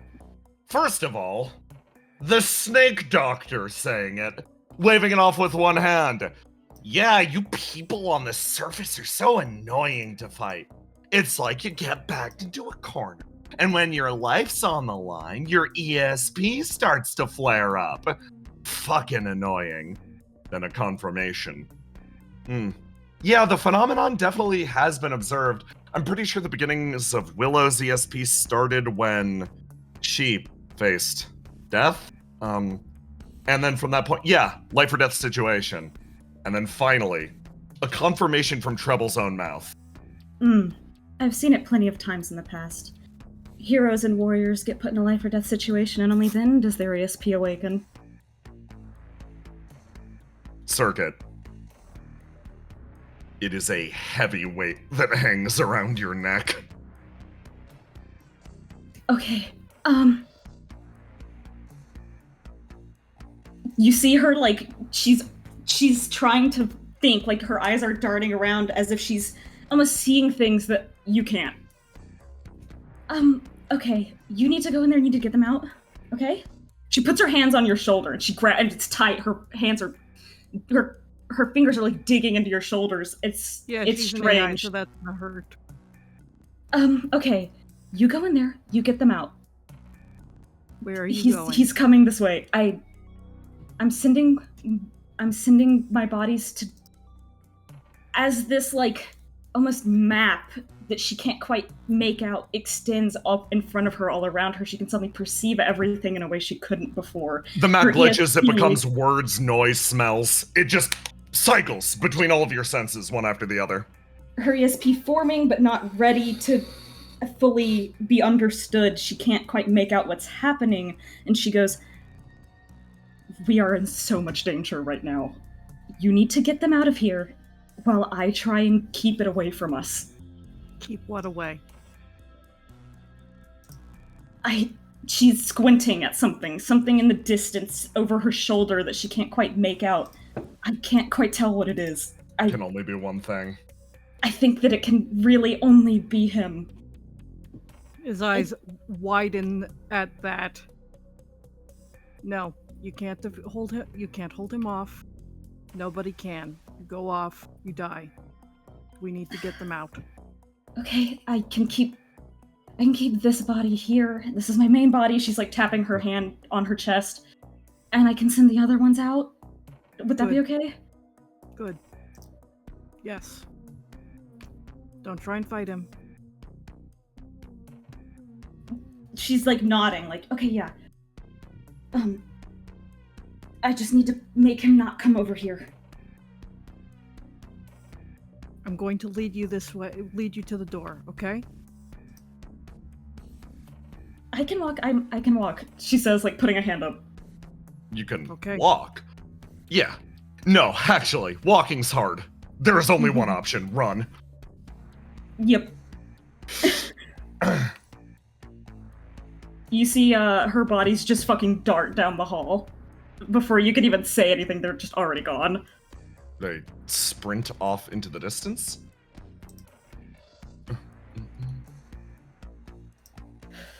Okay, we gotta go now. He grabs your hand and he's running, but you probably overtake him as you also run down the hall. You make your way down. And you slowly open the prison door as, indeed, around the corner, inexorably, something moves closer, picking up speed. Elsewhere in the derelict,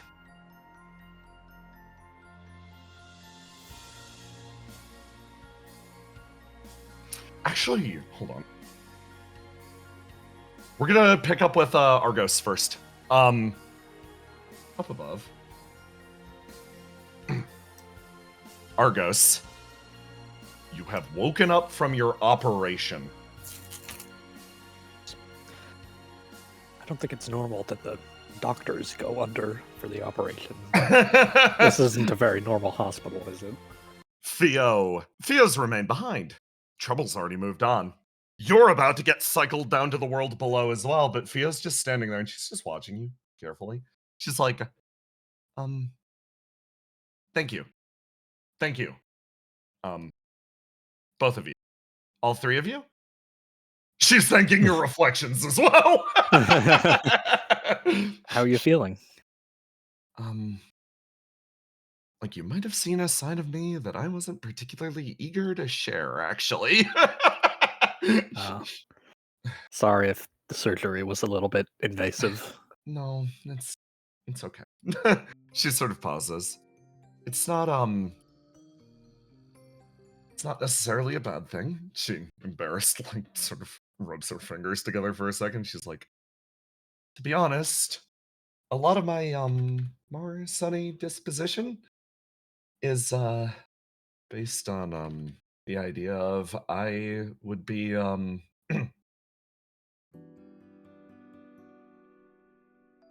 would do my best to be whatever person I needed to be in order to get people to accept me. She sort of trails off. Put a lot of work into creating all that sunshine. I've never even really seen a forest before. You realize all of those forestscapes you walked through, she had no idea what she was projecting. She was just trying desperately to appear sunny and cheerful regardless of everything that was happening. I'd say that's a pretty common thing to do. Lots of people, or really everybody, wants to put out a version of themselves that other people will like. Isn't it embarrassing when that sort of falls away, though? Somebody realizes you don't even know what a tree looks like? No, because that means you're getting to know them better. Trees? Real. No, the person. Oh, okay. Her expression visually softens. Thank you. Thank you for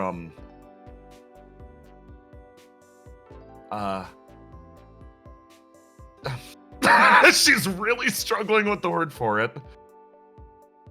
Thank you for protecting my heart. I want to say the same thing to Treble. She's gone already. The little wings flap up and down. When we go back down, I want to do everything I can to help. I think I can. Okay. I think I'm actually ready to. Just with a large smile. And then comes Argos. Something cuts in. Serve. Immediately online, speaks to you. Argos. Are you still in the building? Yes. I could desperately use your assistance. It shouldn't inconvenience you too much. You can tell Serv is visibly panicking a little bit. What do you need? We've detected readings similar to Theo, and we have multiple on-site confirmations. The pyromancer of compulsion has been spotted in Fuse City. The entire place is turning into a burn hazard. If we don't do anything about it, the number of possessed will... please. It's quiet. You hear his voice chime up for a split second. You feel the desperation radiating off of this man. All right. Thank you. We'll see what we can do. Thank you so much. He gives you thanks, and another voice cuts in over the line as you hear Breach's voice cut in, like, just got patched through. Oh, tactician, Argos. Good to be working with you. Yeah. I'll be leading the evacuation of citizens. Just give me your orders. If it's cool with you, be my eyes in the sky. All right. Can do. Thanks. Get everyone as far away as you can. There's multiple people on site. I can patch you through on comms, but I think they're panicking right now. There are plenty of good agents in the area, like we've got Liam, we've got Pixie.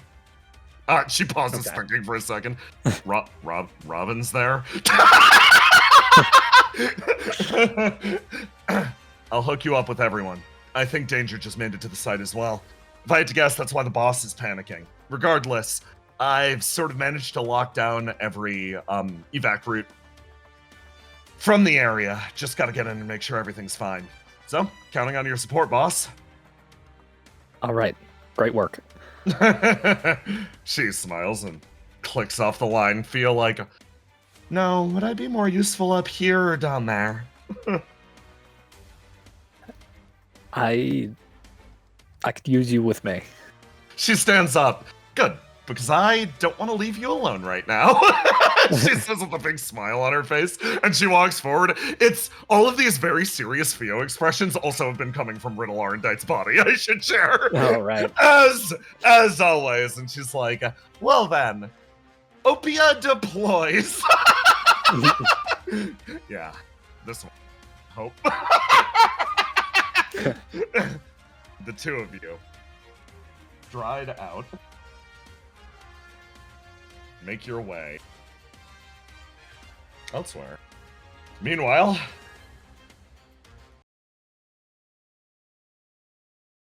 session.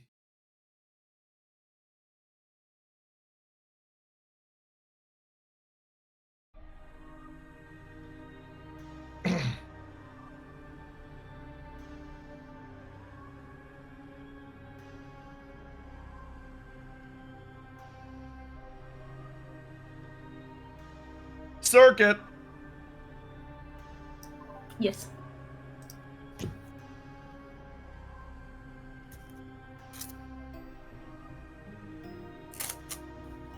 You continue hauling ass through this area.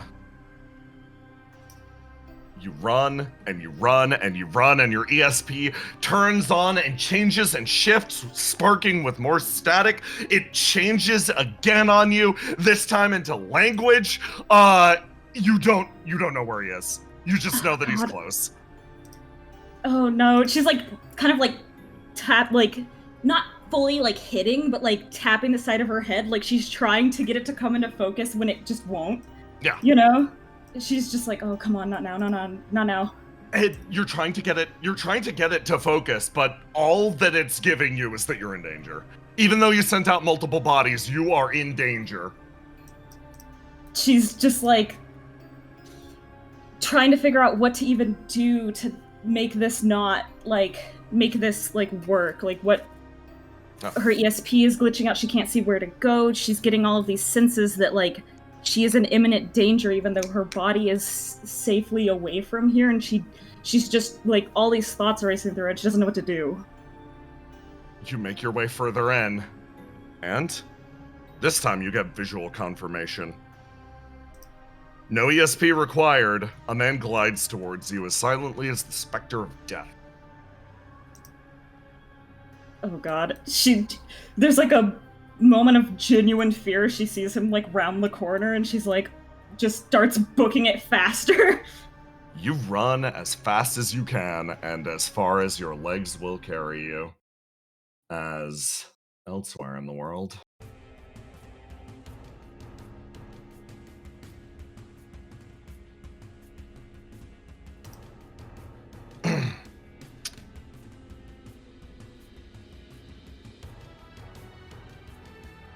Multiple blast marks have been punctured into the ground as these two hold the defensive line.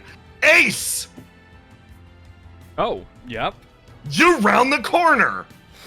And you see two of your allies holding the line against Vinter in front of them. Mike holds up one hand and keeps herself centered. Riddle like turns around, points her stuff like, Huh? You got better? Yeah, when do I not? Mike is breathing pretty heavily. You look over at Vinter, and something strange seems to be happening with him. He's standing up straight, but you notice one of his arms is actually a bit weird. Could you repeat that? One of his arms is actually hanging a little bit off. It seems like, well, old guy told you to loosen your elbow. This guy's elbow looks mighty loose. He sort of cracks his knuckles and resets them. Mike retains her position and exhales. Riddle, ESP continues to flare around Riddle, and she looks over. She's like, here to give us a hand? Ace is kind of... I assume I can jump over this or whatever. Oh, yeah. Nah, that's fine. Well, like, how about this? List, Mike. Hop. I'm gonna need you guys to do something for me. Sorry, obviously, I know you guys were probably itching for an extremely cool fight, but obviously Mike is the objective right now. So if you guys two could go up, I can handle this guy. Me and Riddle at least, right? You're passing. You see List's expression sort of fall into you're passing the objective to me, and then the most important part. Don't fucking die. You should know me better than that. That's the one thing I don't do. She gives you a peck on the cheek as she passes. Wow, would you look at that? Mike stops, turns, stares at you, gives you a my eyes, your eyes, and starts to walk off as Vinter looks over. Oh, wait. Sort of sorry. Yeah. Ace remembers something. Ace looks over. Also, if you see that Gold Knight guy, tell him to come down here. We have some unsettled business with Vinter. Mike, like, I'll tell him, all right. As she walks off with balled up fists and List, Riddle's like, I heard you broke Mike's sternum? Hey, she'll get better. You set yourself and you sort of like start to square up with Vinter.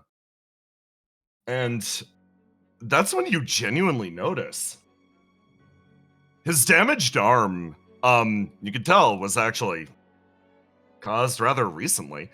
He sighs and takes a step forward. Yeah. And here I was hoping you would make the problem pass along as well. He looks past you at Riddle, who, you actually see her sparkle in the background a bit. I mean, actually... Sorry, it's like you're stuck with me. It's been a while since I saw my friend, so I'm just using this as an excuse to catch up. So, who did that to your arm? Oh my god, I'm gonna reveal Vinter's stats really fast. Not me. He He like looks off into the distance in the direction that Mike ran off to, and then looks back over to Riddle, and he's like, "You didn't tell me that Opio was housing monsters." He steps forward. What, do you think I was the only one? He looks past and over at Riddle, and actually slightly sighs, mask lighting up for a second. So, I guess I've now discovered of what happens if one of those things is allowed to live and grow. Horrifying. Most worlds sacrifice them for the parts. You can make a lot of useful things. Mm-hmm. Useful things, like the thing that's on your arm and the thing that's in my hand right now. I think I'm useful. Riddle says in the background. He nods. I mean, to be fair, I wouldn't keep you here if you weren't useful. Aw, thank you. Wait, shut up. All right, then. He sort of squares himself up. Let's see how well you've learned to use your arm. Oh. I mean, I can improve a little bit more for you if you want. And just for starters, I'm pretty happy I broke your demonic arm. Vinter sighs and looks over at you. Is like, you're responsible for her. And then sets his fighting stance. Well, let's get this started before Golden Boy comes in and kind of ruins the vibe, huh? Couldn't agree more. Prep yourselves for a fight. But actually, You're cutting out again. we actually go over here as these two around the corner. They pause, and this exact moment,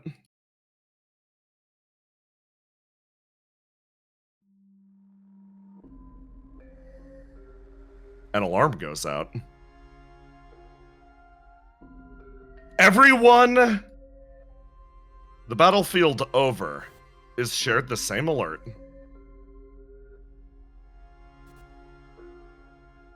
It seems to resound out through the area, igniting not only lists, but Ace and Riddle's comms simultaneously.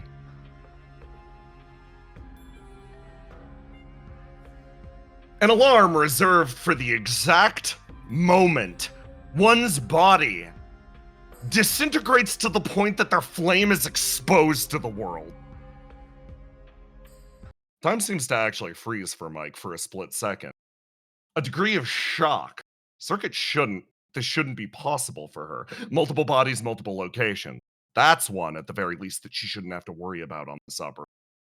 Yet at the same time, multiple confirmations pop up across the board.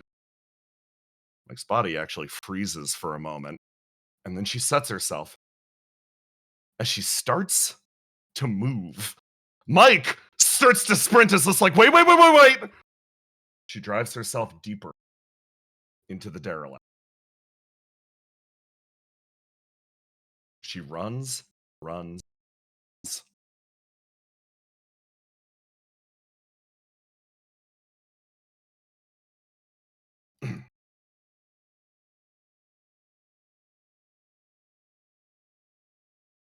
Here. She enters a darkened area. The last registered location that Circuit shared.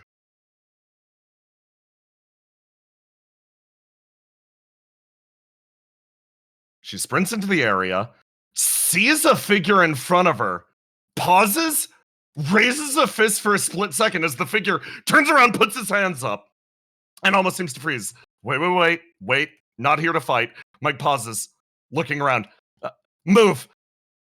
She rushes past into the silence, footballs disrupting the rust for a split moment. She, breathing heavy, turns, focuses in on all of the flames dancing around, and looks for any that seems out of place. In this moment, she could do something simple.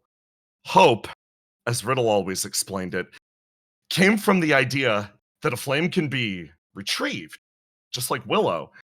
It can be put into a new body. Circuit's flame shouldn't have been something that people could take. And as the countdown timer works its way to the end, a second signal sickeningly flares as Mike whirls on her heel, turns, and with no hesitation, comes to a conclusion. The derelict is built to store flame. If she was killed, if her body was destroyed, there's only one place she could really be. She reaches her hands together and plunges herself into the flame.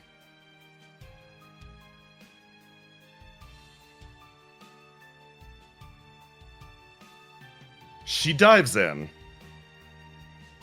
with no hesitation this time, moving through that cacophony of cries, deeper and deeper into this segment of the world.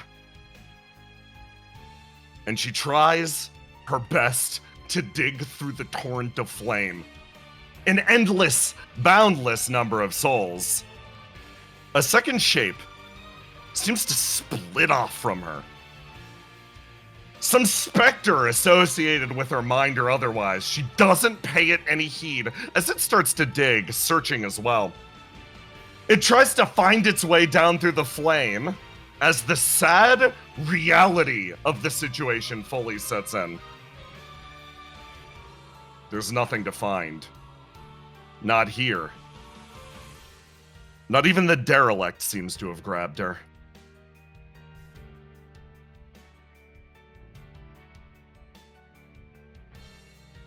The blood feels like it almost leaves Mike's face. She pauses and thinks. Is she going to throw herself deeper into this flame? Is she going to chase it and risk losing herself? The voices, the screams start to carry through to her. As she takes her hand, slowly releases it. In the silence of the derelict once again. Her consciousness returns as she stares at the area around. She pulls open her comms. Everyone waiting for a response in this exact moment. As she phones in and lightly shares 2 words, all she can muster at the moment.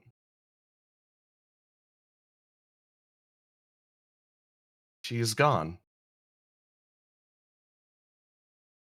The call goes out, silently spreading through the area, as someone picks it up.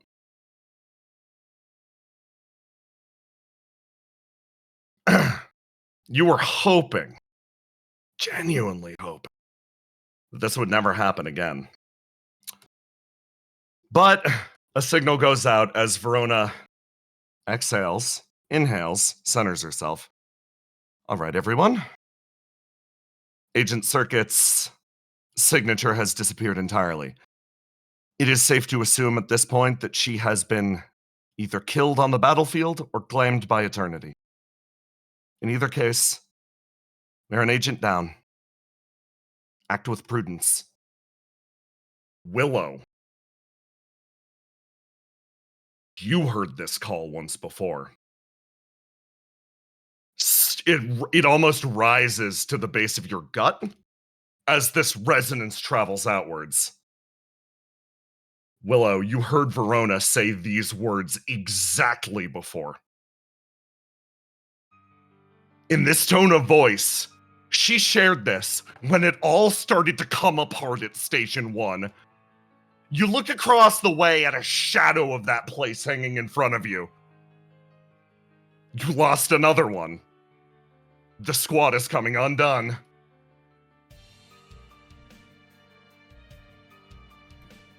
On the surface of the ocean, Trouble, you got the call. There's a moment. Trouble is speeding as fast as she can towards the derelict, and there's a pause as she realizes what this means. That she can't waste any time, but she can't help but pause and stop. The realization that one of the AI has died hits her, and she has no choice but to keep going. You bear your way further, as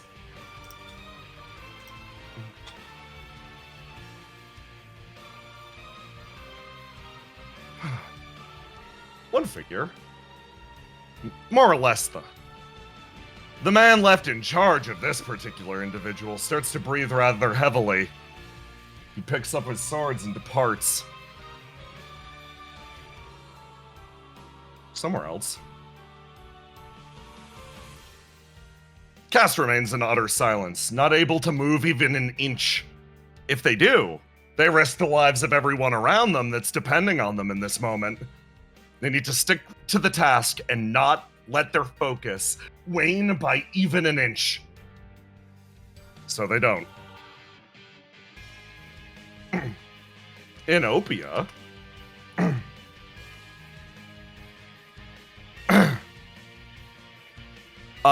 Argos, you get the call. Serve is still on the line. You feel his focus fade for a second. Argos? Yeah. Please protect my little brother, okay? I will. Thank you.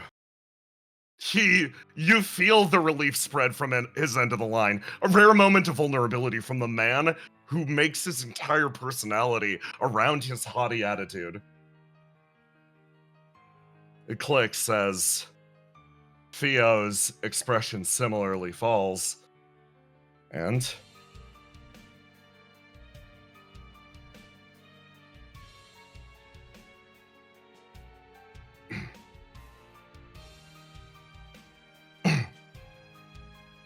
over here. These two sort of move their way deeper into the derelict, Mike moving ahead one step at a time as more panicked footfalls actually move in their direction. An escape successfully conducted by yours truly. Satyr sort of travels with you. Mike continues walking one step over the other.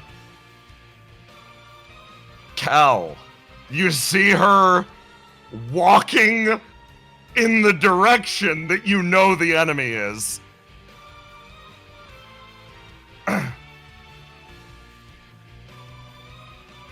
Mike, don't.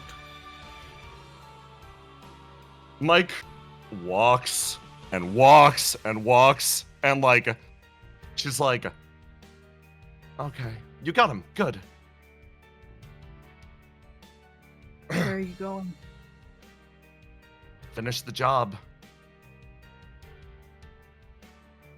That's not an option.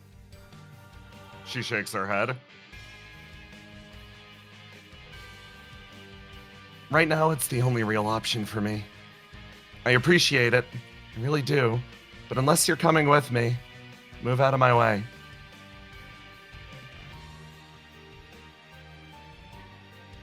Cal's going to look into her eyes. Tell me you're not throwing yourself away on this. You see her expression sort of change. She shakes her head, no. No. Absolutely not. She sort of softens up. I'll be okay. It's just a few more steps. He's looking at her face, he's looking close, and then he nods. Okay. And I then don't think I can help by going with you. she actually lightly smiles. She's like, plus, I'm sure other people could use you right now. She like looks over your shoulder at the two that have just been pulled out of the prison. Satyr, actually, where are you going? Throne room. Cool. Yeah, I'm coming with. Cal's gonna look at him now.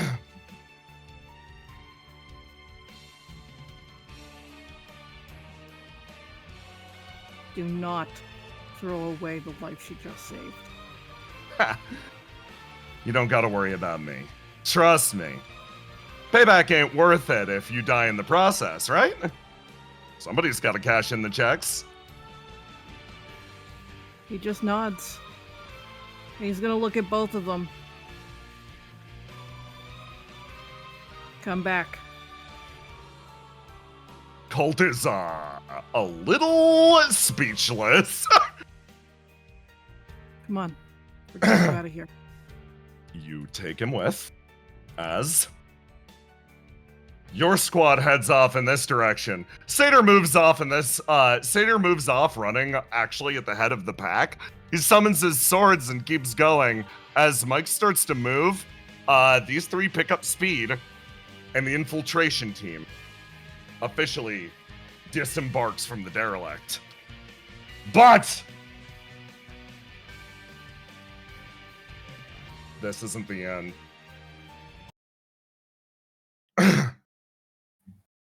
Elsewhere, on the surface,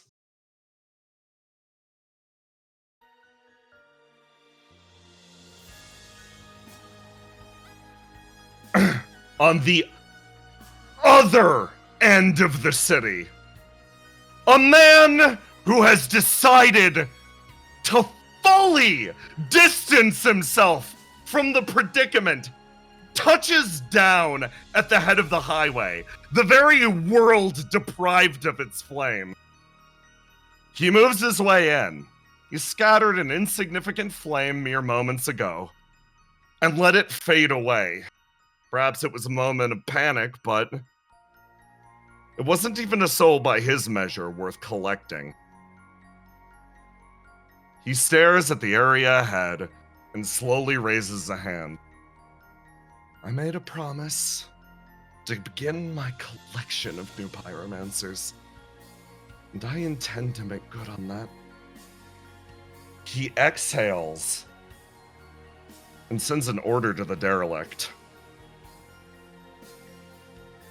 Flame begins to flare, mindlessly suffusing a body, now with no consciousness. It rears itself backwards as yet more calls appear. Verona letting the panic spread to her voice in that second. She shares, all right. Eternity has been detected on the surface. In your immediate proximity, Robin. And next to us, the Pyromancer of Logic appears to have reactivated. Everyone, I'm wishing you all the best of luck. Counter strategy begins immediately. And yeah, months.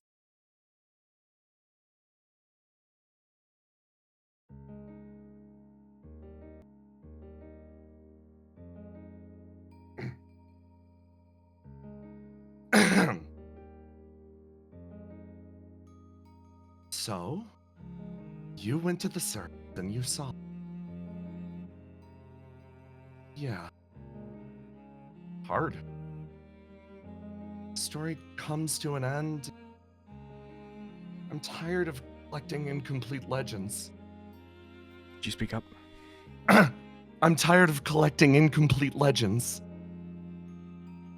Is that really all this world has to offer? Queen pauses, thinks on that for a second, really mulls the concept around in her head. The nature of the cycle as it is means that the world will come to an end, and we, like vultures, will descend on it. We will harvest it. The souls that exist alongside of us. They are those damned by the very nature of this world. She smiles. I'm no different. I died a long time ago as well. And eternity saw fit that my soul should be plucked from this device. Doing so has taught me a fair few things about death. Even if a story ends, even if tragedy is created, something new can bloom from it. That's the philosophy of us pyromancers. Theo pauses. I don't want them to die. Give death its proper credence. Allow its shadow to hang over you. But not consume you. It's what traces behind us, after all. She moves her way forwards. Theo, those incomplete tales. Death is a blank page. Death is nothingness. Theo, that despair welling in her chest once again, sort of closes her mouth. I don't know how to reconcile it. I don't know how to move on. Queen slowly opens her eyes again. Again, walk with it. If death is nothingness, then what remains is... She smiles, almost willing to give Theo a chance to answer herself, but the words fail her. She moves forward, and the queen allows the sparks to fade. Dead souls, one after the other, all flowing out into the ichor of the world. What remains outside of death? Simply put, it's everything, dear Theo. And that is where we end tonight's longer than usual session. Excellent work, everyone. Oh my god. Rest up. Holy shit. Alright, since this is going on longer than expected, I'm going to, let's see. Straight to fan art. Let's go, I'm trying as fast as I can. Make it quick. Yep, that's what I'm doing. Oh. I'm gonna say the thank yous ahead of time. Thank you all for playing. Jay, thank you so much for Thumbs making up. this game. Roma, Bryn, thank you so much for all your help behind the scenes. And thank you all for watching. And Aloha, thank you for doing the stream, as always. Yeah, so thank you, President of Good Hat, for putting together this Emger. First off, from Rion, we have a bunch of the daily riddles. Oh my god, Dills! Duskmar, thank you for the subs! Dude, there's daily riddles. Oh my god, thank you. And there is Rio. Rio, excellent. Hi, Dungeon Master Zero. Wet Cat Rion. The Dillard. wettest riddle. Look at that Dillard. Valentine's. Dillard under a rock. Neko Dillard. Neko Dillard. The duo. Yep. Dillard and Look Ruth. at them. Roll Oh my R&D. god, yes. Riding I motorcycle. believe it. And then from Dungeon Master Zero. Give him a nice little pose. Oh, Yeah, let's go. And then from Leaf, Oh, got a oh, call. goodness. Oh, yay! Let's fucking go. Chosen death. Yeah, we did. Yeah. Ah! From Sailor Star. Wolamau. Excellent. And then from Sailor Star some more. Oh my god. Oh! Oh. Oh, the Oh, frog. yeah, punch me. Oh my god, you guys kill it every single week with this shit. Mhm. Oh, 8 hours of lovely. sleep, good diet, lots of exercise, beauty, and power. Yeah. Good luck. Look, Thank you, look at Neko. them. I love them. Thank I you, love Neko. them, Neko. From Leaf. Dillard. Mhm. Oh, yeah. Aww. And then, yeah. I could flip a coin. Aura Put and me Basil. fucking down. Aw. I don't know what that means. Golden It's like cow. Capsies, but for women. Roll 10. No, Roll Roll 10 guys, Galatine. Come on, guys, we got this. You do this just to hurt me. I know He's this. in you now. We got this from PayPal. Oh, love it. We Kill told you, bro. We told you about him. Forbidden knowledge downloaded. Oh my god. It's the real ship I need in my life. Smallest, wettest cannon. Oh, Yeah. he's adorable. Oh, it's fucking awesome. Thank you for the From confidence. Stacked. Fingo, I crave the flame. Yeah, that's right. And then Verona. Oh, Verona. I am damp. Single-handed savior. Oh my goodness. Apple. Oh my god. That's her. Click. Yeah. Click. No. No. What? Vito, what? This- I love her. Oh. The I'm glad and bartender. none of it will ever go away. Oh my god. So pretty. That you can hold in one hand. Oh, Oh my So god. who am I killing? Basil, No. yo! Yes. Misery I- up, Misery up, misery up, misery up. I'm so happy everyone's loving Oh. single-handed. Trovo from Good Rest Zero. Trovo.